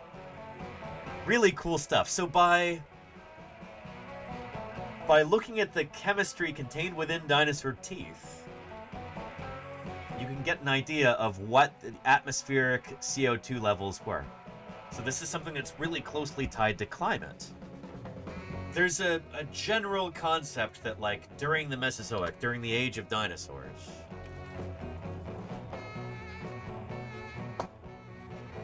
that temperatures in general were a lot warmer than they are today, more humid. And this is not incorrect. It's possibly a bit more, it is more complicated than this. But yeah, during the Mesozoic, continents are drifting apart. There's no ice at the poles most of the time, because there's no land at the poles most of the time. And so when Antarctica is further north, and it's not at the South Pole, you have generally a warmer climate because there's just not really a place for, like, ice to accumulate. That's part of it. Part of it is also atmospheric carbon levels were higher. There's more CO2 in the atmosphere. The level of CO2 in the atmosphere corresponds pretty closely to what the, like, global mean temperatures are. So average temperatures are higher when you've got more carbon dioxide in the atmosphere. It acts as a greenhouse gas. It traps that heat. The sun's rays hit the earth. Carbon dioxide acts almost like a blanket, kind of insulating things, keeping them warmer. You all know this already, right? And so, generally speaking, other things being equal, more CO2 in the atmosphere, higher global temperatures. So being able to figure out, to a certain extent, what the CO2 concentrations in the atmosphere were, helps us to better understand what climate was like during the age of dinosaurs. Pretty cool. So paleoclimate is closely linked to atmospheric PCO2. That's carbon dioxide. What does the P stand for? Belinda, you might know this. What is it? PCO2. Particulate matter? Anyway, quantifying ancient CO2 levels, however, is challenging. Air-breathing vertebrates respire oxygen and incorporate its isotope signature via body water into their hard tissues. Fossil tooth enamel can hold a record of this. It can serve as a robust time capsule for ancient oxygen isotope compositions. So therefore, Paleo-PCO2 or Paleo-GPP, respectively, can be determined by oxygen isotope measurements of fossil tooth enamel. So by looking at the oxygen isotopes that are preserved in the enamel of fossil teeth, we can use that as a proxy for figuring out atmospheric carbon dioxide levels. Super cool stuff. Yeah. Will you be thinking, gosh, I wish this wasn't float every time you find a tooth that isn't in situ? Exactly, Claire. Yeah, absolutely, yes. Yeah. Oh, pretty neat.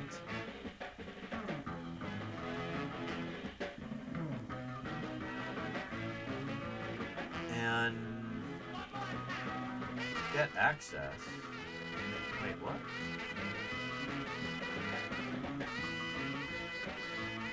Is this not open access? Shoot. Well, anyway. This is cool stuff, and it is going to be... Much of this is going to sail largely over my head because I am not a geochemist. Not a chemist of any kind. When we're talking about different oxygen isotopes, when we're talking about that as a proxy for paleoclimate, I don't know very much about that at all. A good person to talk to about this kind of thing might be Selena Suarez, whom we spent some time with in the field this year.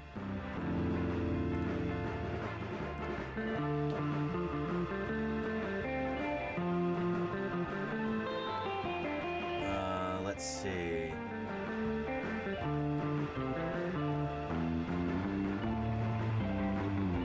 I wonder if 15.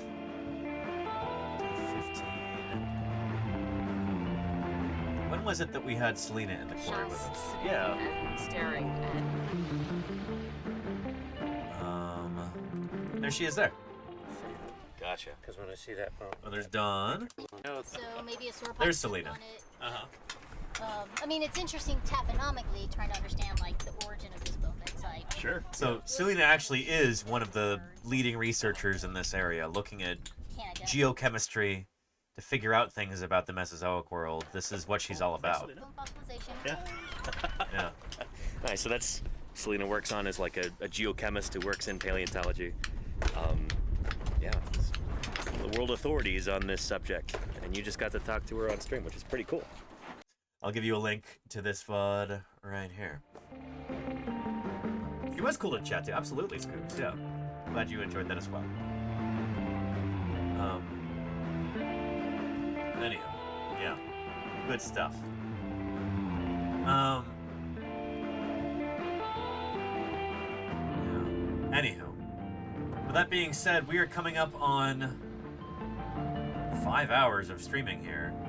And earbud is telling me that the battery's going to die pretty soon, which means I won't be able to hear the music or videos or anything like that. So it is about time to wrap up today's stream. So we're going to go ahead and do that. I give you the links to those papers and everything. We talked about a lot of cool, important concepts today, and I had some fun. I hope you did too. Don't go away yet. I'm going to put a saber-toothed cat under our credits for today. And we're going to find somebody to raid into. Maybe somebody doing some science. on tomorrow's stream, we're going to be assembling a, I guess, life-size small leatherback turtle. It'd be about 1/3 grown. But our leatherback turtle is done printing. Here is the head right here. But we've got the head, the tail, the whole darn thing we'll be assembling tomorrow on stream. And we'll probably be talking more about leatherback turtles as well. Call it Turtle Tuesday, if you like. I will be starting tomorrow's stream a little bit late, I suspect, because I'll probably be coming back from the museum. And catching the bus and the train and everything is, unless I get extraordinarily lucky, I'll probably be a little bit late. Maybe half an hour late to tomorrow's stream. So yeah. With that having been said, let's go right into Casey Snow Art. Thank you to everybody who was just named in our credits. From raiders to new followers, from cheerers and gifters to subscribers. Thank you for making these streams possible with your financial contributions. Couldn't do this without you. And of course, as always, a huge shout out to the moderators, who are the beating heart of this community. I appreciate you more than you know. Mods, thank you for everything that you do. We'll be assembling that leatherback turtle tomorrow. We'll see if there's other fossil news that arises in the interim. Tomorrow's stream will be a lot of fun, so catch me same time, same place. But for right now, we're gonna go say hello to Casey Snow Art, who I think might be doing some vaquita art? Yes, indeed. Excellent. She's going to tell you about an incredible marine mammal. She sent me an email about this. I need to respond soon. But it's always a good time over at Casey Snow Art's channel, so let's jump in there.